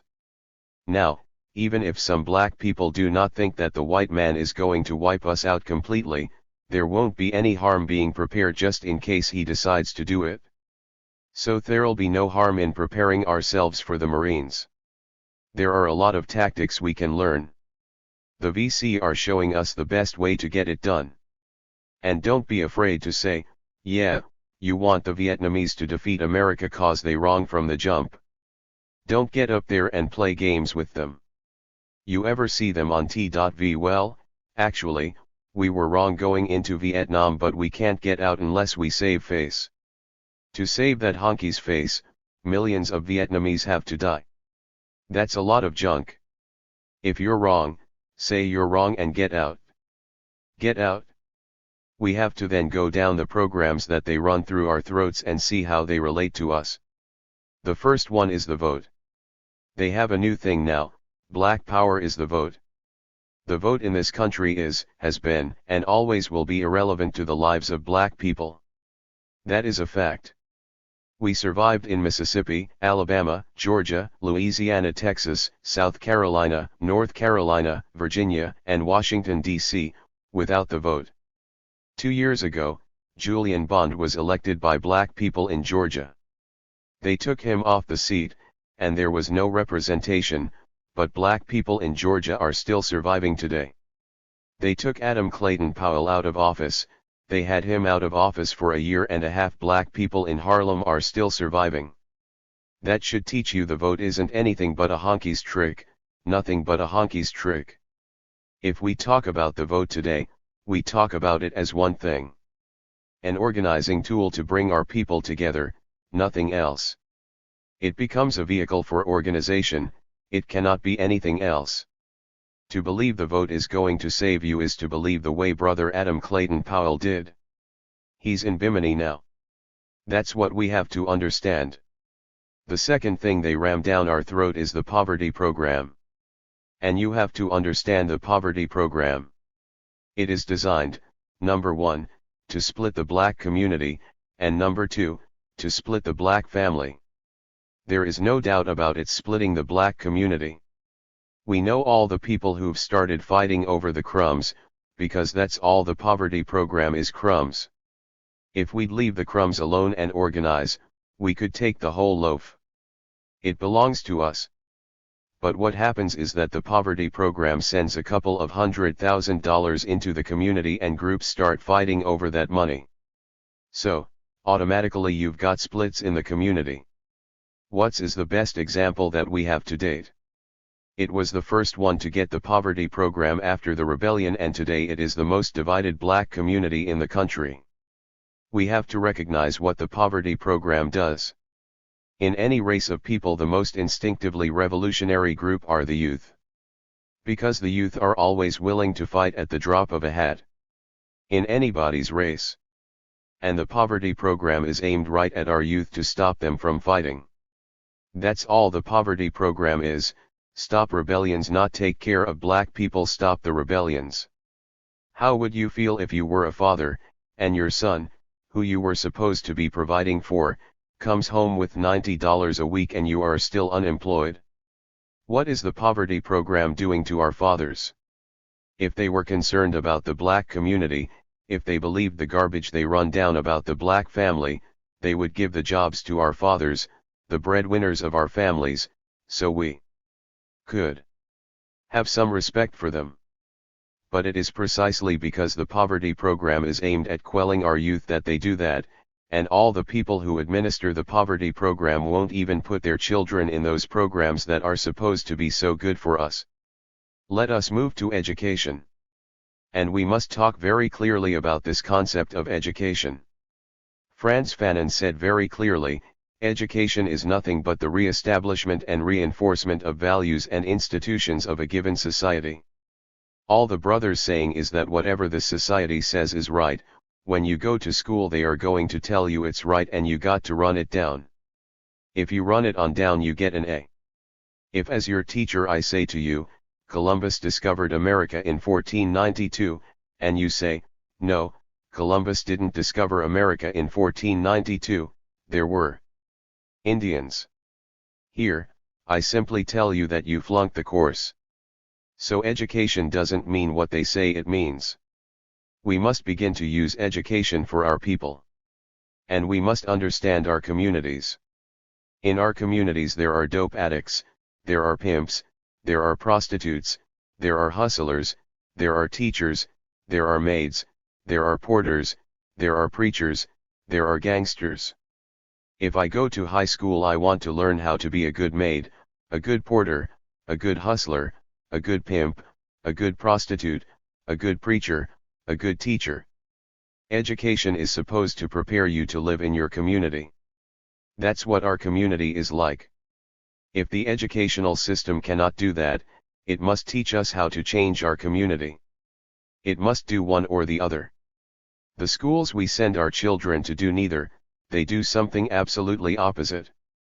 And when our youth, who are more intelligent than all those honkies on those school boards, drop out of that school because they recognize it's not going to help them, then we turn around and yell at them, dividing our community again. We have to understand that until we control an educational system that will teach us how to change our community, there's no need to send anybody to school. That's just a natural fact. We have no alternative but to fight, whether we like it or not. On every level in this country, black people have got to fight. Got to fight. Got to fight. Let us move down and talk about organizing as a concept. We have the masses and the bourgeoisie in our community of black people. The bourgeoisie is very minute inside our community. We have to bring them home. We have to bring them home for many reasons. We must bring them home because they have technical skills that must be used for the benefit of their people, not for the benefit of this country that is against their people. We've got to bring them home. The way to bring our people home is by using patience, love, brotherhood, and unity, not force. Love, patience, brotherhood, and unity. We try and we try and we try.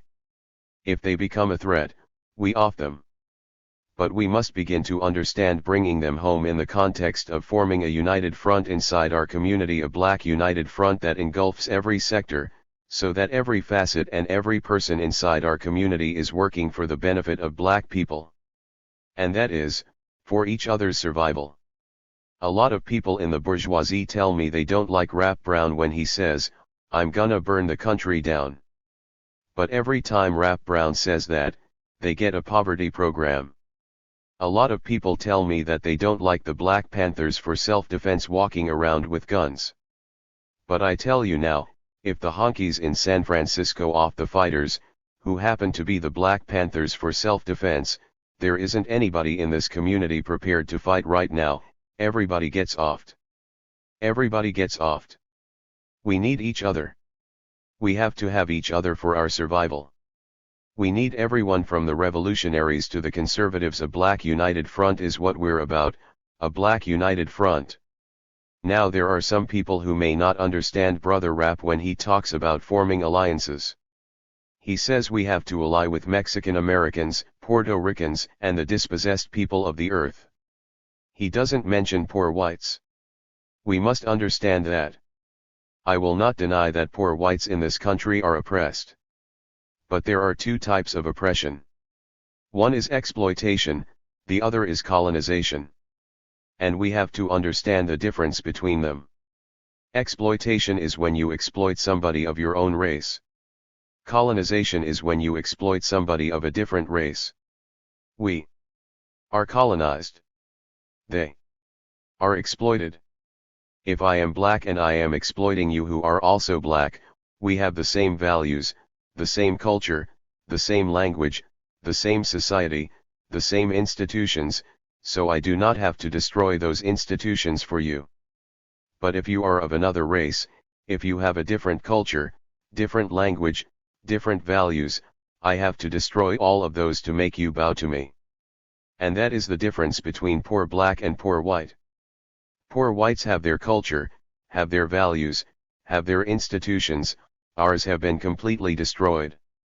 We need alliances with people who are trying to rebuild their culture, trying to rebuild their history, trying to rebuild their dignity, with people who are fighting for their humanity. Poor white people are not fighting for their humanity, they're fighting for more money. There are a lot of poor white people in this country, and you haven't seen any of them rebel yet, have you? Why is it that black people are rebelling? Do you think it's only because of poor jobs? Don't believe that junk the honky is running down. It's not only poor jobs, it's a question of a people fighting for their culture and their nature, fighting for their humanity. We have been so colonized that we are ashamed to say we hate, and that is the best example of a person who's colonized. You sit in your house, a honky walks in your house, beats you up, rapes your wife, beats up your child, and you don't have the humanity to say, I hate you. You don't have it. That is how dehumanized we are. We are so dehumanized we cannot say, yes, we hate you for what you have done to us, can't say it. And we are afraid to think beyond that point. Who do you think has more hatred pent up in them, white people for black people or black people for white people? Obviously the hatred has been more from white people for black people. What have we done to them for them to build up this hatred? Absolutely nothing. Yet we don't even want to hate them for what they've done to us. If hate should be justified, we have the best justification of all for hating honkies. But we have been so dehumanized, we're like a dog that the master can throw out the house, that the master can spit on, and whenever he calls, the dog comes running back. We are human beings and we have emotions. We're fighting for our humanity, and in regaining our humanity we recognize all the emotions that are in us. If you have love, you've got to have hate. You don't have one-sided emotions, that's a lot of junk. You always have two sides, hot, cold, white, black, everything goes love, hate. If you don't have hate, you cannot differentiate love. That brings us to the point about communism and socialism. The ideologies of communism and socialism speak to class structure, to people who oppress people from the top down to the bottom. We are not just facing exploitation. We are facing something much more important, because we are the victims of racism.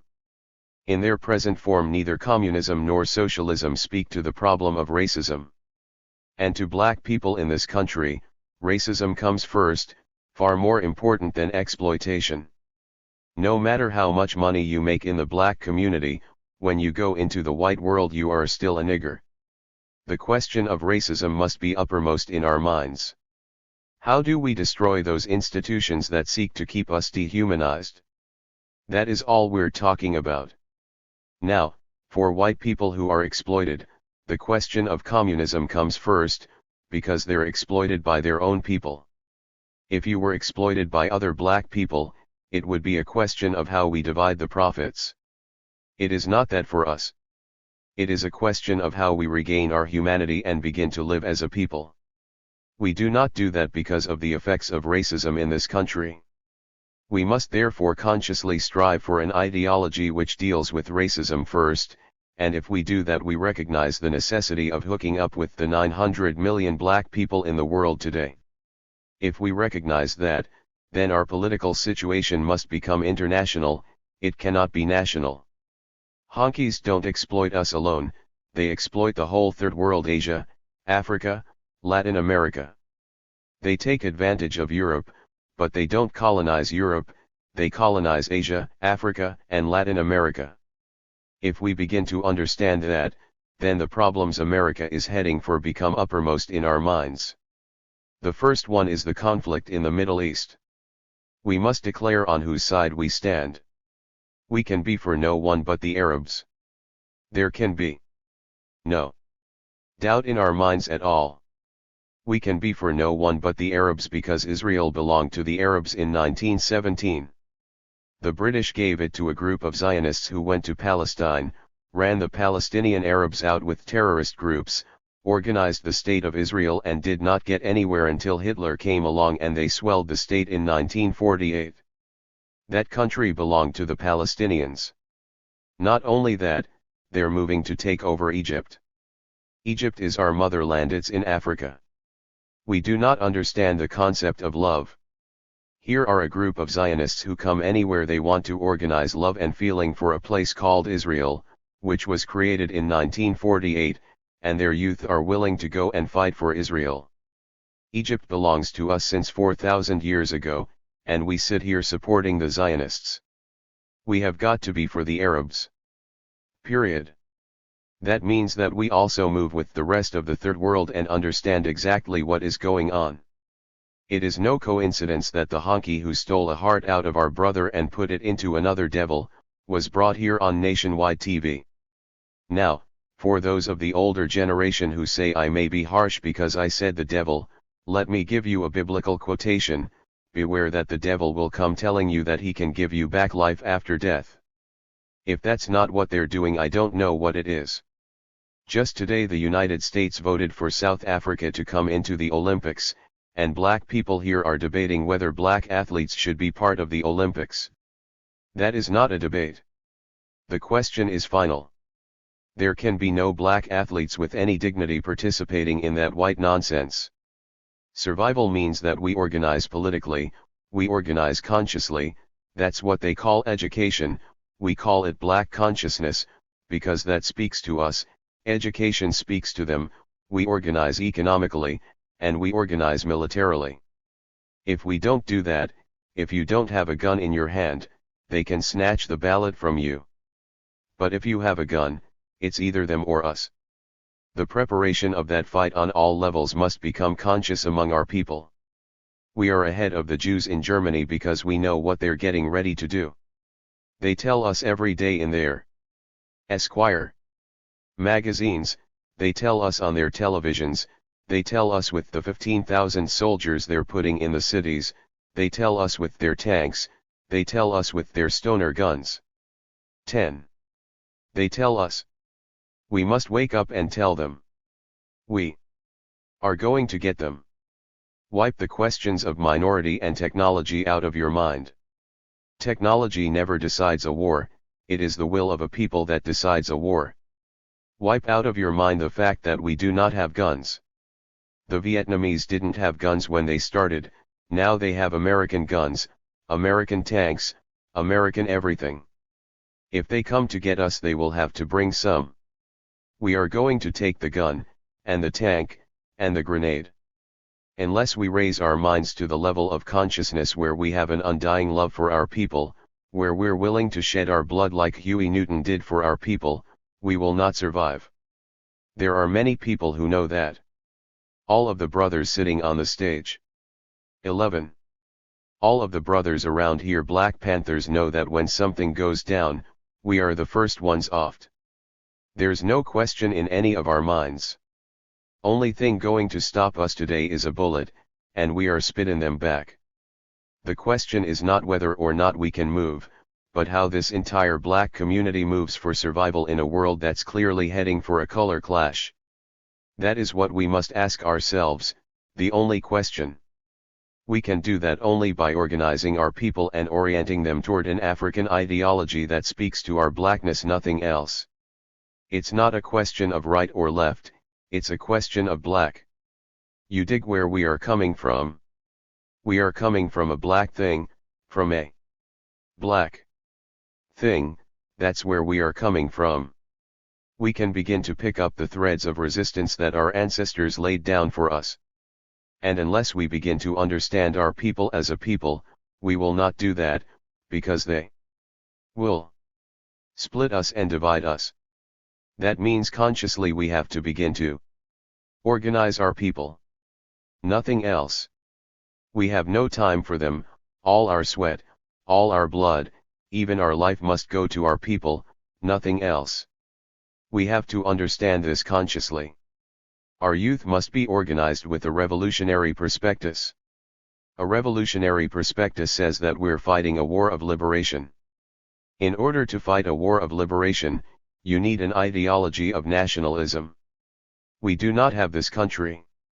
The nationalism can be nothing but black nationalism. It is insane to think of anything else. Black nationalism must be our ideology. While blackness is necessary, it is not sufficient, so we must move on to consciously organize our communities. And we recognize today, while we're organizing, that we do not have the money to feed our people, so there's no use saying, organize, we can get you a job. We can't get them, they control them, that is a fact. That isn't a reason for you to sit down, it is only more reason for you to fight. That's more of an inspiration to fight so you can give them a job rather than to sit down and say the honkies have us on every end. They are not God. We are a beautiful race of people, We can do anything we want to do, all we have to do is get up, get up, get up and do it. We have to discuss very coldly the question of rebellions. It is a fact that they're prepared to meet rebellions anywhere in the cities. Now, what's going to happen if one of our brothers gets offed? What happens if they go ahead and off Huey Newton? We must develop tactics where we do the maximum damage to them with minor damage to us. When we move into the arena, that means that this black community must be organized. If Brother Huey Newton goes, and 10 honky cops go, won't a black man in this community get up and open his mouth? Because if he does, he goes too. That means that in organizing for the maximum damage against them and minor damage to us, we must be consciously aware of the fact that there will be people in our community who are going around doing just that.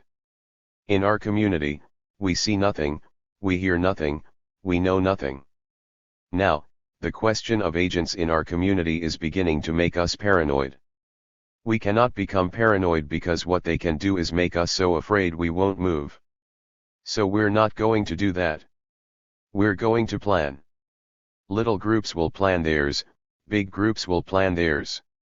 If an agent is found, there is no question, he is going to be offed in such a manner that any other black man who dares inform to the honky will have 3 thoughts before he even talks to a white man about reporting in our community.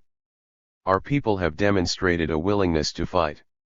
Our people have demonstrated the courage of our ancestors to face tanks, guns, and police dogs with bricks and bottles. That is a courageous act. Since our people have demonstrated a willingness to fight, the question is how we can organize that fight so we win. If a major rebellion breaks out, our people may or may not become the losers, but if a small group was doing maximum damage, we remain on top. We remain on top. It is not a matter of what they might do, but only one of how and when they're going to do it. That is all. For us, the question is not going to Vietnam anymore, the question is how we can protect our brothers who do not go to Vietnam from going to jail, so that when one brother says hell no, there are enough people in that community around him, so that if they dare come in, they are going to face maximum damage in their community. We are talking about survival. We are talking about a people whose entire culture, whose entire history, whose entire way of life have been destroyed. We're talking about a people who have produced in this year a generation of warriors who are going to restore to our people the humanity and the love that we have for each other. That's what we're talking about today. We are talking about becoming the executioners of our executioners. For example, you should give a lot of money to the Huey Defense Fund, because while some of that money will go for that court thing, the rest of the money's going for the executioners. If they execute Huey, the final execution rests in our hands. It is simply a question of a people. They control everything. They make us fight, they make us steal, they judge us, they put us in prison, they parole us, they send us out, they pick us up again. Where in God's name do we exercise any sense of dignity in this country? What in God's name do we control, except the church, whose ideology is set up to be compatible with the system that's against us? Where in God's name do we exercise any control as a people whose ancestors were the proudest people that walked the face of this earth? Everywhere the white man has gone, he controls our people. In South Africa he steals the gold from our people, in the West Indies he steals the materials from our people, in South America, where he's scattered our people, he's raping us blind. He rapes us in America and in Nova Scotia. Where in God's name will we find a piece of earth that belongs to us so we can restore our humanity? Where will we find it unless this generation begins to organize to fight for it? When this generation begins to fight, there can be no disruptive elements in our community. We will tolerate none. We put our lives on the line for anyone who fights for our people. Huey Newton fought for our people.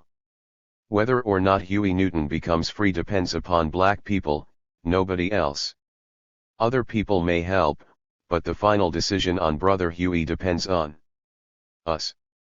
He didn't lay down his life for other people, he laid it down for us. And if he did that, we must be willing to do the same, not only for him but for the generation that's going to follow us. We must consciously organize every element in our community. That work must begin. People must be willing to give money to an organizer who is willing to spend 24 hours a day organizing. He cannot organize from the poverty program because they tell him what to do. But if black people are giving him the money, he can do anything for the benefit of black people. We have to run all the exploiters out of our community. That means that people have to consciously give money, by any means necessary. Ask yourself, if you were white, why would you want to be a cop in a black ghetto today when you know they are looking for you? Why, if you weren't sick in the mind and felt you were so superior that you had the right to rule, why would you want a lousy $5,000 a year job when you are white and you can make it in this society? Would you want to be in their community if they were ready to offer you, for $4,000, for $5,000, for $6,000 a year? We have to understand the politics of those honkies in our community. They are there to patrol and to control. Well, we are going to do the patrolling and controlling. We are building a concept of peoplehood. If the honkies get in our way, they will have to go. We are not concerned about their way of life, we are concerned about our people. We want to give our people the dignity and humanity that we once knew as a people, and if they get in our way, they're going to be offed. We're not concerned with their system. Let them have it. We want our way of life, and we're going to get it. We're going to get it or nobody's going to have any peace on this earth. I want to read a statement that Brother Huey P. Newton wrote yesterday when I saw him in jail. As the racist police escalate the war in our communities against black people, we reserve the right to self-defense and maximum retaliation. All of the things we spoke about tonight centered around Brother Huey P. Newton because all of the things we spoke about tonight exemplify what he was trying to do. There is no need for us to go to jail today for what we say. They did that to Brother Malcolm X, they just offed him for what he was saying. We have to progress as a race. Brother Huey may or may not have wiped out that honky, but at least it shows a progression, at least we're not getting offed for what we say, we're getting offed for what we do. Understand this concept, when they offed Brother Malcolm, we did nothing, if they off Brother Huey, we must retaliate. Do you think that any other race of people will let them off somebody, and the rest of them sit there? Where in God's name would you find a race of people like that? In the last 5 years we have lost some of our best leaders, Lumumba, Malcolm X, Brother Kwame Nkrumah, and we do nothing. While they are murdering our leaders, they take our youth and send them to Vietnam and Korea. We are slowly getting wiped out. We must retaliate, we must fight for our humanity. It is our humanity that is at stake. It is not a question of dollars and cents. We will survive, because we have survived what they couldn't survive. That's a natural born fact. We have survived. We survived through slavery, we survived through the Depression, we survived through World War II, we survived after World War II when they threw us out of the jobs in the North, we survived their Korean War. We are going to survive. Ain't no doubt about that in my mind, no doubt at all. Our problem is to develop an undying love for our people. We must be willing to give our talents, our sweat, our blood, even our life for our people. We must develop the concept that every Negro is a potential black man. You do not alienate your potential allies. Let's bring our people home. Let's bring our people home. We must understand the concept that for us the question of community is not geography, it is a question of us black people, wherever we are. We have to consciously become a part of the 900 million black people that are separated over this world. We are separated by them. We are blood of the same blood and flesh of the same flesh. We do not know who is our sister, who is our brother, or where we came from. They took us from Africa and they put thousands of miles of water between us, but they forgot blood is thicker than water. We are coming together. We are an African people with an African ideology, and we are wandering in the United States. We are going to build a concept of peoplehood in this country or there will be no country. Brothers and sisters, Brother Huey P. Newton belongs to us. He is flesh of our flesh, he is blood of our blood. He may be Mrs. Newton's baby, but he is our brother. We do not have to talk about what we're going to do if we're consciously preparing and consciously willing to back those who prepare. All we say, Brother Huey will be set free or else. 10. The Black American and Palestinian Revolutions. I would like to begin by talking about the history of the Black movement. As oppressed people, we do have in common the fact that our press releases and our statements, if they even hit the news media, which is controlled by the oppressor, are often distorted and the press never tells the truth. The truth is that the only course that black people in this country can take is a revolutionary path. As you know, African Americans were stolen from Africa. We were brought to this country as slaves. We had no choice as to whom we were to mate with, how we were to be mated, where we were to live, or anything. We had, of course, to face the most brutal oppression of anyone. Of the wretched of the earth, it is said the black people are the most damned. I am inclined to believe that because certainly we have faced the most brutal oppression. We have been stripped of everything. We have been the most dehumanized of all the oppressed people. Having been stripped of our culture, the black man now finds himself inside a country and inside a world that he must begin to try his best to relate to. Organization of Arab Students, OAS, Convention, Ann Arbor, August 25 to 31, 1968. Now we find that black people in the United States are colonized people, as differentiated from exploited people. People who are exploited are oppressed people, so are colonized people. But exploited people are oppressed mainly for economic reasons. Colonized people are not only exploited because of economic wealth, but their culture, their values, their language, their entire way of life are stripped from them and they are forced to identify with the oppressor, and that's very important because it means that as the two groups that are oppressed move, the exploited and the colonized, they must move in different paths. For example, it is a fact that there are white people in this country who are exploited, they are not colonized. They may be stripped of their economic wealth, but they have the same values, the same culture, the same history and the same language as their rich white oppressor. But now let us examine black people in this country. While we are also stripped of economic wealth and are poor, we are also stripped of our culture, our language, our history, and our very way of life. That, certainly, defines the difference between poor whites and black people in this country. And it differentiates around the world the difference between colonization and exploitation. We venture to say that colonization comes into play when there are people of a different race oppressing another race. Let me give a clear example. In Algeria today, French is taught. In the schools in Vietnam 20 years ago, French was taught, French was made the national language.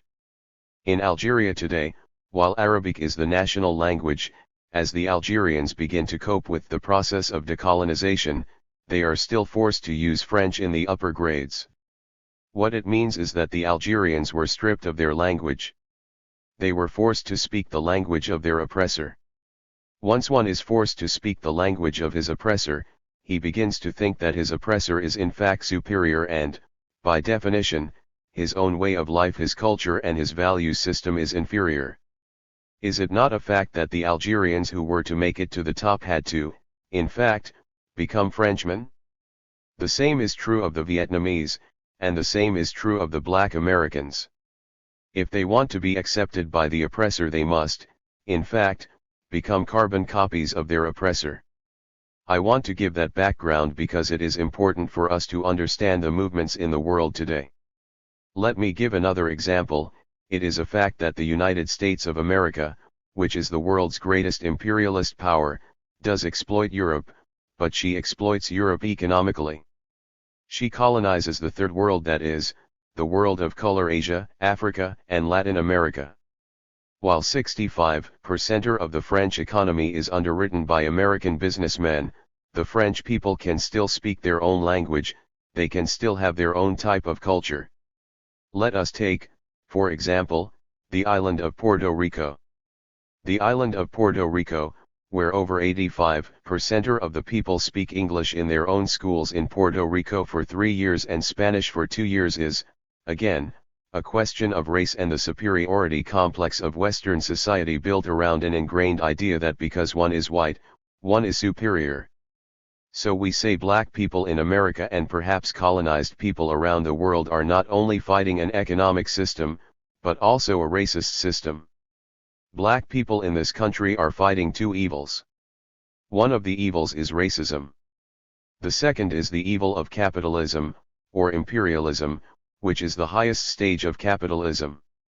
Since our fight is against those twin evils, we must prepare an ideology that will meet both of them: a society that is free of racism and a society that indeed is anti-capitalist and where capitalism cannot function. That is the goal of the black movement in this country. If those goals are not made clear, the movement will be subverted. We will find ourselves being black capitalists trying to enjoy a piece of the American pie, trying to identify with our oppressor and helping to oppress the rest of the world. Now, there are a number of groups functioning in the black liberation movement in this country. I will not give the philosophy of those groups. I will not speak for them because I wouldn't want their representatives to speak for us. There are, of course, the National Association for the Advancement of Colored People, the Congress for Racial Equality, the Student Nonviolent Coordinating Committee, the Southern Christian Leadership Conference, and the Black Panther Party. Most of these groups have basically been fighting for a share of the American pie, at least until recently. That is to say, they were kept out of the American dream, and many of them thought that if they were to adopt the manners, the mode, the culture of the oppressor, they would be accepted and they too could enjoy the fruits of American imperialism. But today, among the young generation of blacks in this country, an ideology is developing that says we cannot, in fact, accept the system. This differentiates the black militant from the black revolutionary. The black militant is one who yells and screams about the evils of the American system, himself trying to become a part of that system.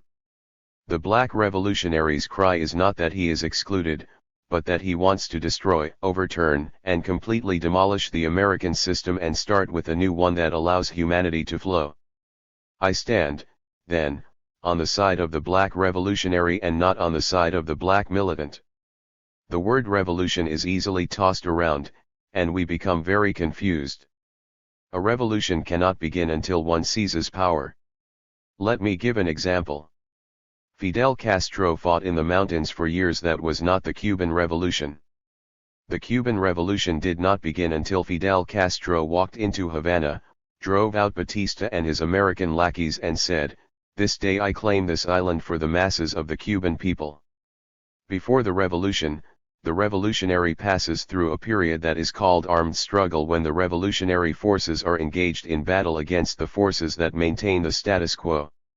Around the world today, oppressed peoples are moving into the stages of armed struggle. Several are already in the stage of revolution: Cuba, China, and a few others. Black people in this country face a problem I don't know whether or not we will solve until, in fact, if we are successful, we begin a revolution in this country. Since we fight both racism and capitalism, we are not quite sure that merely because we have abolished capitalism and, let us say, set up either a state of socialism or communism, we will also automatically wipe out racism. Many people say that when you set up a socialist state you automatically destroy racism, but we are not quite sure of this, because of racist brutality in this country and our understanding of the theories of white supremacy. And while we try to cope with these problems, we would have to ask the forces in the world that are fighting to liberate themselves from imperialism to maybe give us some time, because that's going to be a hard problem. For us, racism is more important, because we were made slaves by the racism ingrained in white people. They selected us because we were black. They had a number of white people they could choose from in their own continent, Europe, but they decided to come to Africa and for some reason pick on us. They say because we were physically superior. Perhaps there is some truth to that, and we will see. If there is, we will soon find out. For many black people in this country, Fanon is becoming one of the men from whom we are gathering a lot of our ideological strength, and Fanon indeed is very important. He was sent to Algeria to work for the French. Everyone knows the history. He joined the liberation forces and was wounded, became a doctor for the liberation forces, went to Ghana representing the Algerian liberation government and began to write the profound book The Wretched of the Earth. Now, what Fanon says to us is precisely what we begin to know, that we must alienate ourselves from the values of the system we have been taught. That, of course, is a very difficult problem, especially for black people who live here and who are continually subjugated through propaganda. A few years ago I was for the Jewish people of Israel. I wanted to know why the Arabs were bothering the Jews. I couldn't figure it out. It's not funny. Most Americans believe that the Arabs are committing crimes against the Jews, because we live inside a society that postulates assertions, and these assertions are accepted as truths and never questioned. Because of that, we find ourselves in a world of fog that makes it very difficult to move clearly, to find the correct ideology and the correct positions as we move. That becomes very important for a number of reasons. I want to touch on the problem of Zionism as we, black people of this country, see it, and what our relation must be to the Arab world and to the forces that are fighting against the Arab people. Zionists have a very effective, offensive propaganda. They state their propaganda and everyone accepts it as the truth, and they put on the defensive anyone who tries to even question their propaganda by calling him anti-Semitic. It's a very, very good trick. Nobody wants to be anti-Semitic, nobody wants to hate people merely because of their race. The way we found to counteract the offensive propaganda of the Zionists is to state our propaganda, and state it offensively, and state ours as the truth, and not bow down or question or quibble with the Zionists' propaganda. That is the only way we have found to be able to deal with them. If the Zionists assert that they have a right to Israel, then we assert that the Palestinians have a right to Palestine. And once we assert that, there can be room for discussion. If we accept their assertion and we begin to quibble with the Zionists, there is never room for discussion. But once we assert that the Palestinians have a right to Palestine because it belongs to them, then there can be room for discussion in this country. That is precisely what we did, try very hard to calculate assertions that would for once put the Zionists on the defensive in this country and let them back up their so-called State of Israel, which we all know to be an unjust and certainly immoral state. What makes the forces of Zionism so effective in their propaganda is that the Zionists have something else. Not only do they assert theirs as a fact, and anyone who questions it they put on the defensive by calling him anti-Semitic, but the Zionists hook up the killing of 6 million Jews as a justification for the so-called State of Israel. They say, 6 million Jews were murdered by Hitler, we have a right to Israel. And that is a very dangerous thing. It is a fact that 6 million Jews were slaughtered by Hitler, but that 6 million Jews were murdered by Hitler does not give the Zionists the right to take Arab land. If the Zionists, I want to make sure I use the correct term because I don't want to be called anti-Semitic, if in fact the Zionists are worried that they have lost 6 million Jews in Germany, if they are worried about the treatment that Hitler meted out to them, then it seems clear to me that they should take the land for their home state from Germany, since it was Germany who fought them. I think the reason why the so-called State of Israel gets support from the Western powers is precisely because the role Israel is now playing was planned by the imperialists. I don't have to tell you the history, that when Balfour gave them the land it was totally impossible for them to get European Jews to move to Israel. 12 It was not until the slaughter of the Jews in Germany by Hitler that the State of Israel became a reality. Until then they could not get the state to move. No one would leave and no one would go. Who wanted to go to the desert, except Palestinians? This is a very important point in terms of our coming to grips and dealing with the propaganda of the Zionists. Because once you feel sorry and sympathetic with a person, then you give him leeway. And, of course, with the Zionists' propaganda telling people that there was nobody in Palestine, it was a land without people for a people without land, and making those assertions and propaganda into facts in the minds of our people, it becomes almost impossible to deal with it. Now we in this country, as a gesture of solidarity with our brothers in the Arab world, intend to deal with the Zionists for several reasons. One reason is, the same Zionists that exploit the Arabs also exploit us in this country. That is a fact. And that is not anti-Semitic. Our propaganda must be offensive, we cannot just take a position of self-defense. That certainly can be related to physical combat. Che Guevara clearly states that self-defense does nothing but maintain the status quo. If one wants to change things, one must move against the status quo aggressively, that is a fact. And what the Zionists do is they have you believe that if you move aggressively against them you are committing a criminal act. That's very clever. We have watched their movement. What the Zionists do is they set up a state called Israel and then they give the justification for that state. People never question the foundations anymore, or the beginnings, or the fact that the state came into being. As they expand after each war, the territory that they conquer becomes incorporated in the state of Israel. No one questions that state anymore, and they continue to expand. Always expanding, incorporating, expanding, and incorporating. And anyone who tries to fight them becomes an aggressor. Now we stand clear. Self-defense will only maintain the status quo. If Egypt, Syria, and Jordan took a position of self-defense today, they would come out losing because the Israelis still occupy their land. If they want the land back, they must move aggressively against the occupying forces. And as they move aggressively, we have to move aggressively. There is no need to talk about peaceful coexistence. Anyone who calls for peaceful coexistence is calling for the status quo to remain the way it is. The only solution is armed revolution.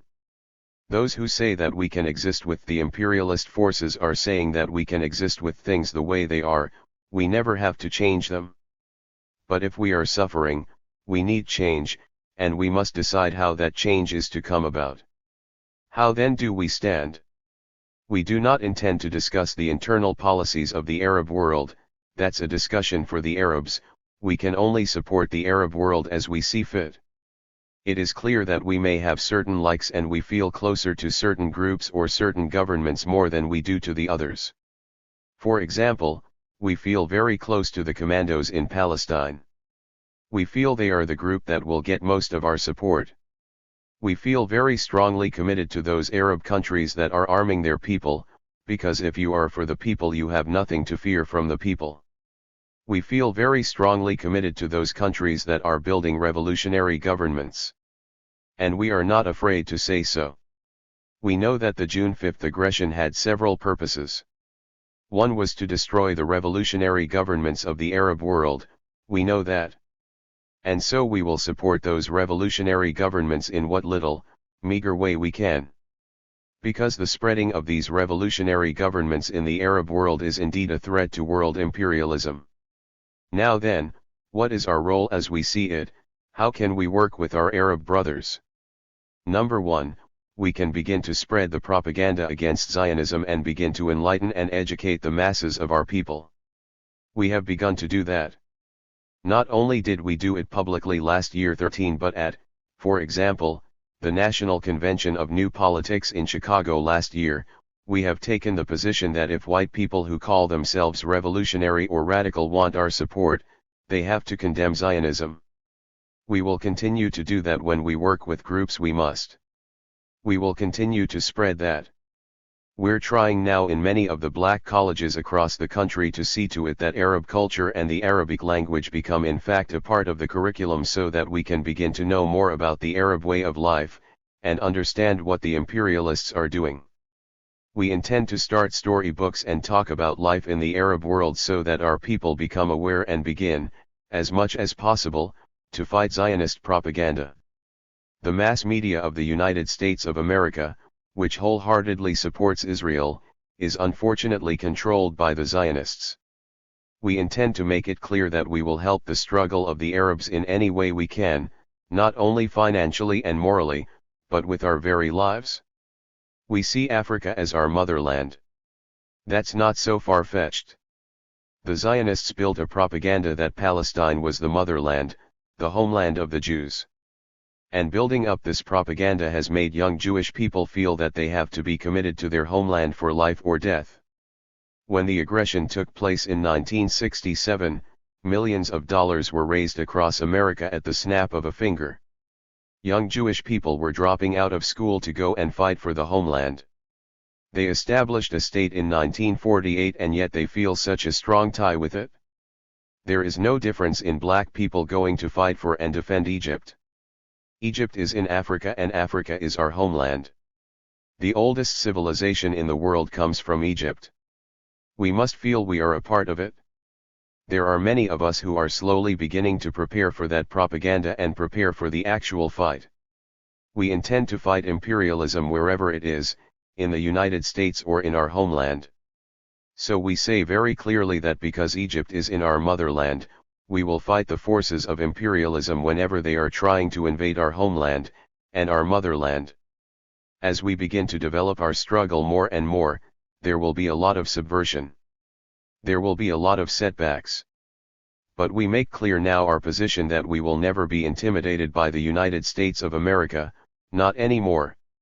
We, better than all the oppressed people of the world, know the United States. We have lived inside of her for 400 years. No one has to tell us of her brutality, no one has to tell us of her exploitation, we know it better than anyone. In fact, we can tell you something about the United States of America's greatest mistake. Unlike other empires, which colonized people on the people's own land, she had the gall to bring us out of our homeland and colonize us on land which belonged to someone else after she had wiped out the Indians, of course.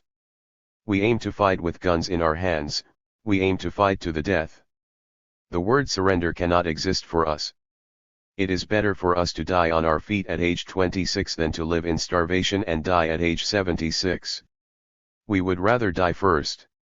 We will become the fifth column. They cannot stop us no matter how hard they try. Not only are we not going to the Vietnamese War, we say firmly and clearly that the North Vietnamese are our comrades in arms, they are fighting imperialism, we are fighting imperialism. We make it clear that we see the Arab world, not only as our brothers, but also as our comrades in arms. We are not worried about contradictions among the Arab countries. History and the oppressor's forces will force them to unite and to fight. They have no alternative, they must fight. Imperialism is like a sponge that is never satisfied until it has sucked up everything. In order just to live, the Arabs are going to have to fight. In order to live, we will have to fight. The youth are going to lead their Arab world to victory. They're going to lead it as Fatima Bernai 14 is doing. Yes, it is far better that every Arab woman become Fatima Bernai and be wiped out than live under the shame that the Arab world now lives under. Yes, you should all become Lady Fatima. This is the beginning of our ties, and we will strengthen them. We will work more closely with the Arab students wherever we can. Our eyes are now open, we have begun to see this trickery of Zionism, we have begun to see the evil of Zionism, and we will fight to wipe it out wherever it exists, in the Middle East or in the ghetto of the United States. The United States is the greatest dehumanizer in the world, and Israel is nothing but a finger of the United States of America. It dehumanizes all over the world, and our fight today is a fight for humanity. It is not just a fight to change systems, it is a fight for our very humanity, our freedom to live, to have the type of culture and language we desire, and to live and function and enjoy the wealth of the earth. Just as the Vietnamese are fighting for humanity, just as the Arab world is fighting for humanity, just as our forces in Africa are fighting for humanity, just as Latin Americans are fighting for humanity, the black man in America is fighting for humanity. We stand with the third world. We don't care what the State Department says, we don't care what the CIA says, we don't care what Lyndon Baines Johnson says, as long as we have legs they cannot stop us from going to Algeria. They cannot stop us from going to the United Arab Republic. They cannot stop us from going to Syria. As long as you invite us we will come. We are men. We will go where we want to go, learn what we want to learn, see what we want to see, talk with whom we want to talk, and fight with whom we want to fight. You invite us, we will come. The world of humanity now turns, the oppressed are beginning to feel their strength. We are beginning to feel our power. It is in our unity that we will find victory, and we are not worried about unity. The contradictions, as I said before, will force that unity. Now there are two dreams I have in my life. My dreams are rooted in reality, not in imagery. I dream, number 1, of having coffee with my wife in South Africa, and number 2, of having mint tea in Palestine. 11. A new world to build. If we start with the fact that black people are a colonized people, we have to branch from there and see what other problems we have. We must then try and pose some of the solutions to those problems. There are basically two levels on which a colonized people move when they begin to move for their liberation. One is called, for lack of a better term, entertainment, and the second is called education. Both of them are necessary. The entertainment stage is very necessary. The entertainment is what's happening when black people say, "We're going to burn this city down. We can get Whitey. He ain't that bad." It's a sort of entertainment. We're entertaining ourselves because, for the first time, we are publicly saying what we always privately felt but were afraid to say. And while we're saying it even though we're not powerful enough to do what we say, it's a sort of catharsis, a necessity, because, until we get to the entertainment stage, we are psychologically unequal to our oppressor. After that stage, after we begin to feel psychologically equal to the oppressor, then comes the stage of strategic planning, working out a correct ideology for a cohesive force, and moving on to victory. Simple. A&T University, Greensboro, North Carolina, December 9, 1968. You've seen most of the entertainment on television. I think we've passed through that stage. Tonight I'd like to do as little entertainment as possible and as much education as possible, because in the final analysis it is the educational stage that is going to save us. I do not mean school education. I don't want you to think I mean becoming a doctor and lawyer and all of that. I think all of that has its place, but that is not the type of education I'm talking about. I'm talking about education that prepares us for a revolution so that we win. As a colonized people, we should look at some of the effects colonialism has on us.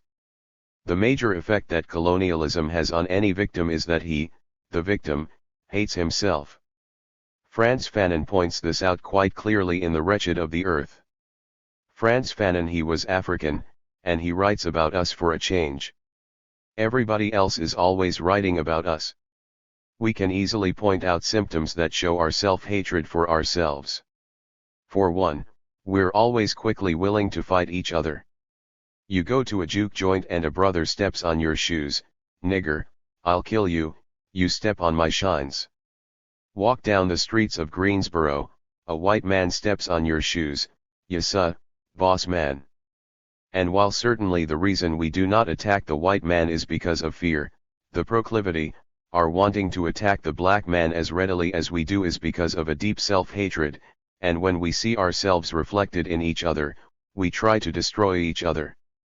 We try to destroy ourselves in self-hatred in many ways: brothers on the needle, wine addicts, the fights, gang wars, what have you. You can point to so many ways we try to destroy ourselves. Even deeper than that, the self-hatred is a result of something more subtle. As victims of colonialism, we try to identify with the oppressor on every level we can. We want to be like the white people who oppress us in this country, and since we want to be like them, we hate ourselves because they hate us. Understand that? And we want the oppressor to define everything for us. They define what education is, they define what work is, they define how we move, what we do, and how we look. The oppressor defines even the standards of beauty for the victims of colonialism. You should be aware that in colonialism, race comes into play, and you have colonialism when one race is oppressing another race. And so what you have is the victim, the race that's colonized, trying to look like his oppressors. That's why all of our women use hot combs and fry their hair. It is done because we psychologically want to be like white people. We deny it, we couldn't admit it to ourselves consciously. But subconsciously we try to be like white people, and white people want it that way. That's why there is nothing positive about black people in their books, in their literature, in any of their mass communication. Only negative things are seen about black people. The positive images are white folks. And we try to identify with the positive images. Even if the positive images are beating us up. You dig Tarzan? You used to go to the movies and yell for Tarzan to beat up your ancestors. Here, Tarzan, get that nigger. Look out for that black savage. What we were doing, we were psychologically identifying with Tarzan, a white man, who was beating up us Africans. We tried to identify with white people so much that we refused to admit that we had anything to do with Africa. It is deeply important to understand this concept of self-hatred if we are going to survive. If we're even going to live long enough to get a cohesive ideology for our people, it is a basic necessity that we understand that self-hatred. In order to counteract this self-hatred, we have a new concept that we are trying to throw out around the country. It is, for our people, black people, we must have undying love. Undying love is very hard, especially for those of us who hate ourselves and don't recognize it. We try to get out of it. You see cats who call themselves black nationalists or revolutionaries, they get a bad afro and run around campus, they don't talk to anybody. You see, they think they've made it, but they do not recognize how much self-hatred is working on them because they still hate their brothers so much that they don't even communicate with them and try to show them where it's at. Very important, undying love. Our people have demonstrated undying love. The white man doesn't want us to know that, but we don't take the white man's interpretations here. If you're walking down the street and you have undying love for your brother and a policeman shoots him and you try to kill that policeman with a brick, a bottle, a stick, anything you have in your hand, that is undying love. When you reach the stage of undying love, one forgets what is called reason.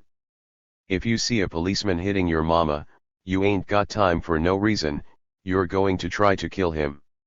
And if we saw every black woman as our mother, then we would begin to understand this concept of undying love. If we saw every black man as our brother, then we would begin to understand this concept of undying love. And if we saw every black woman as our sister, then we would understand this concept of undying love. It is that concept, first and most important, that we must try to achieve. Undying love does not mean only that you're willing to die for your people, it also means you're willing to kill for your people, which is more important. And please don't get excited with the word kill, because all of the young men in here are asked to kill for this country. When they send you to Vietnam, they don't send you just to die, they send you to kill. And if you can kill for a country that's done what it has to us for all these years, it should certainly be easy for you to kill for your people. There's another concept we're trying to put out around the country: every Negro is a potential black man. This concept is not only necessary, it is revolutionary, as I hope to explain as we move along. Now, before we go into the process of the Negro becoming a black man, we ought to differentiate between the current Negro and the current black man, because it is very confusing. When we were in Africa, we came from Africa, don't you? Don't laugh. Really? You ask anybody on campus, "Hey, man, where are you from?" Dallas. Say, "Where's your mother from?" Dallas. Where's your grandfather from? Charleston. And where's your great-grandfather from? You don't know where your great-grandfather's from? Nigger, he's from Africa. You know it? Stop lying. When we were in Africa, we were called Africans or blacks. When we were in Africa, we were free. When we were captured and stolen and brought to the United States, we became Negroes. So Negro is synonymous with slavery. Before slavery, there were no Negroes, Once you set foot on the United States, the borders of the United States, and you set foot as a slave, you became a Negro. So if you say you're a Negro, what you're saying is that your beginning is in slavery. If your beginning is in slavery, the best you can hope to be is a good slave. And you can see it all the time. You know the Soul stations, they do the Negro news spot every half hour or so. They say, for example, even though Benjamin Banneker was in slavery, he worked very hard to help George Washington lay out the city of Washington and cross the Delaware River. Now does that make sense to you? You're people in slavery, and you're going to help the white man build a stronger country. You got to be a Negro to do that. A black man would turn the boat over while Washington was in the river Delaware, because the first thing in his mind is his liberation, not serving any country. That's what all those Negro news spots ought to say. Even though he was a slave, he did such and such. Even though he's a Negro who is a second-class citizen, he's still trying to do such and such. Look here, if I'm in a country and my brothers and sisters are in slavery, I'm going to try and tear that country up. Rip it up, capture it. The concept of Negro and black man becomes important, cause if you're a Negro you can only hope to be a Benjamin Banneker or a George Washington Carver, even though he did give us the peanut, or a Charles Drew, who died on a highway because they wouldn't give him white blood plasma, though he invented blood plasma. When he got in an accident and needed blood, white folk wouldn't give him blood even though he was saving their lives. I wouldn't want to help anybody who's enslaving me and my people. We must be black. If we are black, then we can trace our ancestry back to Africa, and we can begin to learn about the warriors in Africa who killed white folk. And I mean kill a whole lot, like Cetshwayo, Hannibal, Moshesh, Menelik, Lobengula, and all those cats. There are some who say, well, we're the black Americans. Junk. You ain't nothing but an African, and you ain't had nothing to say about where you were born. The white man decided where you would be born, when you would be born, and how you would be born. For us to keep talking this junk about we're Americans first, that's junk. We're Africans.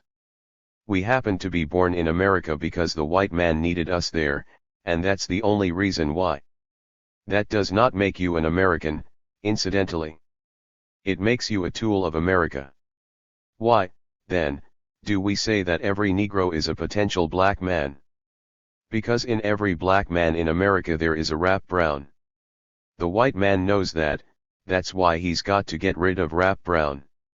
In every black man there's a Huey P. Newton, an Eldridge Cleaver, a Leroy Jones, a Rap Brown, because the conditions that produced Rap Brown, Huey Newton, and Eldridge Cleaver are the same conditions we all live in. And we say that because we have to give our people time to wake up.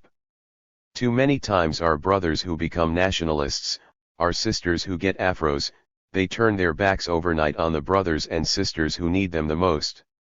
I hope you don't get upset when I imply that you fry the hair. But I only do it, really, because my mother told me you only fry dead things, and so I don't understand how the women must fry their hair, because I think their hair is alive, unless they're saying in order to look like white folks your hair has got to be dead.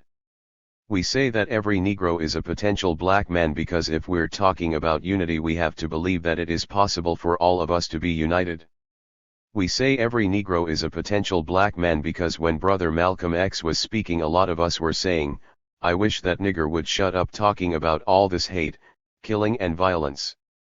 We won't admit it, today, but a whole lot of us said, I wish he'd shut up all this preaching hate and this nonsense about black, black, black. We didn't like it when he was around. Just like it took time for Brother Malcolm to wake some of us up, it's gonna take time for those of us who are awake now to wake the others up. And if we have an undying love for our people, we are willing to take the time and patience with them. Too many times, whenever a revolutionary group gets on campus, their first attack is on Uncle Tom. Hey, let's get together. We've got to get that Uncle Tom before we get going. There's nothing new about that, nothing. Niggers have always been fighting niggers. Just because they say it's for a revolutionary reason does not make them revolutionary, they're still fighting niggers, still doing it. It's that self-hatred still there. How can a man talk about killing an Uncle Tom when honky cops are running rampant in our community? In the party we say, before you talk about killing an Uncle Tom, kill 5 white cops, then we will respect your talk about killing an Uncle Tom. But before you kill somebody white, don't talk about killing anybody black. Every Negro is a potential black man. The third concept is perhaps the most difficult, but we're going to have to take time with it because it is a basic necessity if we're going to achieve success in the confrontation that I believe is going to come anyway, whether we like it or not. For us, black people, the question of community is not simply a question of geographical boundaries, but it is also a question of our people and where we are. Example, if you went to New York, you would not feel as if you were part of the community until you got to Harlem. If you went to Los Angeles, you would not feel part of our community until you got to Watts. If you went to Chicago, the West Side, Washington, D.C., the whole city. But this concept is not only for the United States but, more important, on an international level, which is what we must begin to talk about. We are Africans. We are scattered all over the Western Hemisphere. Black people can be found from South Africa to Nova Scotia. 50% of the population in Brazil, black. In Panama, in Guatemala, in the Dominican Republic, in the West Indies, in the United States, in Canada, we're all over. And we are the same people. But now what happens is, if we happen to be born in the United States, the man says, you are an American. If you happen to be born in Brazil, the man says, you're a Brazilian. So if America and Brazil go to war, niggers will be fighting niggers once again, only one is an American nigger and the other's a Brazilian nigger.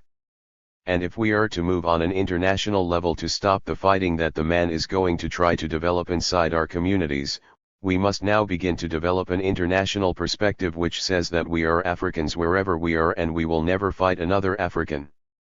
If white folks got a fight with Brazil, let the white folk in America and the white folk in Brazil fight. When they finish, we'll fight the winners and keep the land. That concept must be developed more and more, because the way the white man moves is to divide people against people so they fight themselves. Witness North Korea versus South Korea, North Vietnam versus South Vietnam. Now here these people have been living together all their lives. All of a sudden the white man comes along and says, you North Vietnamese, you South Vietnamese, you communists, you democratic, you hate each other, fight.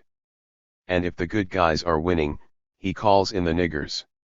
Nigger, go fight for democracy in Vietnam. Yes sir. Witness Africa, Nigeria, Biafra. When the white man gets ready to move, he divides.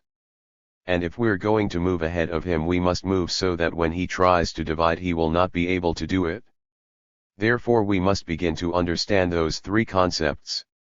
1. We must have an undying love. We must have an undying love for our people. 2. Every Negro is a potential black man. 3.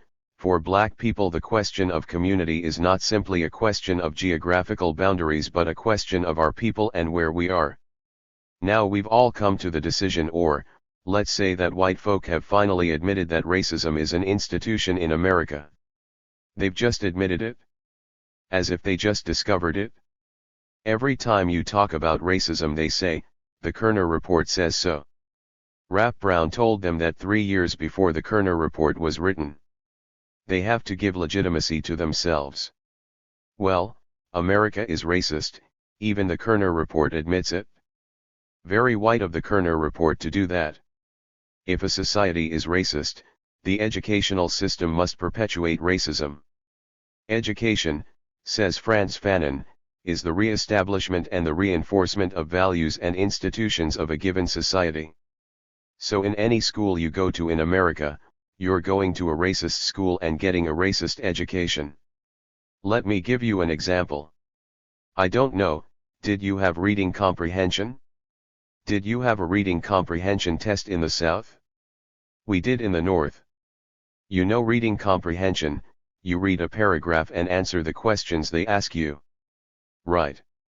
You know, when you were in the first grade you used to read and you'd answer all the questions. You got to 10th grade and you ran home and you said, "Hey, Ma, I'm reading 10th grade level," and she'd say, "Boy, you smart. Well, go back and look at what you were reading." The paragraph will say, "The best political system in the world is the two-party system. That's been proven time and time again. It's the most stable, most equitable, most fundamental, blah blah blah blah blah." And they ask you down at the bottom, "What's the best system in the world?" You pass if you answer, "Two-party system." Imagine that. Read another one. Abraham Lincoln was a good man. In order to become president he worked hard, studied well, and believed in freedom, democracy, blah blah blah, never stole. George Washington never told a lie, therefore he became president. Why did George Washington become president? Because he never told a lie. You didn't recognize that while you thought you were being smart they were brainwashing you, or rather should I say whitewashing you with what they wanted you to know. All this time we thought we were very smart, but what we were doing was just reading and giving back to the white man what he wanted us to give back to him: positive images of white Western society, negative images of every other society, and the most negative of all the negatives, black people. It is totally impossible for a real black university to function inside a white state. It cannot happen. Here's an example: at Columbia University, the Black Studies people hire a black course advisor. They never question whether they need a black one, but because the white boy has one, and they're into equality, they think they also need one. It is intellectual laziness. And it is accepting, once again, the oppressor's values and institutions without recognizing it, because when black students set up black studies programs they never question the underlying assumptions of education, which we must begin to question here tonight. The first one is a question of methodology and ideology. Black people cannot have the same ideology that white people have and call that education. Yet black students, when they set up black courses, accept the same ideology as white folk. So what you have is what my friend Chico Neblett of Boston calls a black carbon copy of a white ideology. People think this is black, and it is not.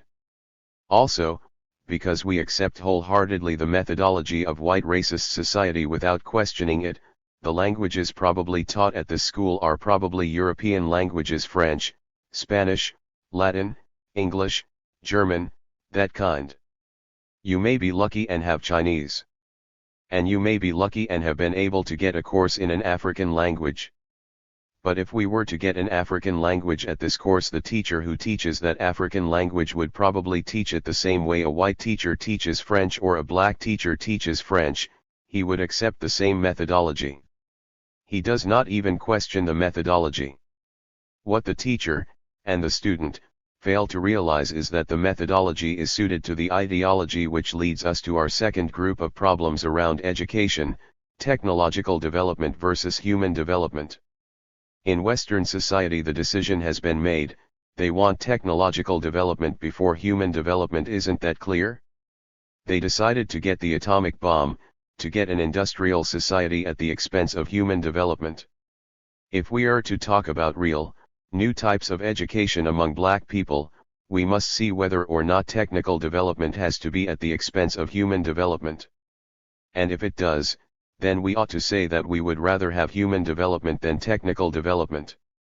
But that is too profound for most of us to even understand, and it scares us, because what we try to do is keep up with the white man rather than set our own pace, and we don't even recognize that though we say we are black. When he ends the book, The Wretched of the Earth, Fanon says that friends, brothers, sisters should come together. We have a new world to build. Our object is not to catch up with Europe. 400 years ago a colony tried to catch up with Europe. She succeeded so well that today the United States of America is the monster of the world. Come, brothers and sisters, let us not try to catch up with Europe. Let us try to go forward in the company of man. All men. Fanon is telling us that we can't waste our time trying to catch up with this man because we might develop atomic bombs and have our zombies just like him. Or we may become as cold as he has become because of the desires to become technologically advanced. So before we even talk about education, we must question whether or not we want those things. We should question whether or not a university, where all the people come and are taught, is really the best way to teach. All those things have to be questioned if we are, in fact, serious about what we're doing. A university is geared for mass production, and we should decide whether or not we want to mass produce our people their education, that is. Because we are afraid to venture out and create for ourselves the new types of things that we have to think about, we stay where we are and imitate the white boy. If they want to bring a course to A&T, they say, let's see how Harvard did it. We don't want a black Harvard, we don't want a black Columbia, we don't want a black Yale. We want colleges that serve the basic needs and desires of the masses of our people. Now all of that is said to show you that if you talk about revolution, as do most people in the country today, you don't understand what you're talking about. We should begin to define those terms that are so loosely thrown around all across the country. Let us understand violence, because that's very important. There is always violence. Now what happens is that the oppressor, because he has power, can institutionalize and legitimize his violence to the point where we, the oppressed, accept it. Because the oppressed does not have the power to institutionalize his violence is always seen very quickly as illegitimate. You do not think it is violent to kill in Vietnam because you get a medal. You're defending the free world against communism. You don't know what communism is. If it hit you upside your face you wouldn't know what to do with it, but that's what you're fighting against, and you don't even consider that violence. The only type of violence you see is the violence directed against the oppressor, because the oppressor wants it that way. What, then, is revolutionary violence? Revolutionary violence is that violence that seeks to overthrow an established system that serves a few people, to establish a new system that serves the masses of our people. The other type of violence, counter-revolutionary violence, seeks to maintain in power an established form or an established system that serves a few people. In America, the police would come under counter-revolutionary violence. And those people who are blowing up police stations and machine gunning police stations and shooting policemen would be considered under the topic of revolutionary violence. In Vietnam, the American forces and the puppets in South Vietnam would be counter-revolutionary violence. The Viet Cong would be revolutionary violence. So we are for revolutionary violence. I'd rather see a brother kill a cop than kill a Vietnamese. At least he's got reason for killing the cop. When you kill a Vietnamese, you're a hero. You don't even know why you kill him. At least if you kill a cop you're doing it for a reason. It's better to kill with passion than to kill passionless. Now the term revolution is thrown around very loosely because the white man wants that stuff about the black revolution. The revolution isn't going on now. A revolution occurs only after you have seized power, because a revolution means revolutionizing, changing, and you can't change anything before you have power. The period preceding the revolution is a period of armed struggle, when the revolutionary forces are fighting the counter-revolutionary forces. In this country, America, black people have just begun to scratch the surface of armed struggle. If we're talking about true revolution in this country, we're talking about a fight of a generation. This generation.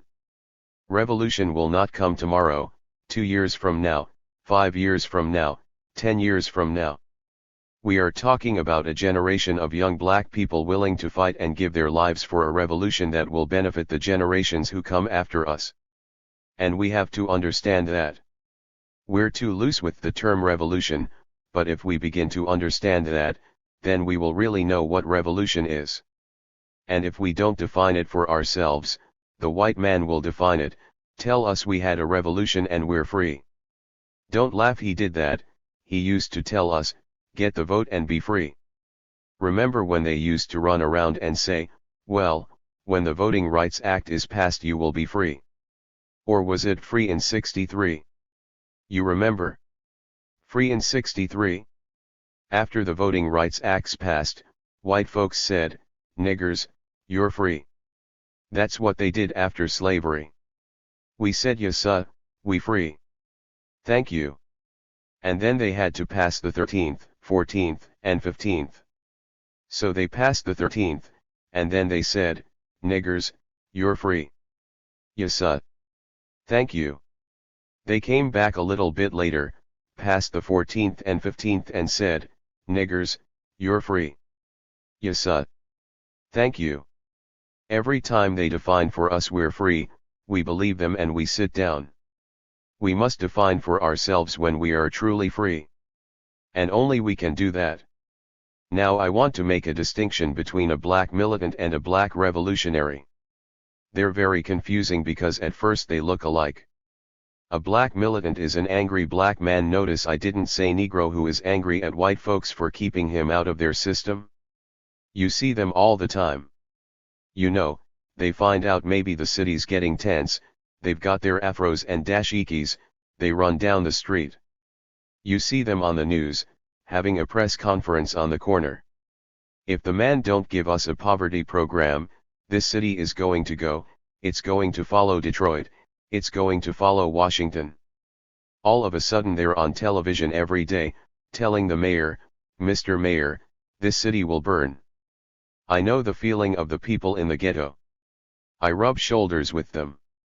I know their alienation. I know their sense of dejection. I know this, I know that, and the city will go. The mayor puts them on a committee and gives them a $30,000 a year job, then the city blows and they run down the street. Cool it, brothers, we got dialogue with the mayor.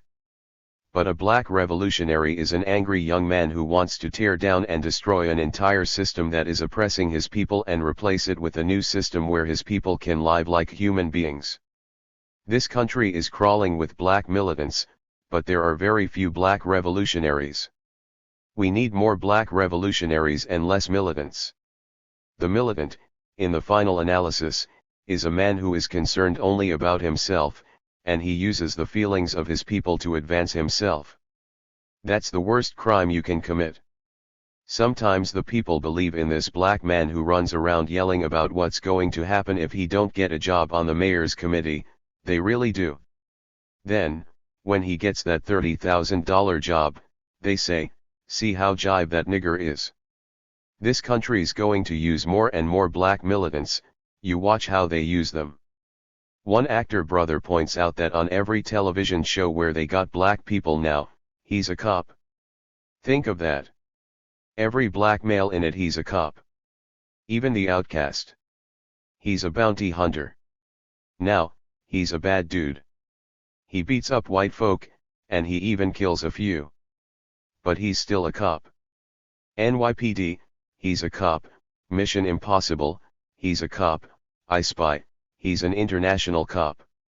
What they're doing to us is they're trying to make us identify with a black man who fights for law and order, their law, and their order. Notice, if you will, finally, how racism works.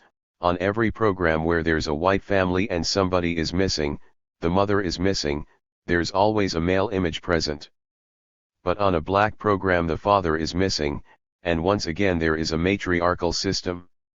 Here we have all these black people looking at Julia, and swearing that's being black, and that's being nothing but nigger. Do you watch Julia? Ain't she good? She got a whole new show. Yeah. And her husband died in Vietnam. It is so difficult to be black in this society. Sometimes we tom without even knowing it, that's true. We must begin to analyze carefully where we're going. There can never be a true black series on television because a true black series will have to deny everything they call American.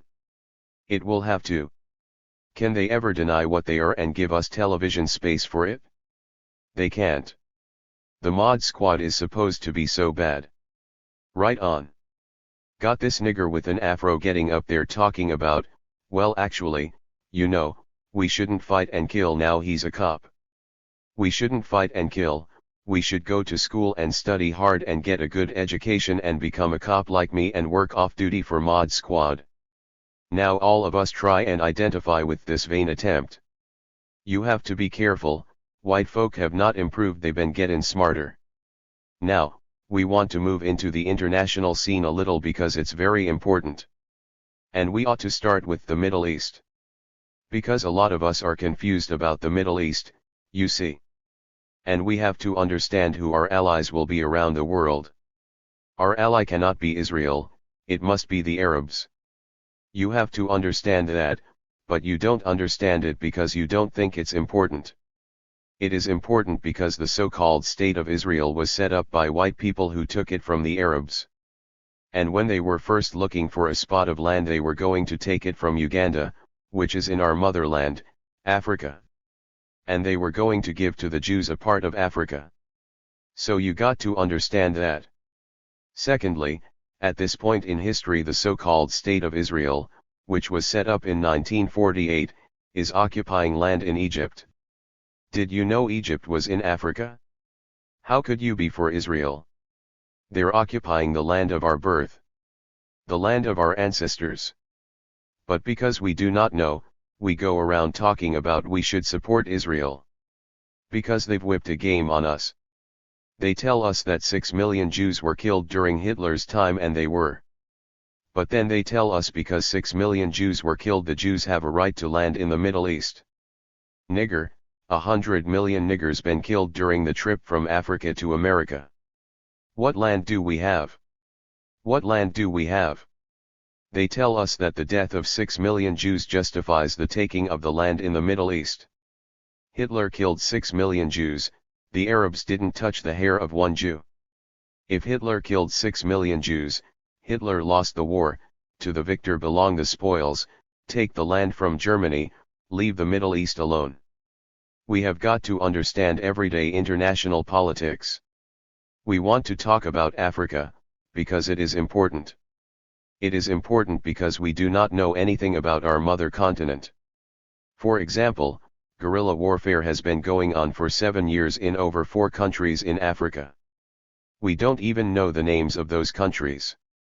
Guinea-Bissau, which is on the west coast, controlled by the Portuguese, Mozambique, in Southeast Africa, Angola, in Southwest Africa, which is of course in Southwest Africa, Zimbabwe, that's what the white folks call Rhodesia after Cecil Rhodes, who stole our country and named it after himself. We have to begin to understand Africa because we must begin to relate to Africa on all levels.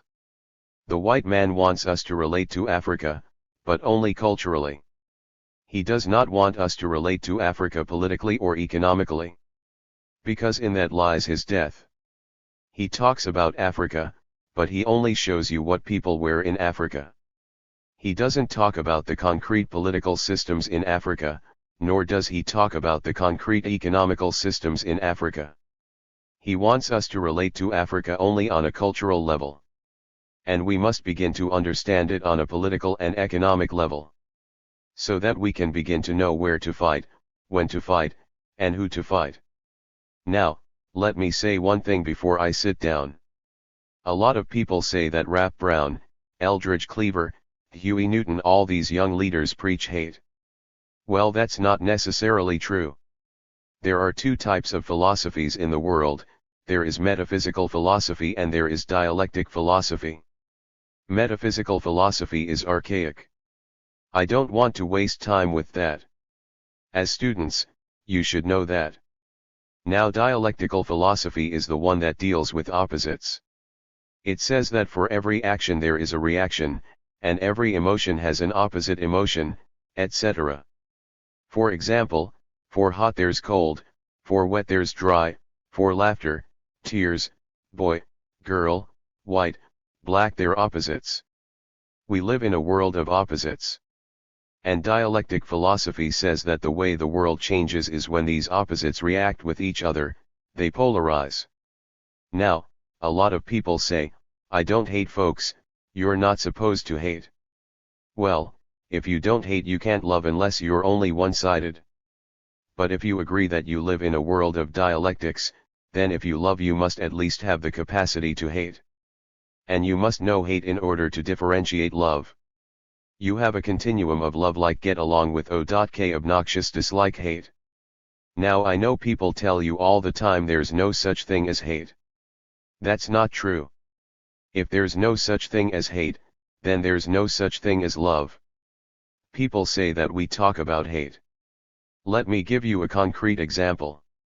When Dr. King died, 8 o'clock at night we hit the streets, you know.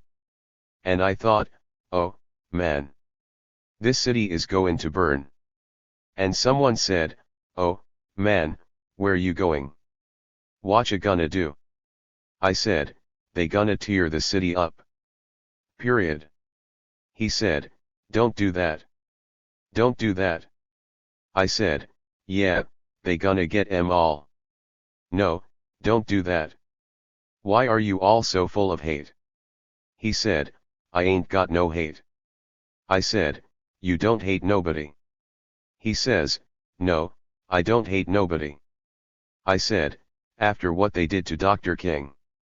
He said, no, I don't hate him. I said, you don't hate him because you never did love Dr. King. Because if you loved Dr. King, if you love black people, you would have to hate the enemies of black people. If you don't hate their enemies, you don't love your people. If you have children, and somebody comes to destroy your children, you try to kill that somebody because you love your children.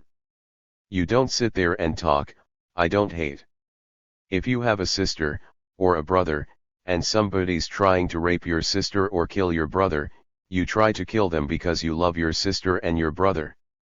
You love your sister and your brother. It is not that we hate America so much, it is only that we love our people more. 12. The pitfalls of liberalism. Whenever one writes about a problem in the United States, especially concerning the racial atmosphere, the problem written about is usually black people, that they are either extremist, irresponsible, or ideologically naive. What we want to do here is to talk about white society, and the liberal segment of white society, because we want to prove the pitfalls of liberalism, that is, the pitfalls of liberals in their political thinking. Whenever articles are written, whenever political speeches are given, or whenever analyses are made about a situation, it is assumed that certain people of one group, either the left or the right, the rich or the poor, the whites or the blacks, are causing polarization. The fact is that conditions cause polarization, and that certain people can act as catalysts to speed up the polarization. For example, Rap Brown or Huey Newton can be a catalyst for speeding up the polarization of blacks against whites in the United States, but the conditions are already there. George Wallace can speed up the polarization of whites against blacks in America, but again, the conditions are already there. Privately printed under the direction of Gene Farrow and Cleveland L. Sellers, January, 1969. Many people want to know why, out of the entire white segment of society, we want to criticize the liberals. We have to criticize them because they represent the liaison between both groups, between the oppressed and the oppressor. The liberal tries to become an arbitrator, but he is incapable of solving the problems. He promises the oppressor that he can keep the oppressed under control, that he will stop them from becoming illegal, in this case illegal means violent. At the same time, he promises the oppressed that he will be able to alleviate their suffering in due time. Historically, of course, we know this is impossible, and our era will not escape history. The most perturbing question for the liberal is the question of violence. The liberal's initial reaction to violence is to try to convince the oppressed that violence is an incorrect tactic, that violence will not work, that violence never accomplishes anything. The Europeans took America through violence, and through violence they established the most powerful country in the world. Through violence they maintain the most powerful country in the world. It is absolutely absurd for one to say that violence never accomplishes anything. Today power is defined by the amount of violence one can bring against one's enemy. That is how you decide how powerful a country is. Power is defined not by the number of people living in a country, it is not based on the amount of resources to be found in that country, it is not based upon the goodwill of the leaders or the majority of that people. When one talks about a powerful country, one is talking precisely about the amount of violence that that country can heap upon its enemy. We must be clear in our minds about that. Russia is a powerful country, not because there are so many millions of Russians but because Russia has great atomic strength, great atomic power, which of course is violence. America can unleash an infinite amount of violence, and that is the only way one considers America powerful. No one considers Vietnam powerful, because Vietnam cannot unleash the same amount of violence. Yet if one wanted to define power as the ability to do, it seems to me that Vietnam is much more powerful than the United States. But because we have been conditioned by Western thoughts today to equate power with violence, we tend to do that at all times, except when the oppressed begin to equate power with violence, then it becomes an incorrect equation. Most societies in the West are not opposed to violence. The oppressor is only opposed to violence when the oppressed talks about using violence against the oppressor. Then the question of violence is raised as the incorrect means to attain one's ends. Witness, for example, that Britain, France, and the United States have time and time again armed black people to fight their enemies for them. France armed Senegalese in World War II, Britain of course armed Africa and the West Indies, and the United States always armed the Africans living in the United States. But that is only to fight against their enemy, and the question of violence is never raised. The only time the United States or England or France will become concerned about the question of violence is when the people whom they arm to kill their enemies will pick up those arms against them. For another example, practically every country in the West today is giving guns either to Nigeria or to Biafra. They do not mind giving those guns to those people as long as they use them to kill each other, but they will never give them guns to kill another white man or to fight another white country. The way the oppressor tries to stop the oppressed from using violence as a means to attain liberation is to raise ethical or moral questions about violence. I want to state emphatically here that violence in any society is neither moral nor is it ethical.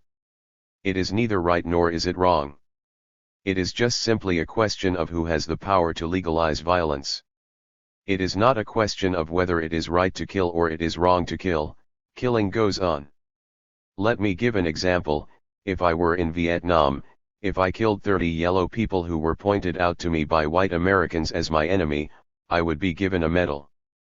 I would become a hero. I would have killed America's enemy, but America's enemy is not my enemy.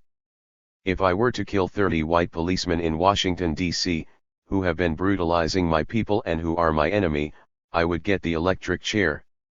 It is simply a question of who has the power to legalize violence. In Vietnam, our violence is legalized by white America.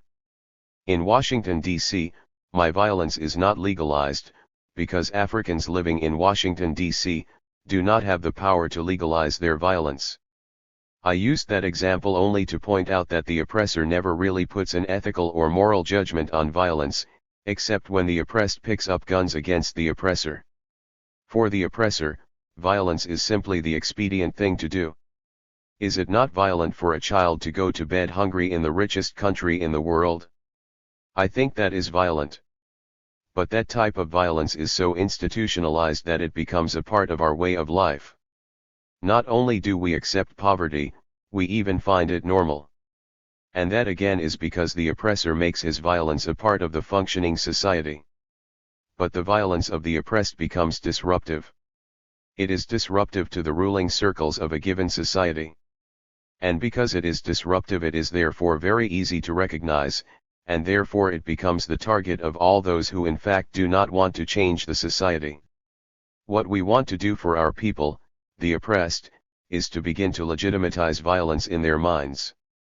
So that for us violence against the oppressor will be expedient. This is very important, because we have all been brainwashed into accepting questions of moral judgment when violence is used against the oppressor. If I kill in Vietnam, I am allowed to go free. It has been legalized for me. It has not been legitimatized in my mind. I must legitimatize it in my own mind, and even though it is legal, I may never legitimatize it in my own mind. There are a lot of people who come back from Vietnam, who have killed where killing was legalized, but who still have psychological problems over the fact that they have killed. We must understand, however, that to legitimatize killing in one's mind does not make it legal. For example, I have completely legitimatized in my mind the killing of white policemen who terrorize black communities. However, if I get caught killing a white policeman, I have to go to jail, because I do not as yet have the power to legalize that type of killing. The oppressed must begin to legitimatize that type of violence in the minds of our people, even though it is illegal at this time, and we have to keep striving every chance we get to attain that end.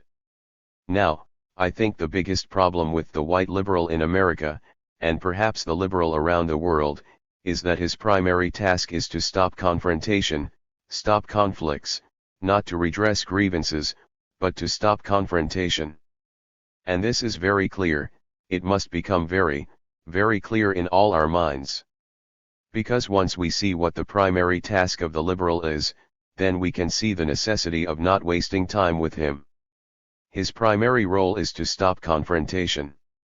Because the liberal assumes a priori that a confrontation is not going to solve the problem. This, of course, is an incorrect assumption. We know that.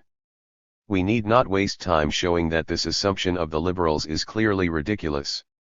I think that history has shown that confrontation in many cases has resolved quite a number of problems. Look at the Russian Revolution, the Cuban Revolution, the Chinese Revolution. In many cases, stopping confrontation really means prolonging suffering. The liberal is so preoccupied with stopping confrontation that he usually finds himself defending and calling for law and order, the law and order of the oppressor.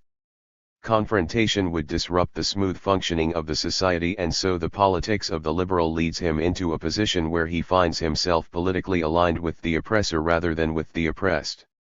The reason the liberal seeks to stop confrontation, and this is the second pitfall of liberalism, is that his role, regardless of what he says, is really to maintain the status quo, rather than to change it. He enjoys economic stability from the status quo, and if he fights for change he is risking his economic stability.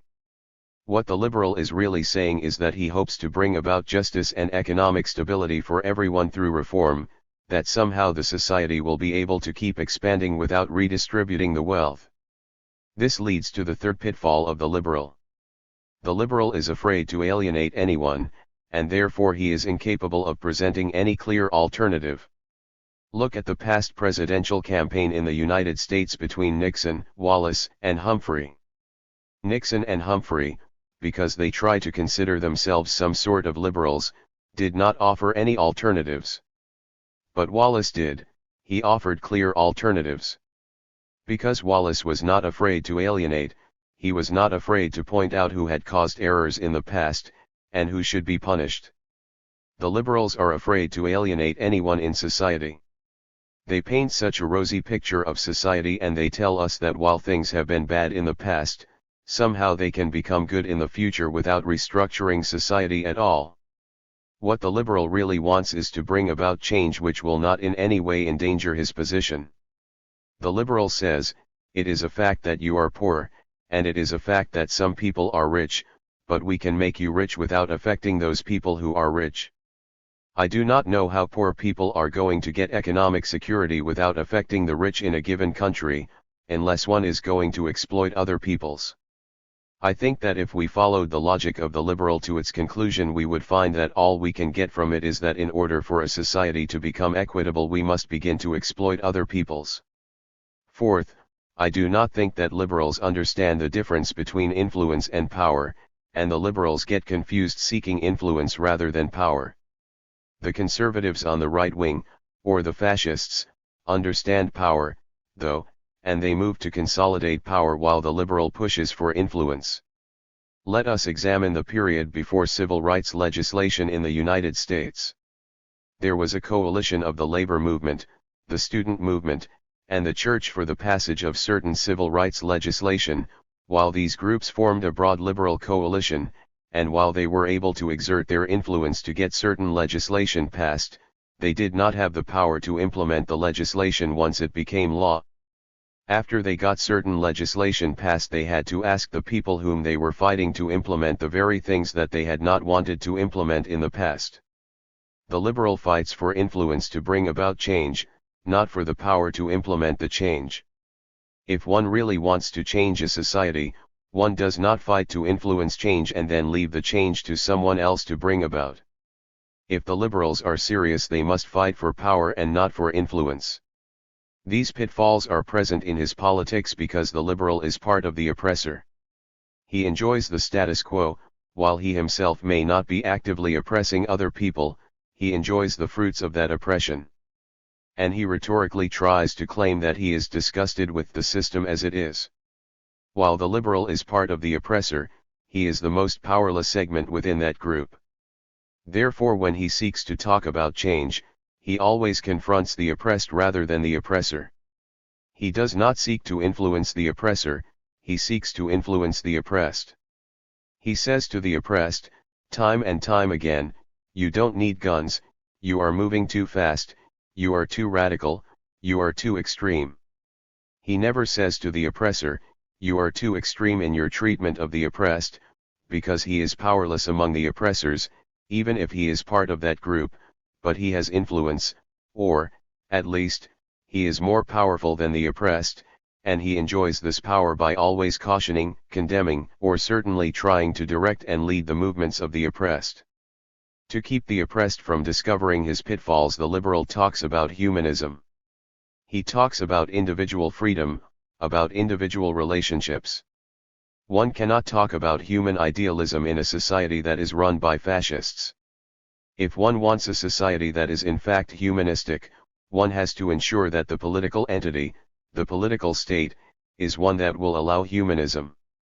And so if one really wants a state where human idealism is a reality, one has to be able to control the political state. What the liberal has to do is to fight for power, to go for the political state, and then, once the liberal has done this, he will be able to ensure the type of human idealism in the society that he always talks about. Because of the above reasons, because the liberal is incapable of bringing about the human idealism which he preaches, what usually happens is that the oppressed whom he has been talking to finally becomes totally disgusted with the liberal and begins to think that the liberal has been sent to the oppressed to misdirect their struggle, to keep them confused so that the oppressor can continue to rule them. So whether the liberal likes it or not, he finds himself being lumped, by the oppressed, with the oppressor. Of course he is part of that group. The final confrontation, when it does come about, will of course include the liberal on the side of the oppressor. Therefore, if the oppressed really wants a revolutionary change, he has no choice but to rid himself of those liberals in his rank. 13. Message from Guinea. Brothers and sisters, I am very, very sorry that I cannot be with you for the opening of Malcolm X Liberation University, an event I consider one of the most important in our struggle. I say that it is important because of what this institution will mean to us, the direction that it should, must, and will give to our brothers and sisters who will be studying here. And it is a landmark. It marks the first time that we have got together among ourselves, sat down, and planned the ways and means by which our young people in the United States will get a truly black education, an African education. This is also true for the Center of Black Education, which recently opened in Washington, D.C. I understand it is a sister institution to Malcolm X Liberation University. Malcolm X Liberation University, October, 1969. Delivered by Howard Fuller on behalf of Stokely Carmichael. I have followed very closely the development of this institution through friends and co-workers who are helping to develop the school. They have sent over all the plans and information on the school, and I have taken all this information to Brother Sekou Toure, President of Guinea, and Brother Kwame Nkrumah, the legitimate President of Ghana.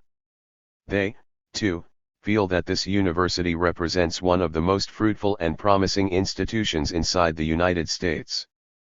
And of course they fully support the underlying concepts that have guided and given direction to your efforts, the concept that we are all an African people, the concept that we are all working toward building a strong, united African nation wherever we may be, the concept that we must work toward the unification of Africa. In other words, the concept of Pan-Africanism. When I look back over the past 10 years of our struggle, from civil rights to black power, to where we are today, it becomes crystal clear to me that all of our efforts have gradually led us to where we as a people have to go, where we must go. Many of you who are present at the opening ceremonies of MXLU, and many of you who have helped develop this institution, spent many years working and organizing our people in the South. Probably a good number have worked in SNCC. If we look back over those years, we remember that as we passed through all of these years we knew that what we were working on at that time was not the answer. But we had to work on programs such as sit-ins, freedom rides, freedom schools, freedom organizations, and community control just to develop political consciousness in our people and to heighten the contradictions in American society. We had to make our people see that America's interests are not our own best interest. They never have been, they are not now, and they never will be.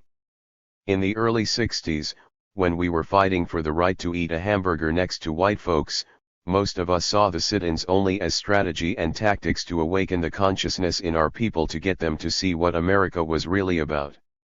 Many of us went on to form independent political organizations and freedom schools, and we knew that, again, this was only another step in heightening the contradictions in America.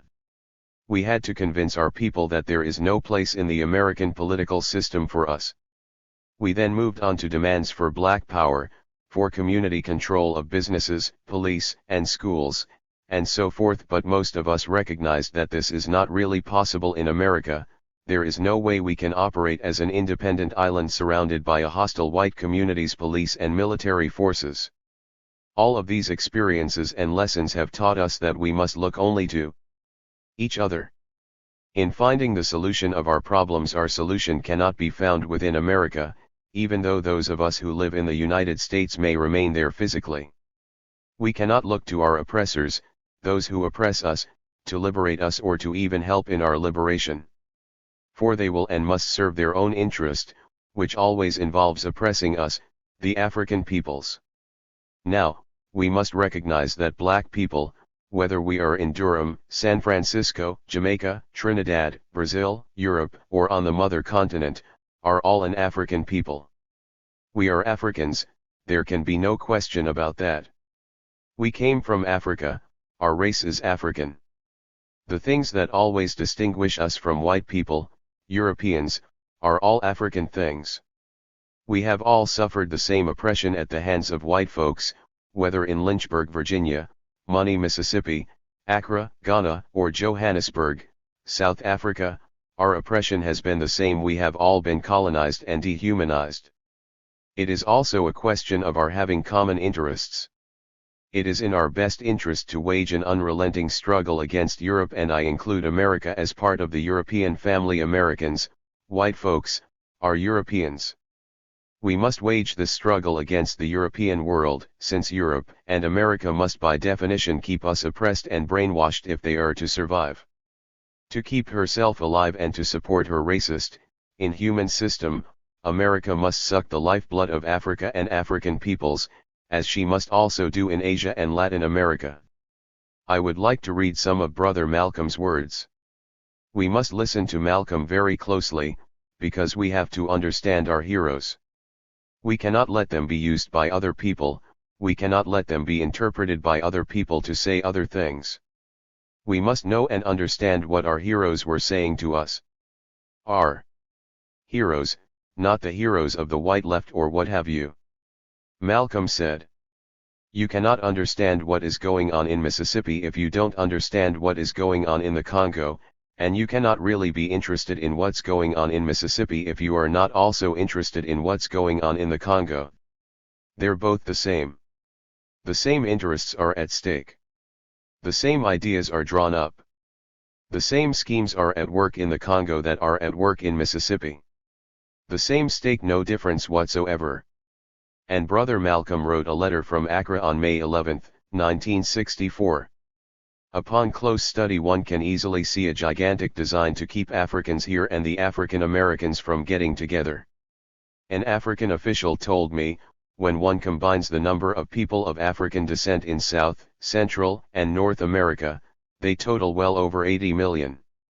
One can easily understand the attempts to keep the Africans from ever uniting with the African Americans. Unity between Africans of the West and the Africans of the fatherland will well change the course of history.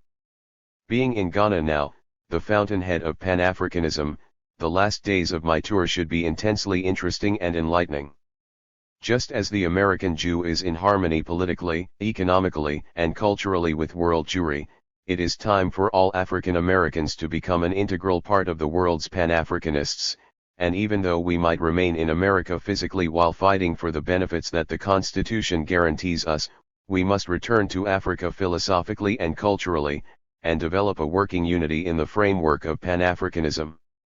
If we recognize and accept the truths Brother Malcolm was trying to tell us, it will be clear to us that to survive as a people we will go to war with America and Europe. Since they will do all in their power to protect their interest, this means they must oppress us and keep us in a semi-human state. We, in turn, will never be a strong, proud, free people unless we liberate Africa and take from America what America is trying to protect. Right now we are in a cold war with America and Europe. When we begin to move militarily on all fronts, it will be an all-out race war, Africa versus Europe. This may not seem pleasant to some of our brothers and sisters, but it is a question of who is going to survive them or us.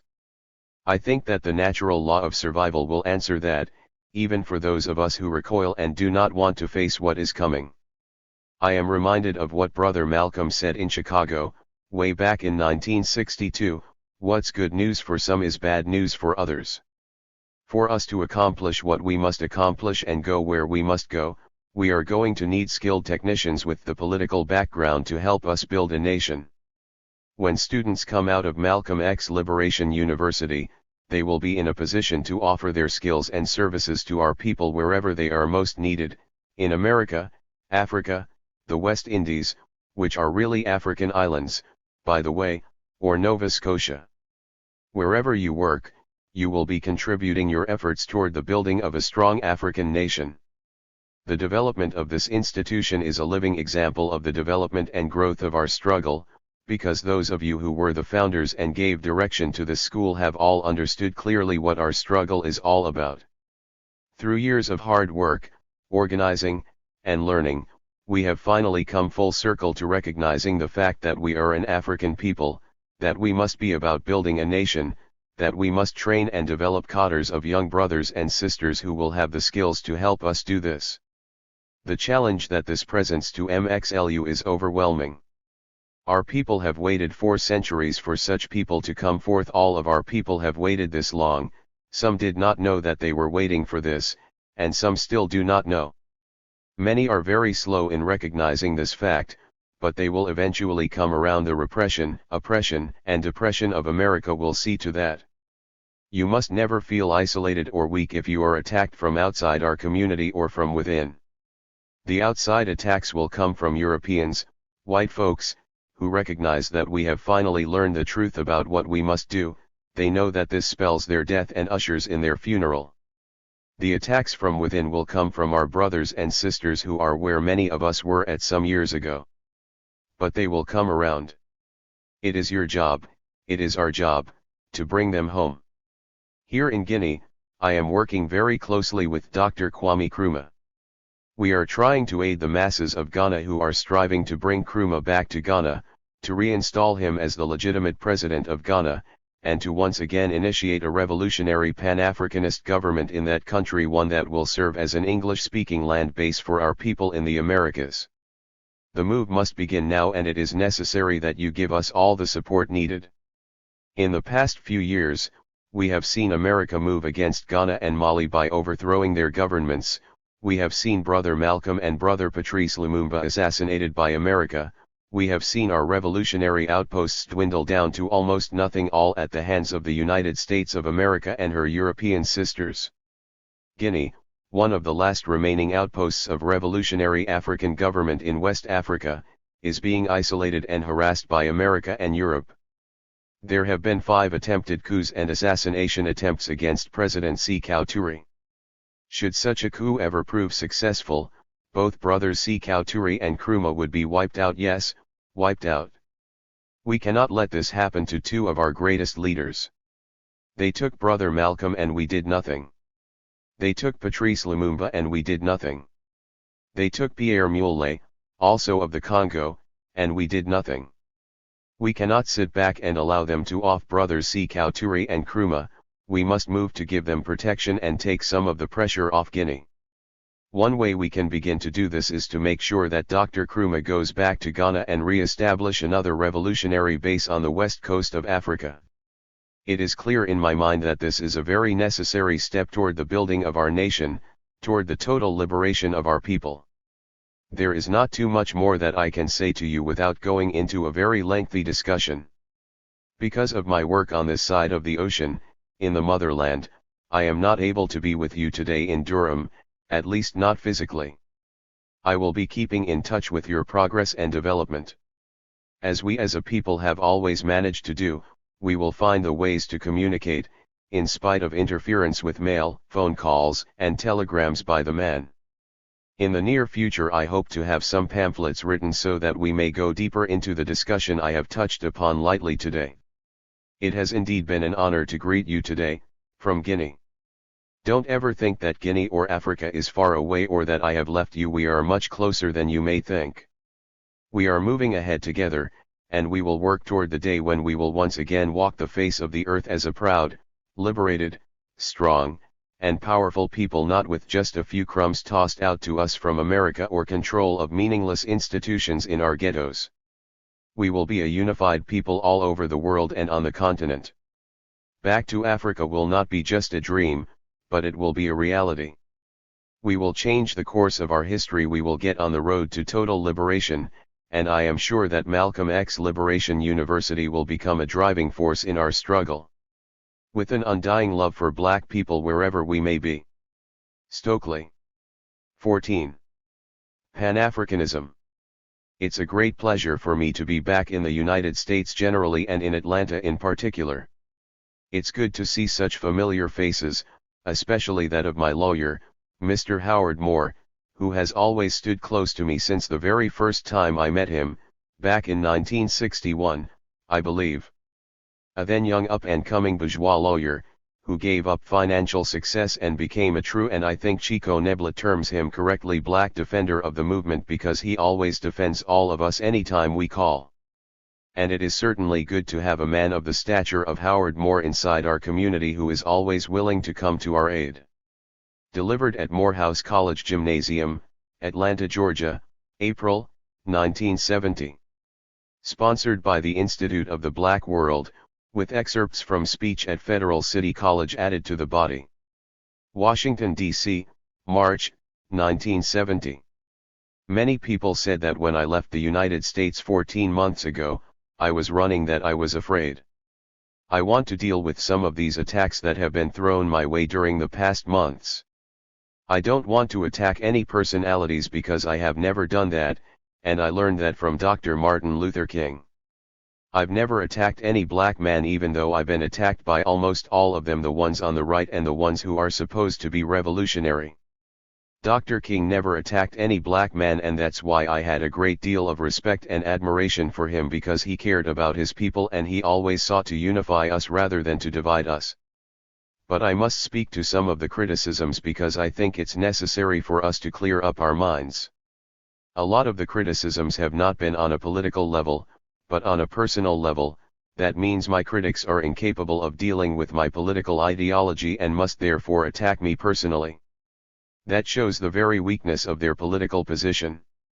Stokely Carmichael isn't Stokely Carmichael because he's Stokely Carmichael. He's Stokely Carmichael because of the political ideology he expresses, and that's why people listen to him and pay any attention to him. So if you are attacking Stokely Carmichael, you must attack the political ideology that he expresses, not Stokely Carmichael the person.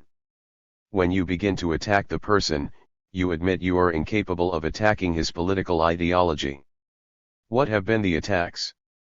The people who said I was afraid, unfortunately, were people who just became revolutionary last week or last year. Many of those now calling me afraid overlooked the fact that when I was in Mississippi, as a young man of 19, facing guns and bullets, Some of them were raping black women and writing love letters to white girls, very revolutionary acts, no doubt. When Willie Ricks, former SNCC organizer and field secretary, and I were calling for black power in Mississippi in 1966, they didn't even know they were black. In this very city, Atlanta, Georgia, where I understand I have also come under some heavy attacks because I am supposed to be afraid, I was the first black man to be arrested by Mayor Yvonne Allen for inciting to riot. My defender then was again my attorney, Mr. Moore. At that time, most people were afraid of the concept black power. Obviously, these people who say I'm afraid do not understand revolution. They think revolution is about yelling and screaming. They actually believe that they can get up on TV and rap their way out of the trouble we find ourselves in. They do not recognize that if one is truly a revolutionary, one must understand that one must take time out to study. Because revolutionary theories are based on historical analyses, one must study. One must understand one's history and one must make the correct historical analysis. At the correct moment you make your historical leap and carry the struggle forward.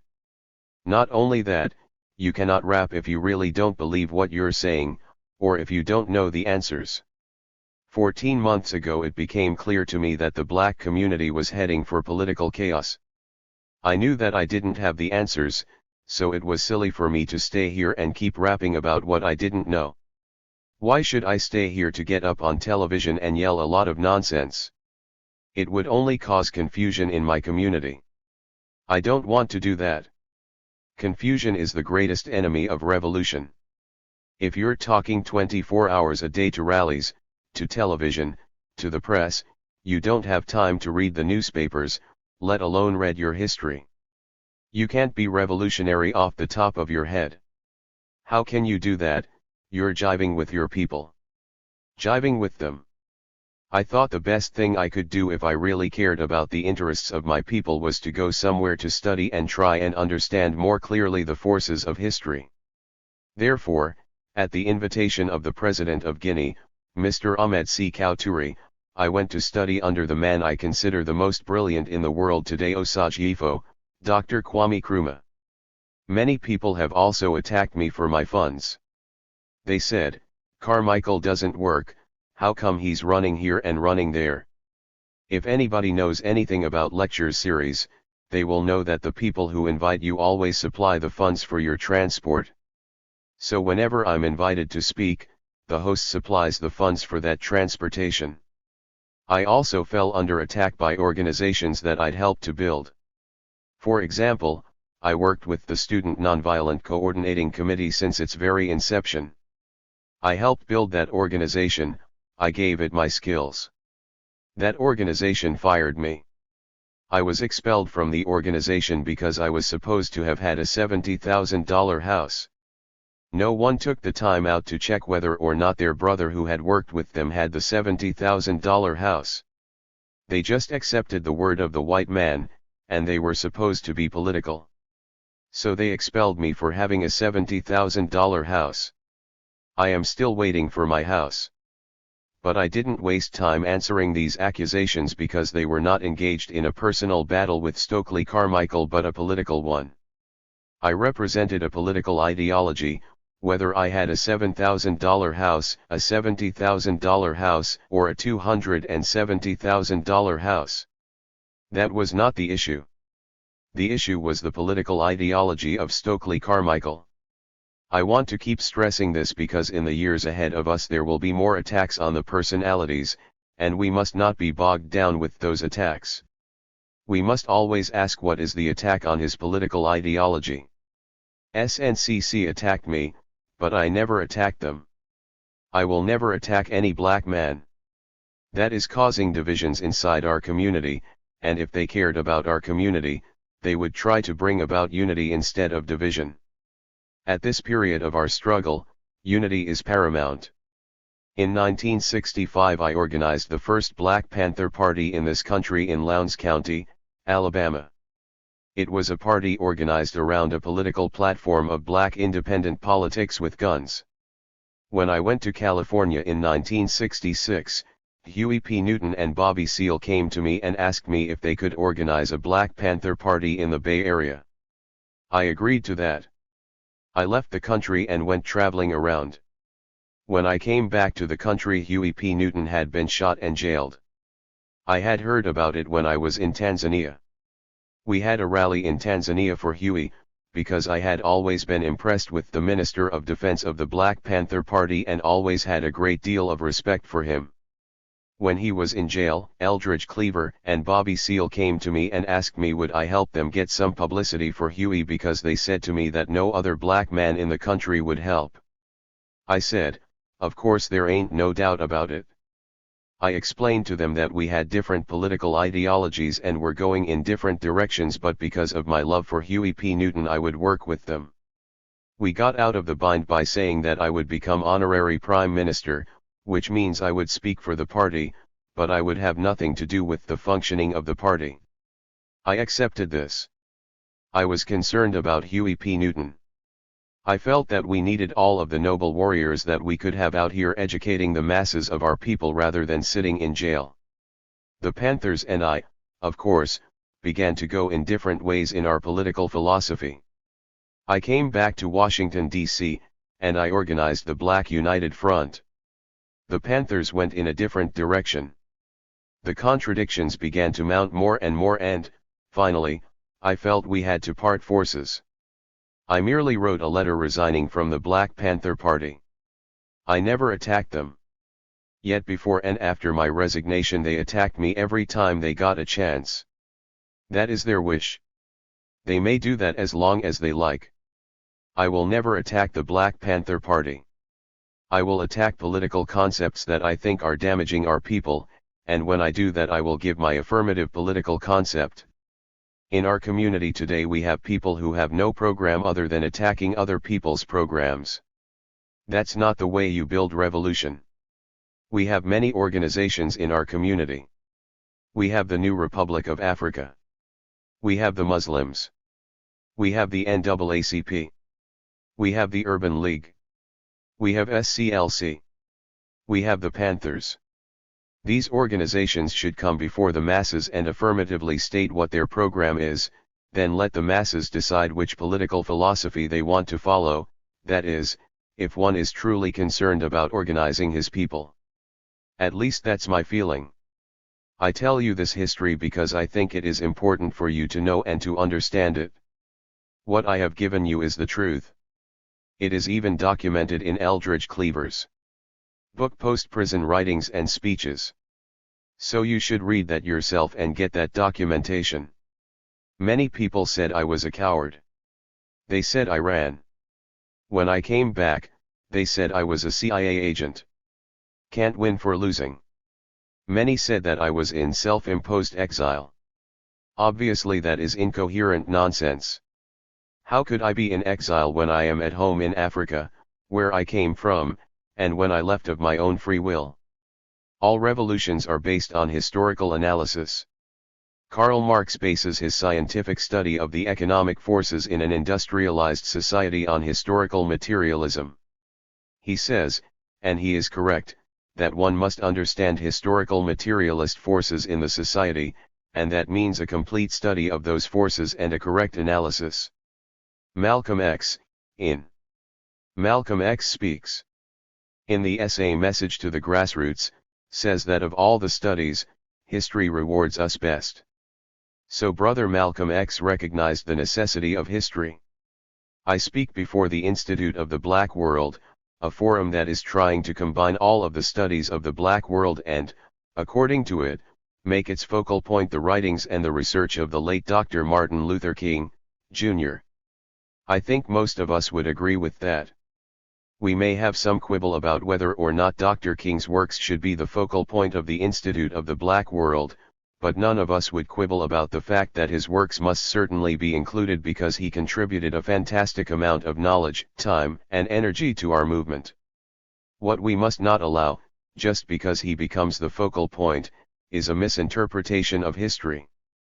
I saw, for example, the Dr. Martin Luther King film a few weeks ago as soon as I entered the country, and I was very amazed to see that they left out the entire Black Power March in Mississippi.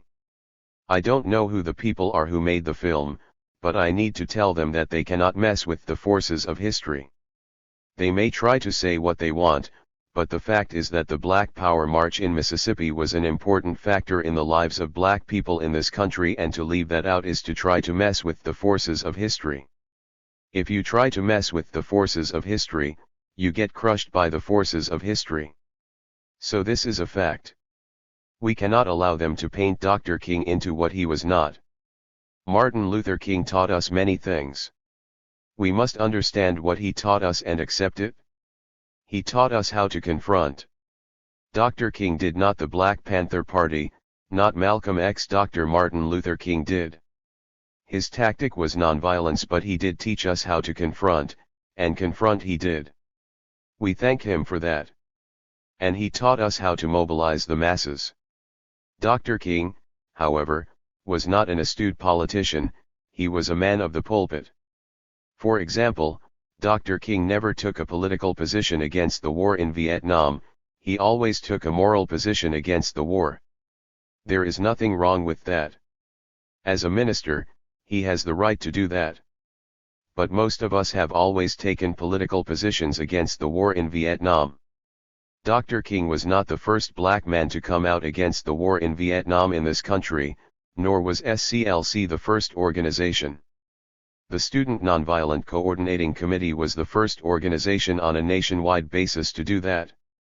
It is important for us to document our history and to document it correctly because, again, it is from our history that we make our analysis and understand revolutionary processes. There are stages of liberation movement. The first stage is waking up our people. We have to wake them up to the impending danger. So we yell, gun, shoot, burn, kill, destroy. They're committing genocide. Until the masses of our people are awake. Once they are awake, it is the job of the revolutionary intelligentsia to give them the correct political ideology. We don't have it in this country. What we have in this country is an attitude, not an ideology. The attitude, the idea of confrontation, was started in our generation by Dr. King. And he was the first. You shouldn't knock him for preaching nonviolence. The historical conditions only permitted nonviolent demonstrations at the time Dr. King started. Nonviolence was the only possibility. All of you who condemn Dr. King today, you didn't start talking about armed struggle until 1966, 67, 68, 69, or last week. How could Dr. King talk about violence? When I was a student at Howard University, we almost got thrown out of school for bringing Malcolm X to speak there because we thought he had something to say. Malcolm X could not speak at many black institutions. When he spoke, he was attacked by everybody. He was called crazy, irresponsible, stupid, this, that, and the minds of black people in this country were so whitewashed that they believed it. This is history. If the minds of people had been alert when Brother Malcolm X was offed, the same thing would have happened then that happened after Dr. Martin Luther King was offed. You should see the development of historical conditions. Dr. King preached nonviolence. Malcolm X said, yeah, we need guns to protect ourselves. Malcolm X got offed, we did nothing. Dr. King got offed, we tore up the country. It's a historical development of the people. The people. Dr. King worked with what he had, and he gave us confrontation. We took that confrontation and we worked with it, and we worked with it and we developed it into armed struggle, or at least to the point where we can talk about armed struggle. Now then, this whole black world from South Africa to Nova Scotia is in political chaos merely because it has no ideology. If one does not have an ideology, one can have no discipline. That's been the problem of the black community. The Muslims, for example, have discipline. They have discipline because they have the same ideology. In the Christian church, you have discipline. You have a structure. In order for the black community to come together, we must find a common ideology. It is in seeking to find this common ideology that I come before you tonight. An ideology is merely a cohesive force, a set of principles, a set of beliefs that tell us where we're going, what our goals are, and what we hope to achieve. Underneath that will come the tactics that give us the best way to achieve these goals. If I said that all of us decided that we wanted to go from here to downtown Atlanta, that would be our ideology, that's our goal. We may argue about how best to get there, but we have the ideology where we want to go. We want to go to downtown Atlanta. The problem in the black community today is that there are always arguments over tactics because there is no ideology. So you have people who are arguing about how to go, but they don't know where they are going. That's why we find so much confusion among black student unions and black college campus groups. They are arguing about tactics. They are arguing about how to go, but they haven't decided where they want to go. Before you decide where you want to go, before you find your ideology, you must analyze what your problems are. The black community today faces two problems: capitalism and racism. Some people in our community say that if you eliminate capitalism, you will automatically eliminate racism. I say this is not true. While I agree that capitalism reinforces racism and racism reinforces capitalism, it is nonsensical to say that if we got rid of capitalism we would automatically get rid of racism. There are many so-called communist and socialist societies in the world today that are rampant with racism. I don't argue about which came first, whether capitalism produced racism or vice versa, but I say that racism today, even if it were produced by capitalism, has taken on such proportions, such institutions, that it has become an entity unto itself, and it must be dealt with as a separate entity. In discussing capitalism and racism, I want to give a Marxist analysis of this society.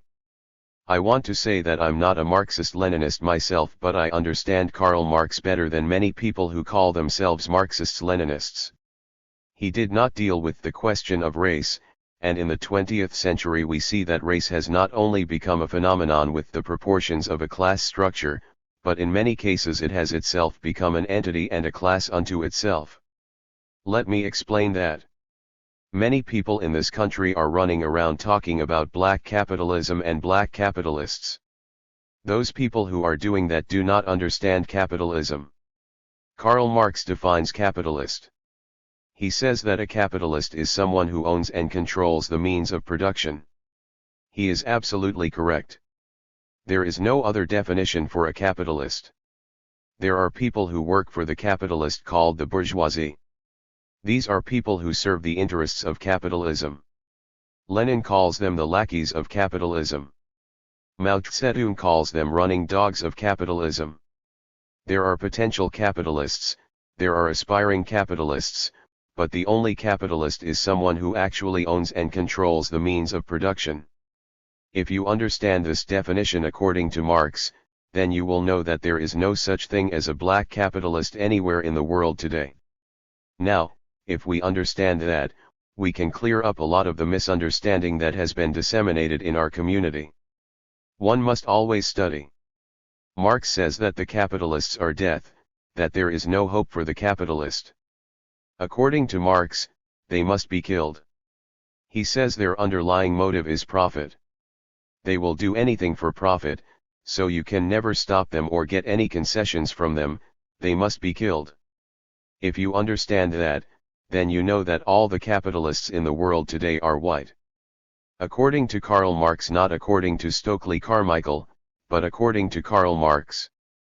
Below the capitalist you have the bourgeoisie. These are the people who serve the interests of capitalism. For example, the owners of corporations are capitalists. The man who owns and controls General Motors is a capitalist. But the managerial director is not a capitalist. He is a lackey of capitalism. He's a member of the bourgeoisie. We have white lackeys of capitalism, and we have the black lackeys of capitalism, yet these two groups are incapable of coming together because of the question of race. These are not the misdirected masses. The capitalists need to have these two groups come together because, according to Marx, the natural ally of the capitalist is the bourgeoisie. It is in the interest of the capitalist to have the white lackeys and the black lackeys come together because they are the ones who are going to fight for him. Yet the capitalists in this country are incapable of bringing them together, again because of the question of race. Because, according to Karl Marx, the white lackeys of capitalism and the black lackeys of capitalism should come together because it is the class interest that binds these people together, and since they have the same class interest, they should come together, but they do not because of race.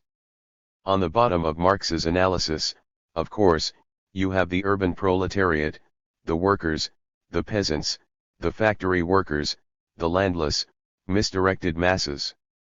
According to Marx, these are the people who will lead the inevitable class struggle. We have seen that poor whites and poor blacks are incapable of coming together in this country, or when they do come together, we see it is the white man who benefits, and having gained what he wants he turns against the black man. We have seen that time and time again. All coalitions of the two groups have always worked to the disadvantage of the black man. Let us view all coalitions between white groups and black groups in this country historically.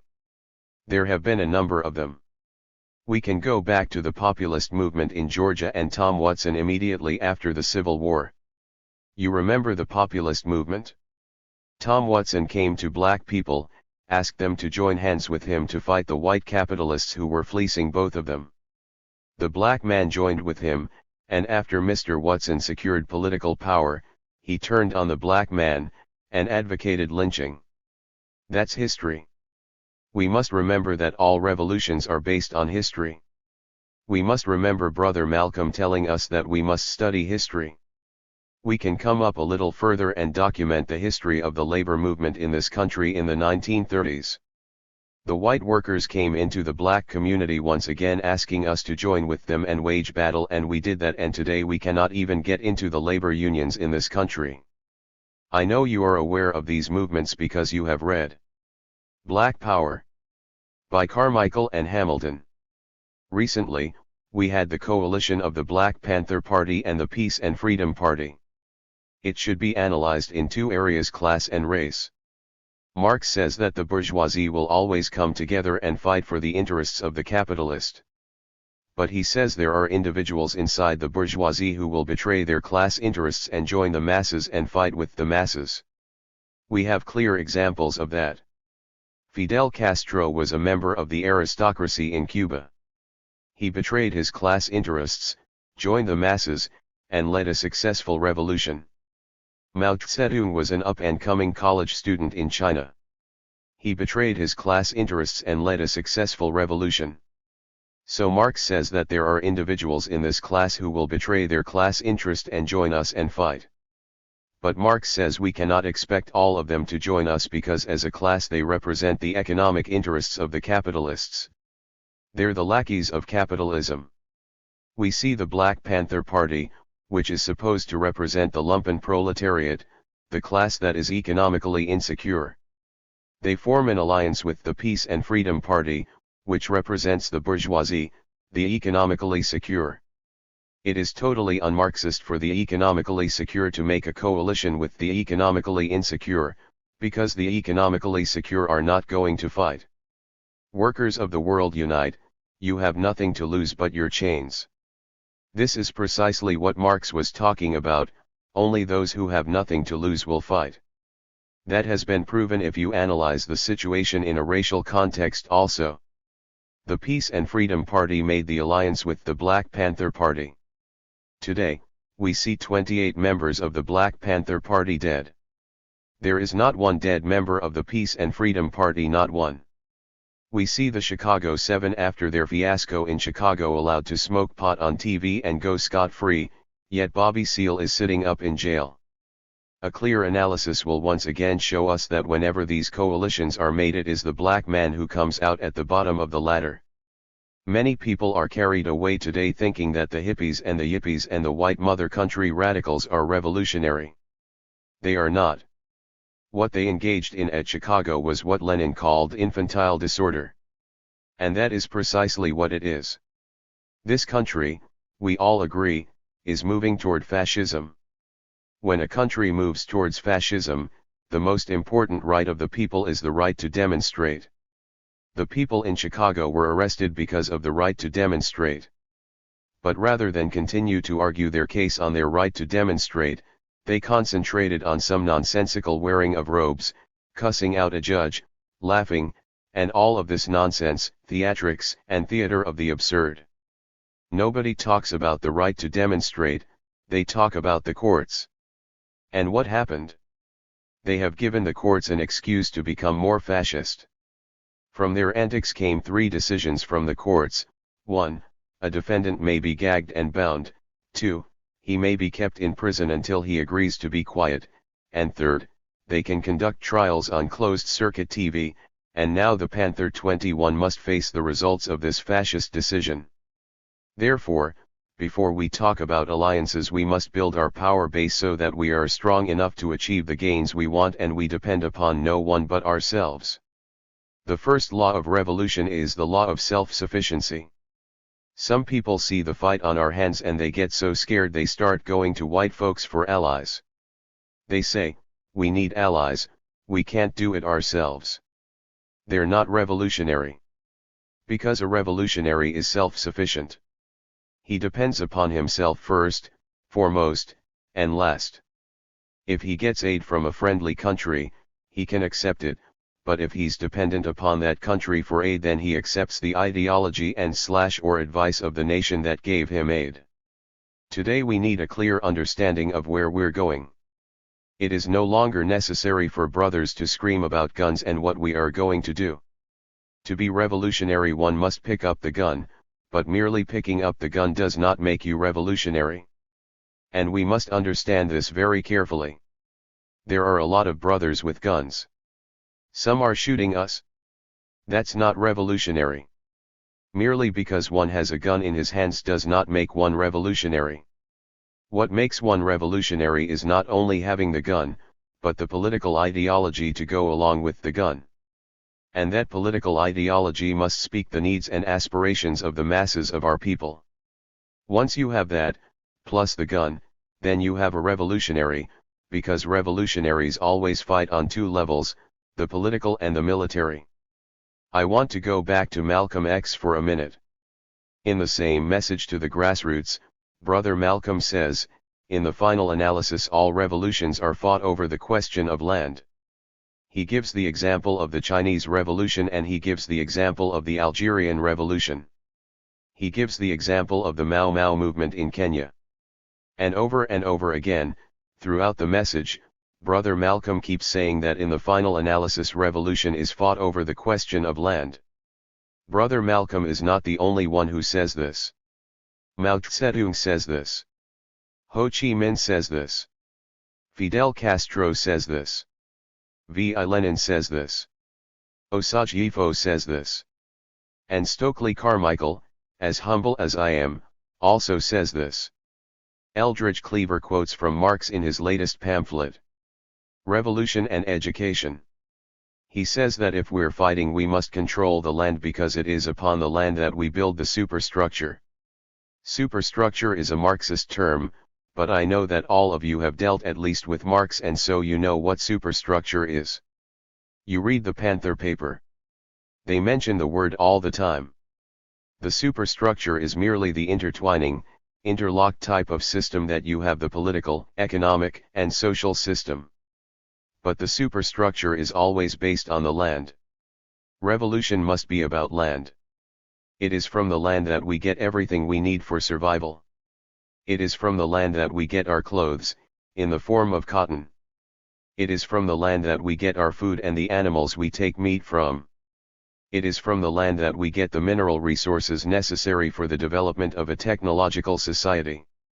So we see that if we're talking about revolution, and if we're talking very seriously about revolution, we must be talking about land. Brother Malcolm is absolutely correct. Many people say that they follow Brother Malcolm X. Unfortunately, a lot of them do not read Brother Malcolm X. They just quote or misquote him. But it is time for us now to take time out to sit down and study and understand the things that Brother Malcolm X was talking about. Mao Zedong says politics is war without bloodshed. War is politics with bloodshed. Remember what Malcolm X says in the final analysis, all revolution is fought over the question of land. If we understand that, then we recognize the need for a land base.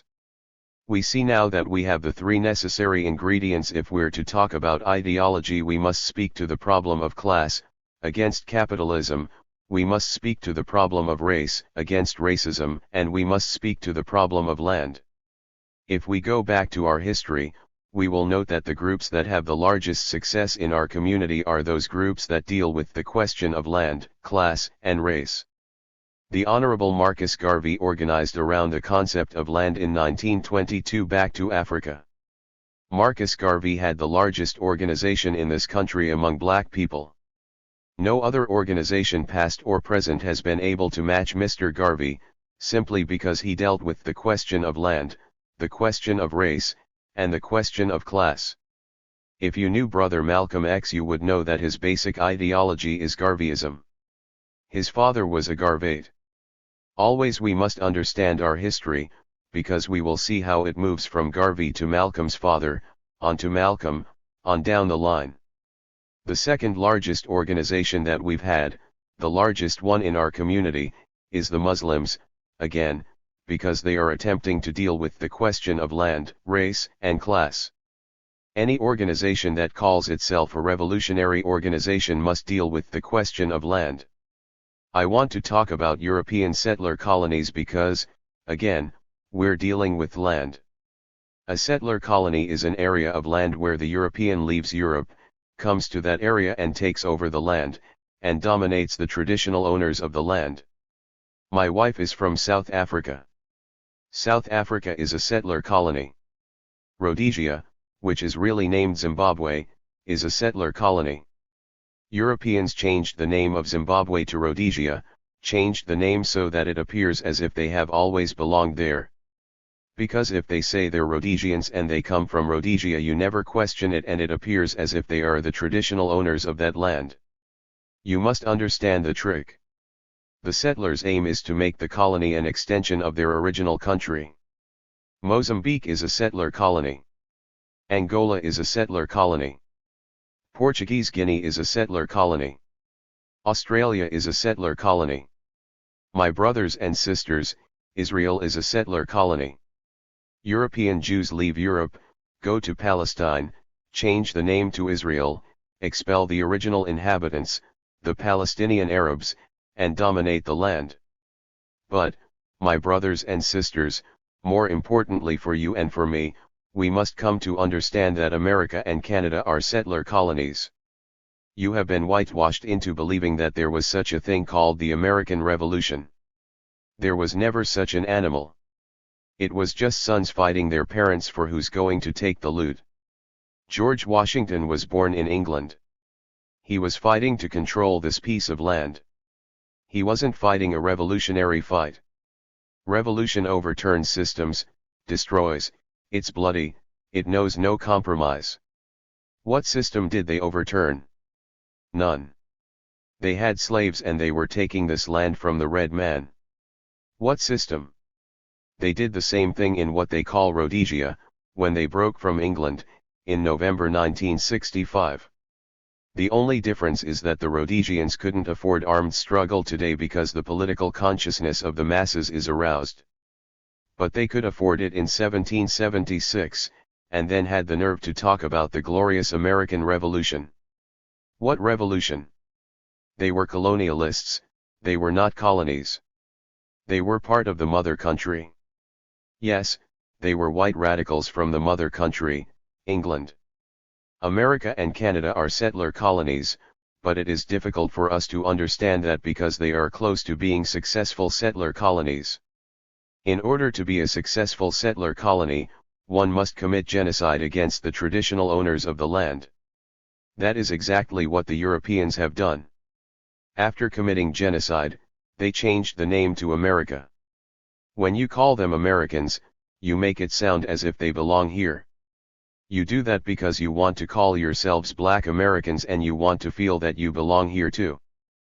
But if we analyze history and if we agree that revolutions are based on historical analysis, we will see that they are not Americans, they are in fact European settlers.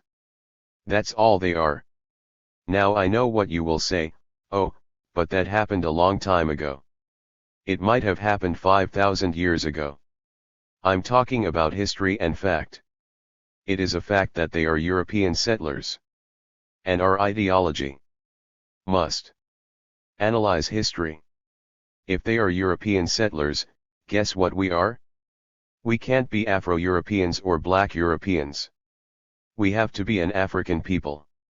See, if we say we are Americans, Black Americans, or Afro-Americans, it means that we participated in committing genocide against the red man, and support the genocide that Americans are committing in Vietnam, Asia, Africa, and Latin America.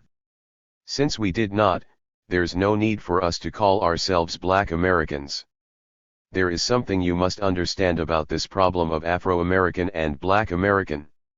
You can be walking down the street and you may see a person who is of Chinese descent. They look Chinese, right? Now they may have been in America for as many generations as we have been here.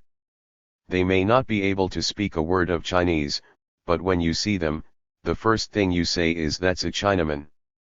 You never say that's a Chino-American, because there are two levels on which one is identified. One is identified by one's nationality, that's what your passport is, the papers you carry, and by one's ancestral bearing. Yet for all other people, as soon as we recognize them on the street, we never question their nationality. We always go back to their ancestral bearings. They're Chinese or Japanese, or they're Indians except us. When it comes to us, the first question is, where are you from? Oh, I'm from Jamaica. Oh, you're a West Indian. Where are you from? I'm from Georgia. Oh, you're an American. Where are you from? I'm from Kenya. Oh, you're a Kenyan. Where are you from? I'm from Ghana. Oh, you're a Ghanaian. No, my brothers and sisters, we are all Africans. This concept must become clear in our minds, especially since we say we're dealing with the question of capitalism and racism. Everyone knows that the racist of the world is that European white boy.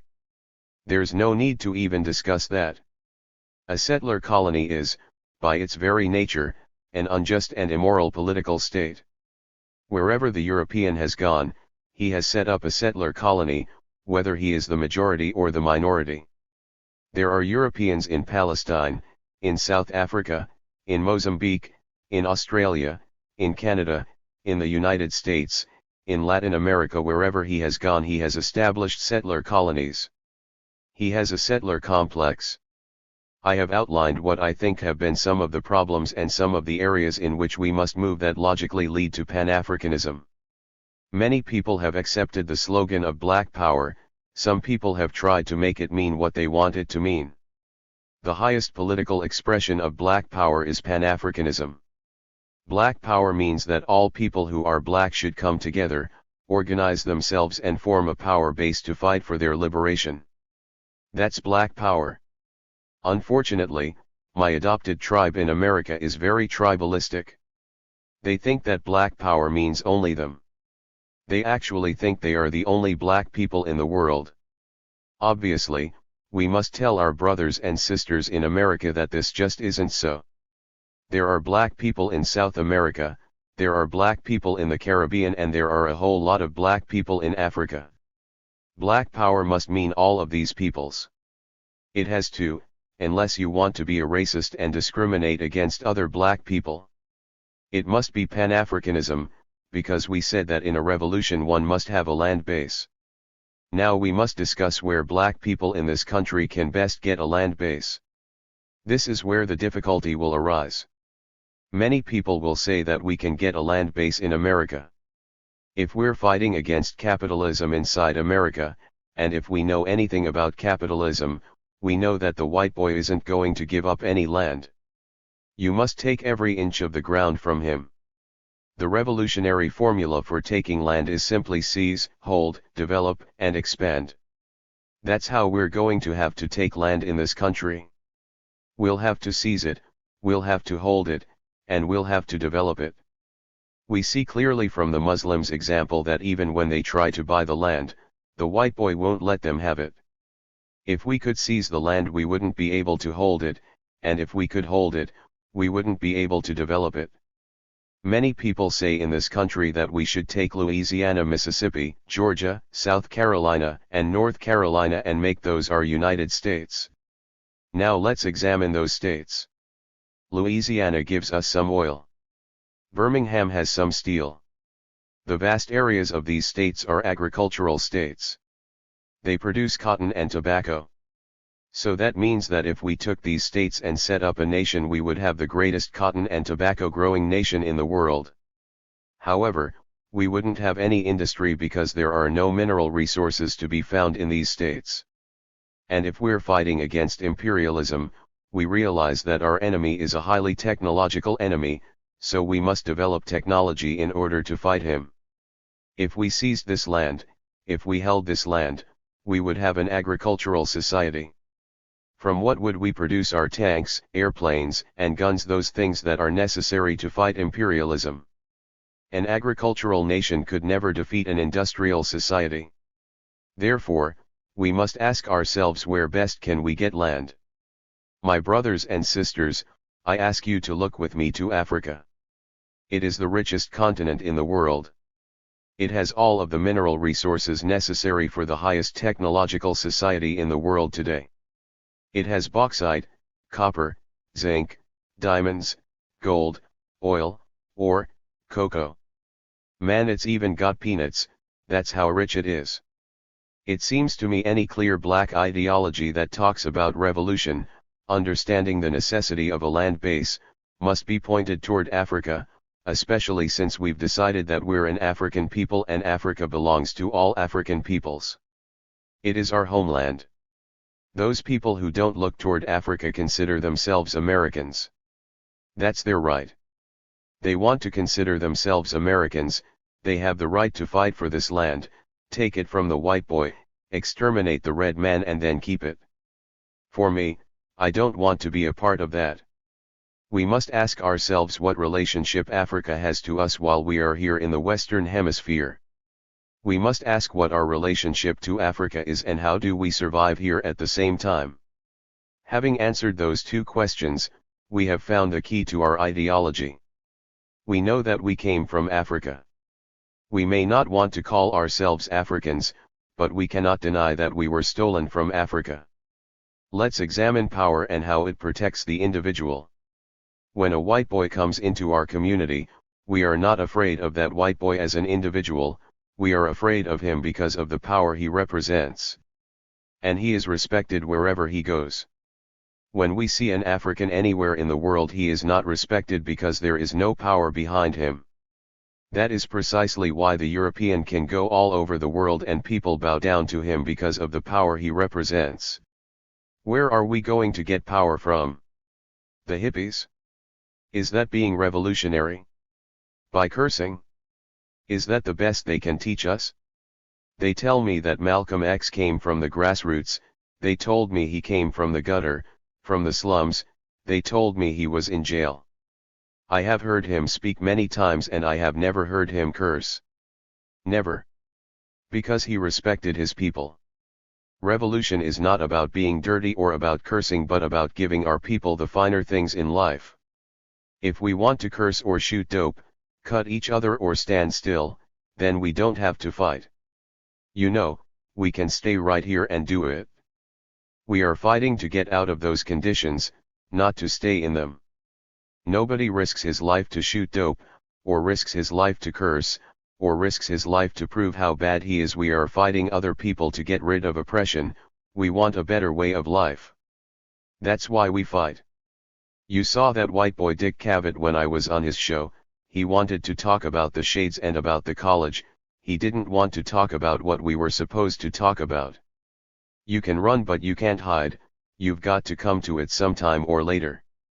But they're not going to let us on their TV show and really break down the truth to our people.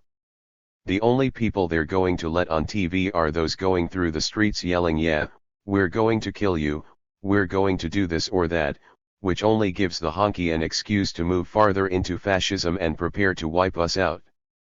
These are the ones who are not giving us the political ideology. We need political ideology.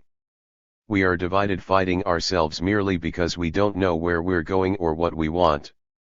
Some say all we want is freedom, we just want freedom. Some say we want peace, everybody wants peace. I don't want peace. I want power. The African has no power anywhere. The same question that the Honorable Marcus Garvey asked in 1922 is still relevant today: where is the black man's government? Where is the government that is going to speak for our protection? If Mother Africa was unified, my brothers and sisters, as quiet as it's kept, it would be the most powerful continent in the world. More powerful than this monster, more powerful than China, more powerful than Russia. It would be the most powerful continent in the world. It could then give protection to all its descendants, wherever they may be. We're dealing with the relationship of power, and I say we must make Africa our priority. We must deal clearly now with Africa and begin to support the movements for liberation on the continent. If you have children, you give your children everything, because they represent the future. Your mothers and fathers worked very hard for you to come to college because you represent the future. If we are honest with ourselves, we know that there is no future in Babylon, USA. We see the black bourgeoisie having many problems because there is no viable alternative for them to earn a living. They must give their skills to the white boy, and they're becoming more worried with the fact that this is the only way for them to make a living. There is no possible way for them to build a nation within this country. It is possible for our people to begin to build a nation inside Mother Africa. A true revolutionary must provide a viable alternative, not just rhetoric condemning the existing system. The Jews set the precedent. European Jews, who live here and function inside this American political system, get up and talk about Israel. Whenever Jewish senators take the floor, they wage propaganda for Israel. As a matter of fact, when the president of France came here, European Jews, 4,000 strong, picketed him because he was giving fighter planes to Libya, which is in Africa. My brothers and sisters, do you not recognize what these European Jews were saying? They were saying that Africa has no right to have any guns, but Israel has the right to have all the guns she wants.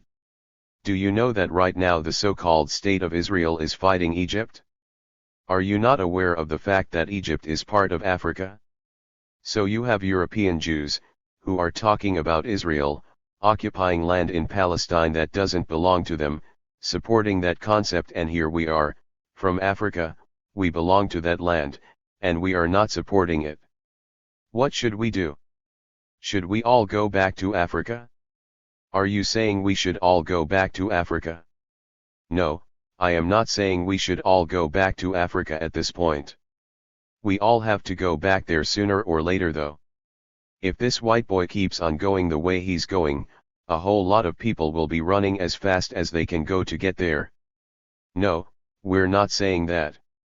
What we're saying is that we must begin to understand Africa, not only culturally, but politically, and we must begin to support those movements of liberation that seek to build truly revolutionary states in Africa that will support us. In the meantime, in our own communities, we should do 3 things. Number 1, we should seek to unify our community. We're not blind, we see genocide around the corner. Political groups who have disagreements should try and keep their disagreements under the table, rather than attacking each other, calling names like pork chop nationalists and cultural nationalists, or CIA agents, and playing into the hands of our enemies.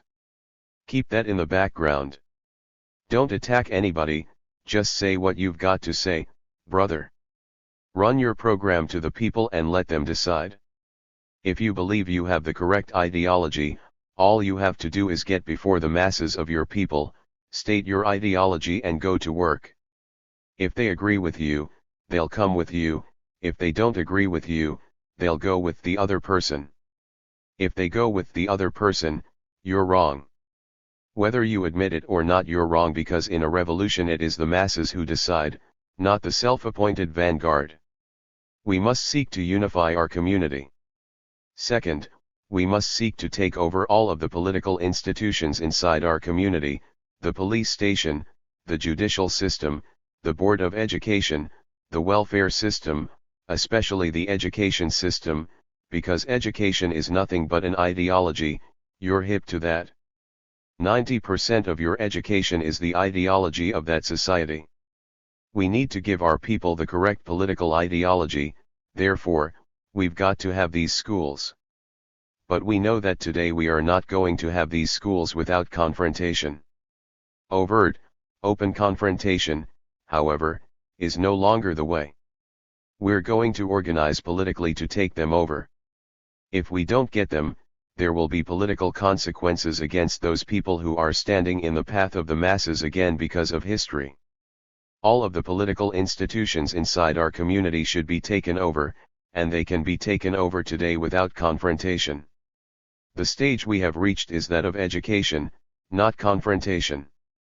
In an army you don't just keep confronting,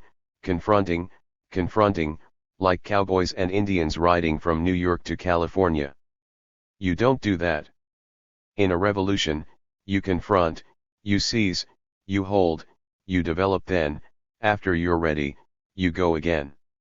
You seize, you hold, you develop, you expand, you stop, you go again. If you keep confronting, and you don't organize what you have gained, you leave your rear open for attack by the enemy.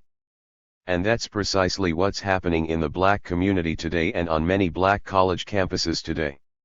We refuse to take time out to organize our people the real work in revolution. America is showing the internal contradictions of capitalism Marx speaks about. She is obviously divided. Now, what we know about white folks is that they're always united around one question. Us. On the question of race, white America is a monolithic structure. Therefore, since the country must move to fascism in order to avoid internal collapse, we must not allow the white leaders of this country to use us for the justification of that fascism. We must allow them to have their internal contradictions, justify it among themselves while we quietly organize and educate our masses so that when they come we will be well prepared to meet them. We're not prepared to meet them now. They're also not completely prepared to meet us now. That means that time must be put to the best use. We must begin to organize and prepare for the inevitable confrontation. Thirdly, we must try to develop independent economic bases beginning with our organizations. When our organizations become economically independent, they will speak to our needs. Now that responsibility is on all of us. Merely clapping is not going to do it. That means it must be our responsibility to donate money to those organizations to be willing to pay dues. We've been talking about they getting support from the white man, but that's because nobody's been supporting them. Now, we must begin to support them, because then we can hire and fire them. Yes sir, praise the Lord, we need to do that. Once again, we must caution that these economic bases cannot make money for individuals but must be used to benefit the entire black community. We must understand that most, if not all, of these enterprises in our community are incapable of producing goods, because we do not own or control the means of production in the larger society. But we must nonetheless attempt to establish independent economic bases wherever possible. Now, many say that I am counter-revolutionary because I am speaking out against drugs in the community. Unfortunately, they know nothing about the history of revolution. If they did, they would know that Mao Zedong fought against opium. They would know that Ho Chi Minh fought against opium. They would know that Fidel Castro fought against drugs, and if they saw Battle of Algiers, they would remember that the brothers in the NLF fought against drugs and killed the pusher. Fighting against drugs is revolutionary because drugs are a trick of the oppressor. The reason why drug use has reached the proportion it has today in our community is that the political consciousness of our people is rising, and in order to dull the political consciousness of our people, the oppressor sends more drugs into the community.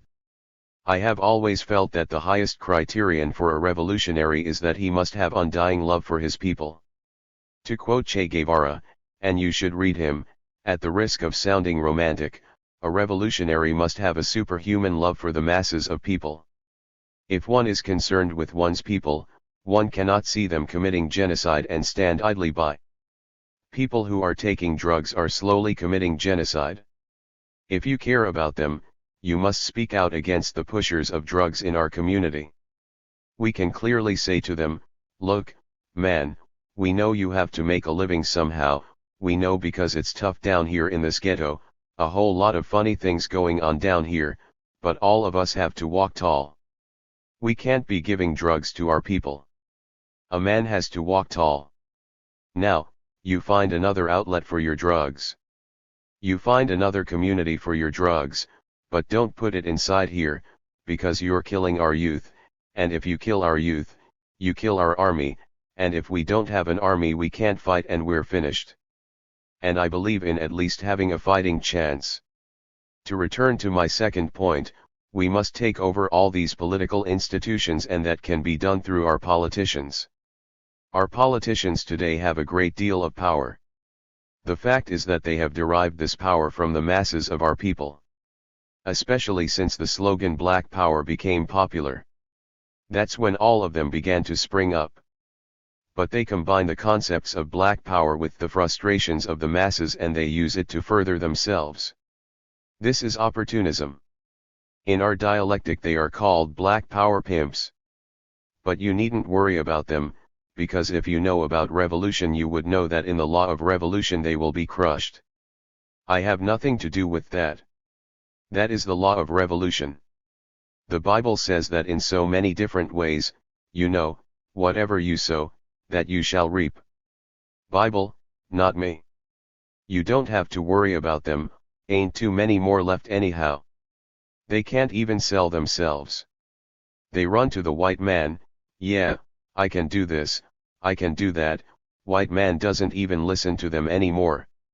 There was a time when they could run up there and say to the white man, there's been a rebellion in Chicago, there's been a rebellion in Watts, and if you don't give us some poverty money, there's going to be a rebellion in Washington, and the man gave them some money.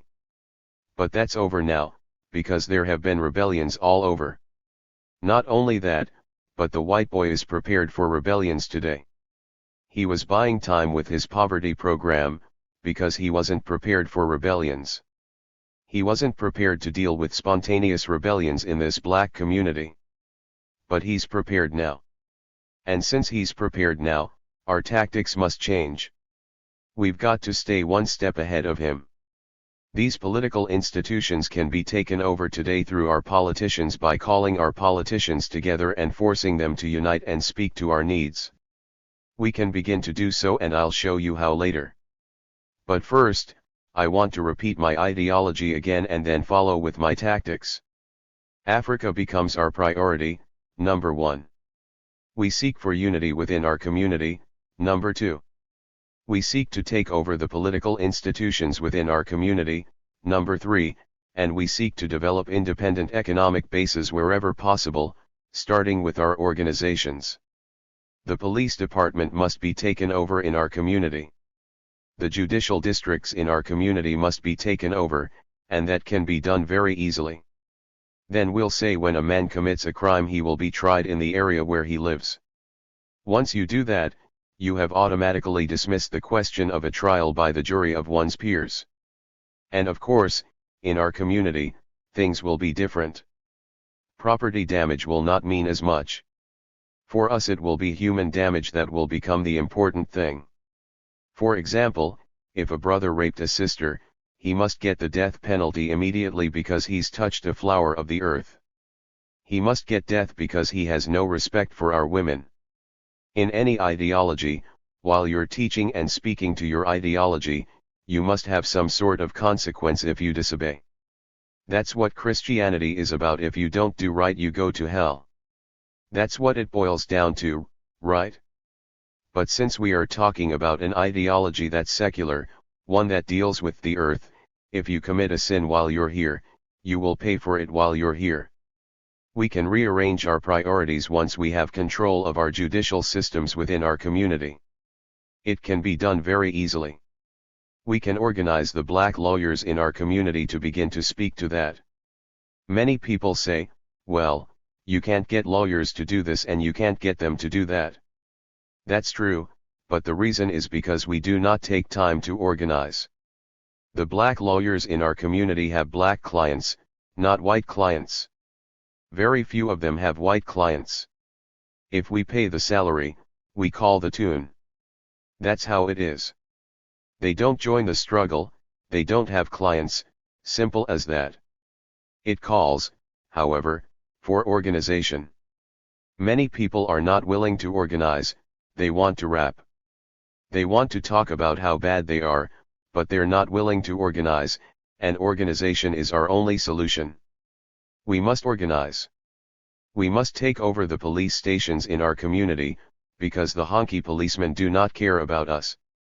They're not here to protect us, they're only here to repress us. I want to tell you as a student of politics that the white policemen must withdraw from our community. They've got to go because we're peace-loving people, and if they don't go, I tell you as a student of politics that sniping against white policemen will escalate in our community. I am a student of politics. I studied politics well and I know it very, very well. I'm not here tonight to advocate violence or to advocate guerrilla warfare. That's a crime that can cause one's imprisonment, and it is silly today for someone to go to jail for advocating guerrilla warfare. What I'm about to tell you is what is going to happen. Now, tomorrow I don't want you to go downtown and tell the man Carmichael said we should go get guns. No. No. Tell him Carmichael said given what is going down in this country, we are going to get guns. Carmichael didn't say that you should go out and become guerrillas.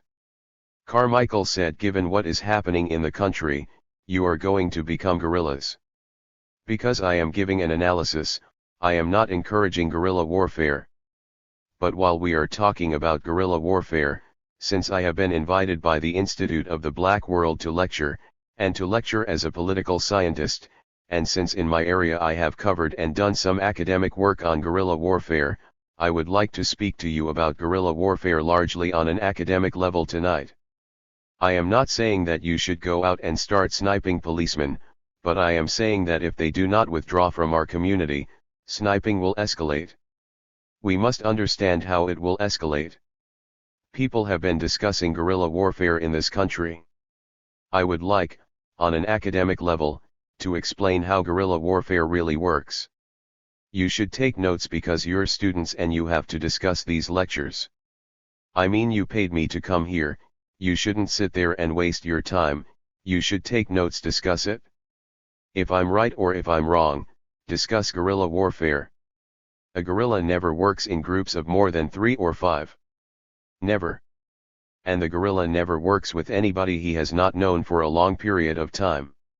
Anytime you have 13 people, or 21 people planning a conspiracy, that's not a guerrilla movement. You must remember the number one law of a guerrilla: the guerrilla's main supplier of arms is the enemy. That means when the guerrilla kills a member of the occupying army, he not only takes the gun that's around his waist, he opens up the door and he takes a 12-gauge shotgun. He opens up the trunk and takes all the ammunition, and he splits. Because the guerrilla must be victorious. And he buries the arms, in different places only a little bit at a time. The guerrilla never stashes his arms at the office so that when the occupying army kick down the door they take all the guns. That makes no sense if one understands guerrilla warfare. The guerrilla hides his guns in areas here and there. The guerrilla knows how to break down the gun. He knows how to do it at night with his eyes closed. He can put together a gun and take it apart. He knows how to take care of guns, and the guerrilla never runs his mouth about how bad he is. That's a guerrilla. Never. Never. But General Giap from North Vietnam quotes Mao that the guerrilla is like the fish in the sea. That is the theory. The guerrilla functions among the masses. It is from the masses that the guerrilla gets his support. Not only that, it's the masses that he hides among. If the masses are wearing dashikis, the guerrilla wears a dashiki. If the masses are in church, the guerrilla is in church. Wherever the masses are, there the guerrilla is, and if you understand Christianity, you understand its real revolutionary message: wherever 2 or 3 are gathered, there I shall be also. The guerrilla never allows the enemy to provoke him into an attack before he is certain of victory. The guerrilla cannot afford defeat. He can only move when he is certain of victory. The masses are constantly watching the guerrilla, and if he is not victorious, they will not follow him. The guerrilla recruits from the masses. His goal is to make the masses guerrillas like himself. Therefore, as the guerrilla is more victorious, the masses will have more confidence in him. The enemy tries to make the guerrilla appear ridiculous in the eyes of the masses. He provokes the guerrilla, and if the guerrilla is stupid or miscalculates, he reacts to the provocation. Of course he dies a heroic death or is captured, but the masses will not follow him, only adventurers will. The masses want victory, not heroic deaths. We are all willing to die, but we want to know there is at least a chance of victory. If the guerrilla wants to move the masses, he must be organizing among the masses. There is one other thing that you must know about the guerrilla studies. Now, if we'd all been doing that for 14 months, we'd have a good nationwide organization in this country. We could have an above-ground political organization that will say, we want the police stations. If the police stations are not delivered, a political consequence is dealt by the guerrilla. The guerrilla backs up the demands of the above-ground political organization.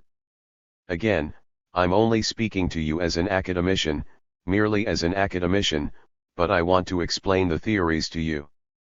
The time of the guerrilla is limited, his time becomes very important. He can't waste time sitting up in an office jiving about revolution.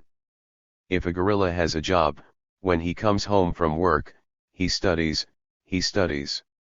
If you're talking about revolution, you had better get hip to studying. If you're not studying, you're doing nothing but fooling yourself. If you are a revolutionary today in the black community, you must know Marx, you must know Lenin, you must know Malcolm X, Mao, Che, Fidel, Sékou Touré, Ho Chi Minh, you must know Du Bois, you must know Nkrumah, you must know Lumumba, you must know Huey P. Newton, you must know Leroy Jones, Robert Williams, you must know Fannie Lou Hamer, you must know a whole lot of people, a whole lot. Their ideas and their ideologies. Aside from that, you must know what is going on in the world at the same time. You must understand the Warsaw Pact and NATO, and what they represent. You must understand the internal contradictions of capitalism inside America. All these things are necessary if you are a true revolutionary. If you don't understand that, you're just running your mouth, because revolution is a science, and you've got to be scientific. In a guerrilla movement you have an above-ground organization, and one below the ground, the military organization. The political organization makes the political demands. If they are not met, the guerrilla moves. No one knows who the guerrilla is. The guerrilla might be the same people in the political organization, for certainly the guerrilla must have a political ideology. You see, for example, all of us could come to a meeting. Let's say we call a meeting to decide we should have a police station here. All of you may be guerrillas, but we're not discussing guerrilla action. We make up our demands, and we go, this is our demand, we want the police station, we want it in 2 weeks. You know? We want you to turn it over to our politicians. We want to be able to decide who our police captains are, because we want to clean up our community, and clearly the police are not doing it for us. And if the police station doesn't come to us in 2 weeks, maybe 10 white policemen would be dead, their guns gone. In other words, the guerrilla deals a political consequence to the enemy. That's guerrilla warfare. The next time the political arm comes to speak, it has a real power base behind it, the community will begin to support the demands, and they will support the guerrilla actions if the demands are not met. You see, if you're talking about guerrilla warfare, you're talking about a highly organized community. You cannot have guerrilla warfare unless the community is thoroughly organized, and the community must be cleaned up. We cannot function in the community if we are afraid that if our sisters are out after 12, or after 11, or after dark, somebody might knock them in the head, take their pocketbook and run to buy some dope. We can't function if we're worried that some brother is trying to get us. We have to function free. For example, there are a lot of times the brothers may not be able to do something, so a sister's got to do it. You want to know that if a sister is running through the streets at 2 or 3 o'clock in the morning, she has absolutely nothing to worry about. As a matter of fact, every brother is protecting her. Just for the functioning of guerrilla warfare, it is a necessity that we clean up and unite our community. We must do that. I want to go back and talk about Ghana before I end. Lenin said that imperialism is the highest stage of capitalism. He is correct. Osage-Ifo, Dr. Kwame Nkrumah, says that neocolonialism is the last stage of imperialism. He didn't say it was another stage. He didn't say it was the highest stage, he said it was the last stage of imperialism, and he's correct. We see that in neocolonialist states in Africa, today. One of them is Ghana. The contradictions have arisen in Ghana. We see more and more the masses of people moving clearly forward to take that state. The people of Ghana are going to fight to take that state. They're going to crush the American-supported Bizia regime into oblivion. That is written in the wind. The historical forces cannot be stopped.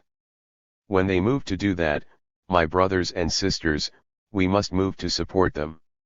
If that state is taken, and Osage-Ifo, Dr. Kwame Nkrumah, returns, we will have a land base that will be the first step towards the unification of our motherland and the first concrete victory of my ideology, which is Nkrumahism, the highest political expression of Pan-Africanism. I know you would not understand this because you haven't been allowed to read books by Kwame Nkrumah. There must be a reason for that.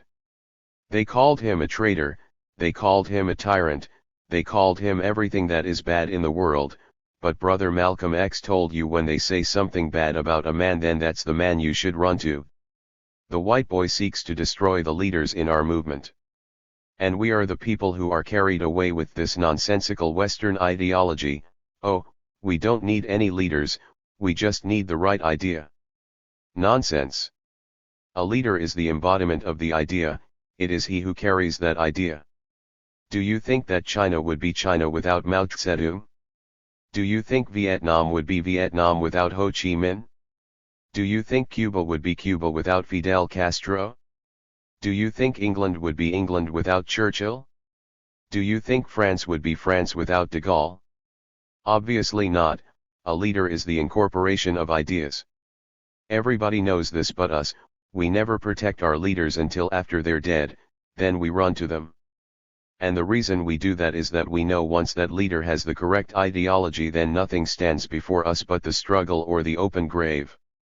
But I will tell you that's right. I'm not going to tell you anything but the truth. The only thing I see before you is bloodshed, bloody bloodshed. But I'm going to tell you something else, that you can't run because they will try to kill you anyway, so you might as well prepare yourself for the fight. As Joe Louis says, you can run but you can't hide. I must tell you that the bloodshed that is coming for the Africans all over the world is a bloodshed that this world has never seen. Our struggle will be longer than the Vietnamese, our struggle will be more bloody than the Chinese Revolution, our struggle will be so bloody that sometime you will have to step over your brother while he is dead and keep running to hope you will avenge his death tomorrow. That's the bloodshed that lies before you. I do not lie to you. I do not promise you a quick victory. How can you say that in 5 years we're going to rip off the country? No, we have a generation of fight ahead of us, and whether you like it or not you had better prepare for it, because it's coming. If you think this white boy is not getting ready for a full genocide thing, you've got another thought coming. He does nothing but commit genocide against us. But I will also tell you with all the arrogance in the world that we will win. We are going to win, and it is already written in the wind. Check out the difference between us and the Jews when the Nazis started to commit genocide against them. They got the Jews to cooperate with them. They had Jews who were policemen, They had Jews who were on the governing board, they had Jews on all these boards, and the Jews were the ones who were carrying out the orders, so the Nazis could say it's not us, it's the Jews, and then they pulled the Uncle Tom Jews up. The reverse is beginning to happen in our communities. A month ago Roger Wilkins, a black man, even told them, "You can't use me against my people, if you think I am an Uncle Tom." He refused to serve on one of the Nixon committees. We have to understand the processes of genocide so we'll understand precisely what they're doing. When the Germans got ready to commit genocide against the Jews, they weeded out all the generals from the army. Does it sound familiar? They're weeding them out here, even if you don't know it. You dig it? They started to isolate the Jewish community. They're doing it here, if you can dig it. It's a slower process, but they're doing it.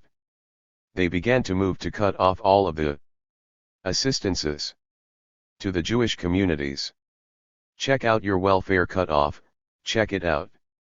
We can play no more, playtime is over.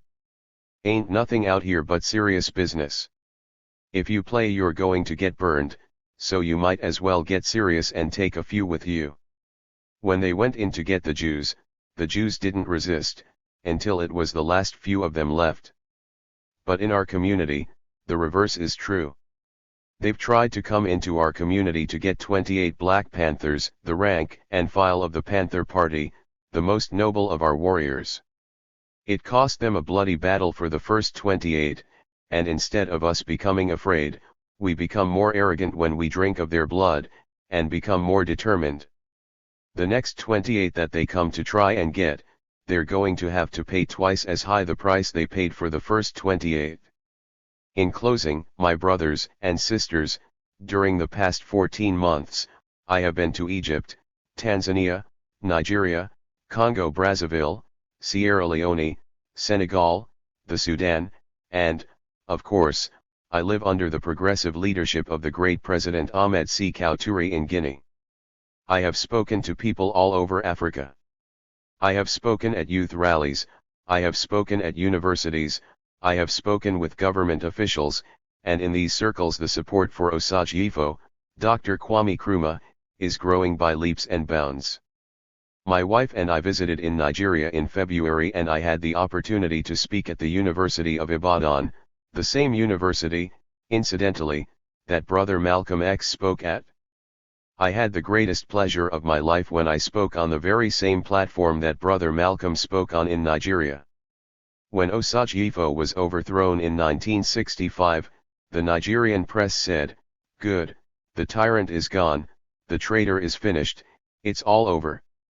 The dictator of Africa, the man who wanted Africa for himself, is gone." Can you dig this? They said the man who wanted Africa for himself is finished. The white boy drew up boundaries and gave them Nigeria, they were content with Nigeria. I want the steak, I don't want the crumbs. If the meat belongs to me I'm going to have it or nobody is going to get it. That's the way I work. I don't want crumbs, I won't fight for crumbs, I'm fighting for the steak. My life is on the line, so I'm going for broke. I won't go through that. If I take one step, get a little piece, take another, no, it belongs to me. Keep your hands off of it, it's mine. That's right. And until I get it, I'm going to keep trying to get it. If all I'm doing is sitting in a corner and watching you, don't think I forgot, I'm scheming my brains off to get it. Dig it? You see me lying down in the corner, don't say, "Oh, he's finished." I'm not finished, I'm scheming for the best way to get it, and the quickest way to get it too. Ghana is going to be taken by the masses of Ghanaians. Osagyefo will return to Ghana, and we must support that movement. Keep on fighting, they can't wipe us out. They have killed a lot of us and they will kill a lot more. But we will study, organize, and prepare, and we will win. We will destroy them as sure as the night follows day. For in the final analysis, revolution is always about the truth and justice, that which is just. And of all the people on the face of this earth, we are the most just. 15. From Black Power back to Pan-Africanism. Pan-Africanism is grounded in the belief that Africa is one, the artificial borders being the result of the Berlin Conference, where European powers carved up the continent and divided the spoils among themselves. Pan-Africanism is grounded in the belief that all African peoples, wherever we may be, are one, and as Dr. Krumah says, belong to the African nation. Our dispersal was the result of European imperialism and racism. Pan-Africanism is grounded in socialism, which has its roots in communalism. Any ideology seeking to solve the problems of the African people must find its roots in Pan-Africanism. Problems must be posed correctly. All the components must be put together and viewed as a whole. The historical conditions must be seen in correct perspective. Pan-Africanists study the history of Africa and her people. African history is rarely recorded as the history of Africans, it is usually reported as an offshoot of European history.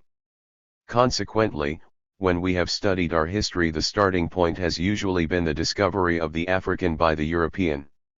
Thus our brothers and sisters in the Western Hemisphere begin our history with slavery, and on the continent we begin with colonialism, and these two facts are not joined. This incorrect analysis makes for incorrect solutions. Africans in the Western Hemisphere view part of the problem, slavery, as an entity. On the continent another part, colonialism, is seen as an unrelated entity. The problem is compounded on the continent by the fact that each country is isolated as a separate entity. Algerians see their problems as the plight of Algerians, Kenyans as Kenyans, South Africans as South Africans, etc., etc. This parochial thinking must cease. Our starting point in history must precede the period of colonialism and slavery, it must precede the Arabic and European invasions. This is not to say we want to rest on the past glory of African civilization, which contributed immensely to world civilization, but in order to map out the future we must clearly understand the past. More importantly, this interpretation allows us to view the effects these events had on us. Thus we are reminded in Consciencism 15 that our history must be seen as a whole, as the history of our society. Africans today, irrespective of geographical location, have a common enemy and face common problems.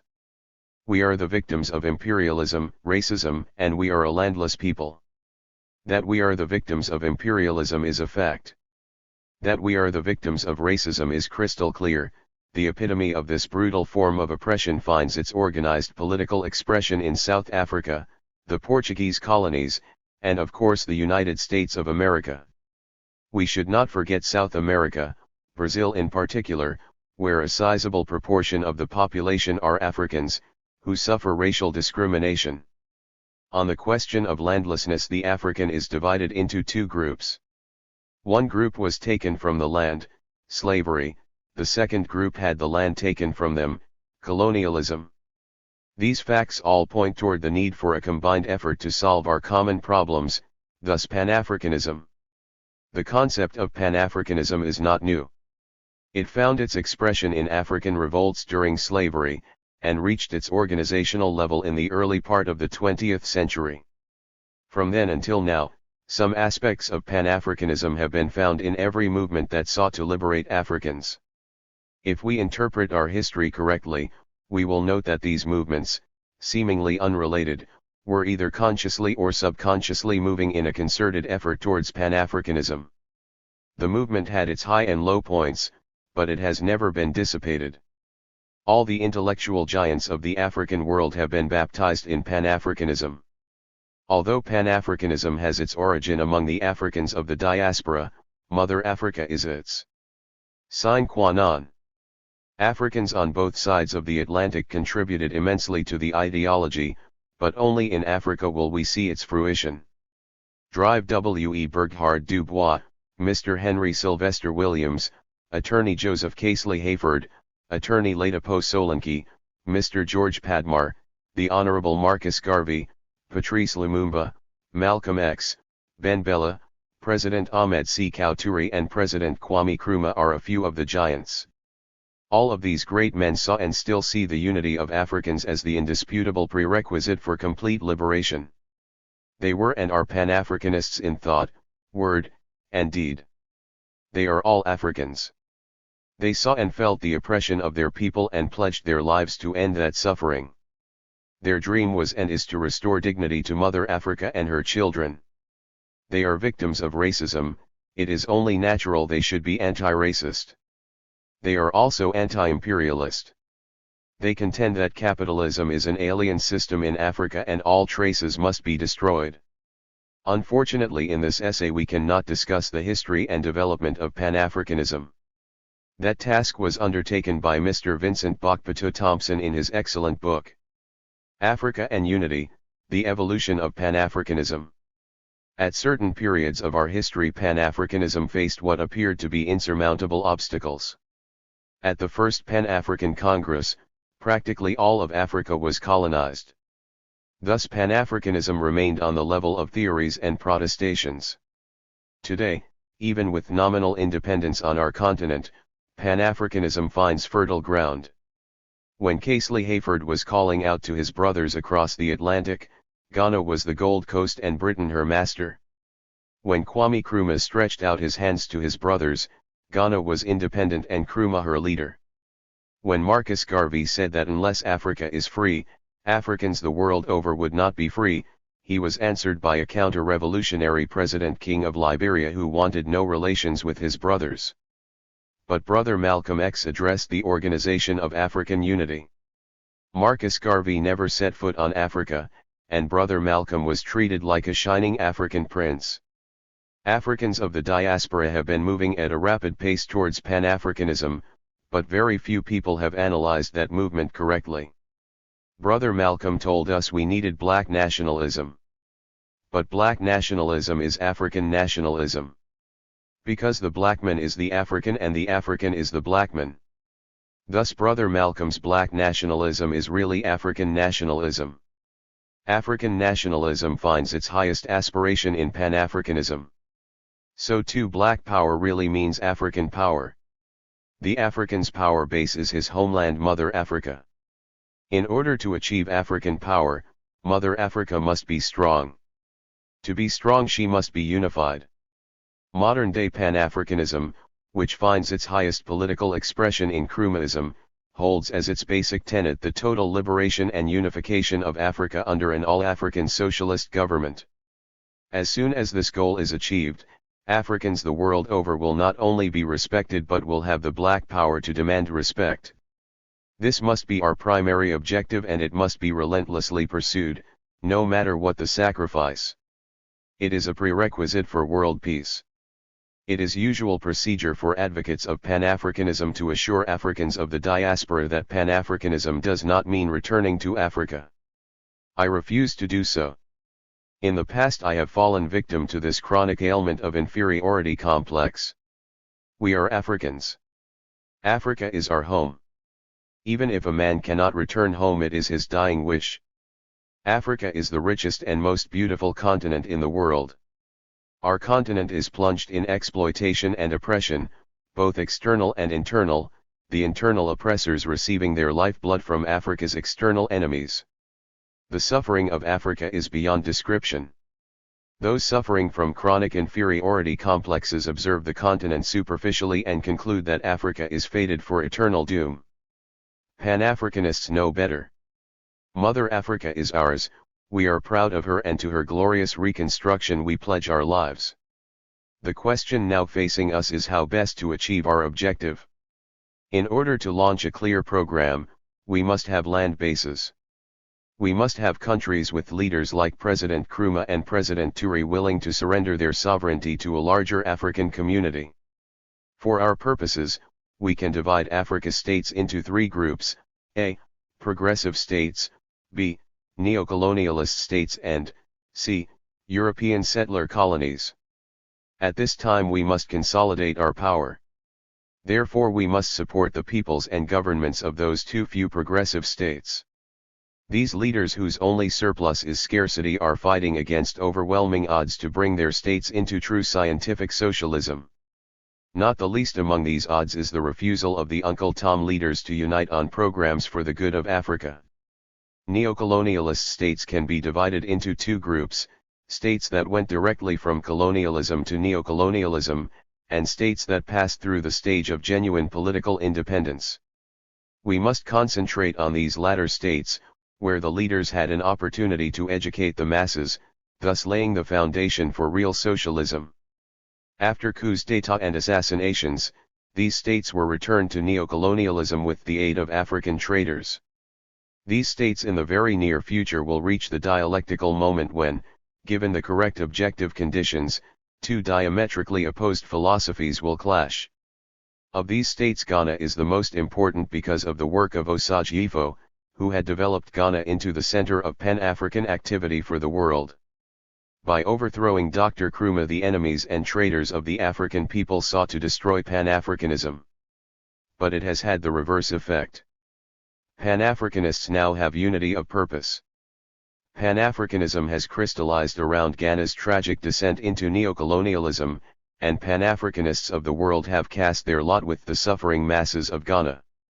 Among them stand such African leaders and people as the great Ahmed Sékou Touré and our brothers and sisters of Guinea.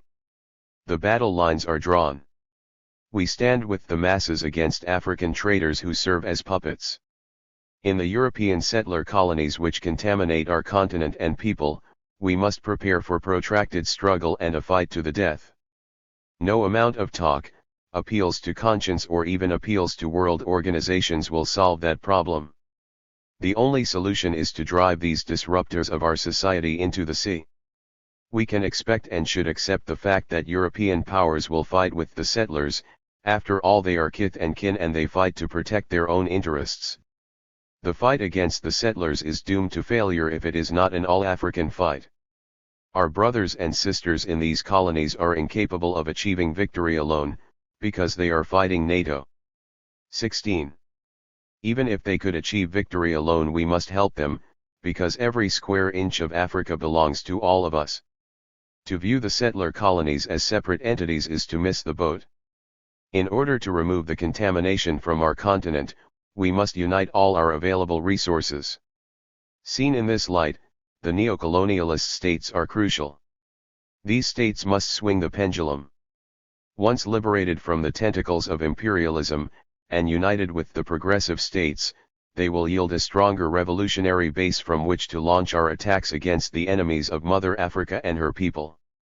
The African for the last 500 years has known neither peace nor justice. His wealth and his labor have built Western Europe and America. When these forces are harnessed for our benefit, the reconstruction of Mother Africa will be worthy of her glorious past. The setback in Ghana is no cause for dismay. Pan-Africanists know that setbacks are not new to the African struggle. This one has not even been long. We are not afraid of the inevitable bloodshed, for beyond it we see victory in the air.